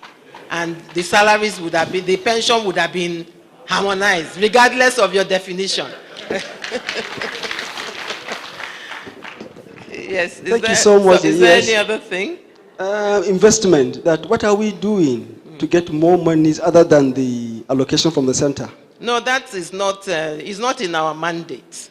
You know. You know what we are. You people should understand the position of the defined benefit scheme pension. We are the parasites of government. You people are the lucky people. You get your money direct from the treasury. You didn't contribute 10 kobo, even though you deserve to get what you're getting. But now, with the contributory pension scheme, you know you have to make your own contribution, and government will make contribution. So we get our funds. We don't have funds to talk about investment because we have nothing. Every month, we get our funds directly from the treasury, directly from the allocation. The monthly FAC allocation, and the one that would be put down for us to draw for pension. Thank you very much. I think at this point, Mr. Abdallah, yes, madam, if I could crave your indulgence for us to adjourn and harmonize our stomachs. Thank you, madam. We'll continue tomorrow, and then that's a good one. Okay. Thank you, Mr. Abdullah Abubakar, Director, Customs, Immigration and Prisons Pension Department. Thank you, sir. Thank you. Like he has said, we'll go and harmonize our stomachs. But before we do that, may I invite Director, Corporate Services Department, Mr. Sani Mustafa, for the vote of thanks.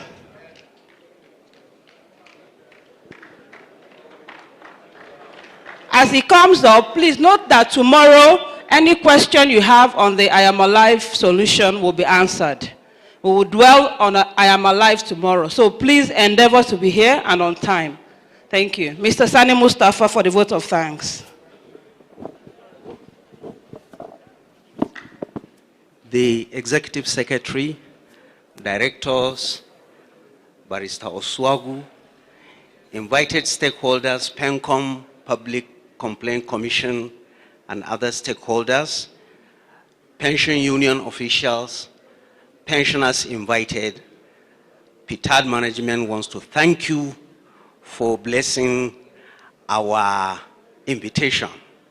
You came here, you heard us, we heard you, and we will surely amend our services and make it better for you. We also have to thank the Executive Secretary and the management for bringing in the resources to host this stakeholder, the Northeast stakeholder engagement. I'm sure this year too we may be coming back to Northeast again, because this one is the remaining for the 2021. We thank you very much.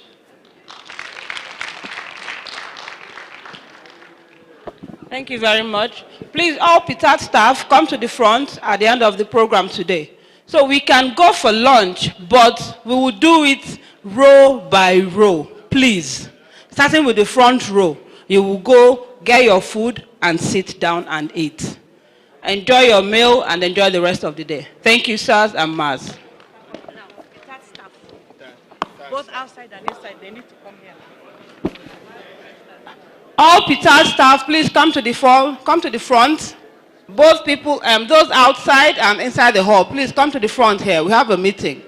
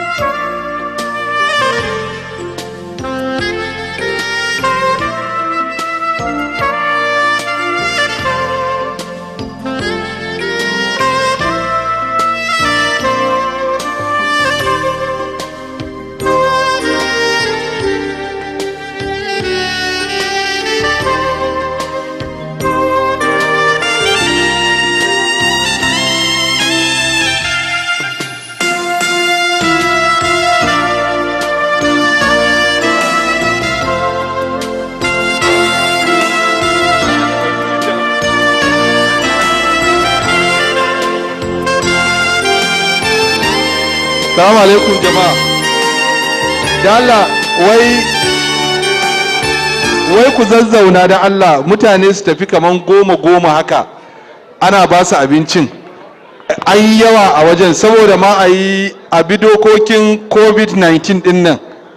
Da Allah a rarragu a zo a zauna a yi haƙuri. A rarragu a zo a zauna. Yawa.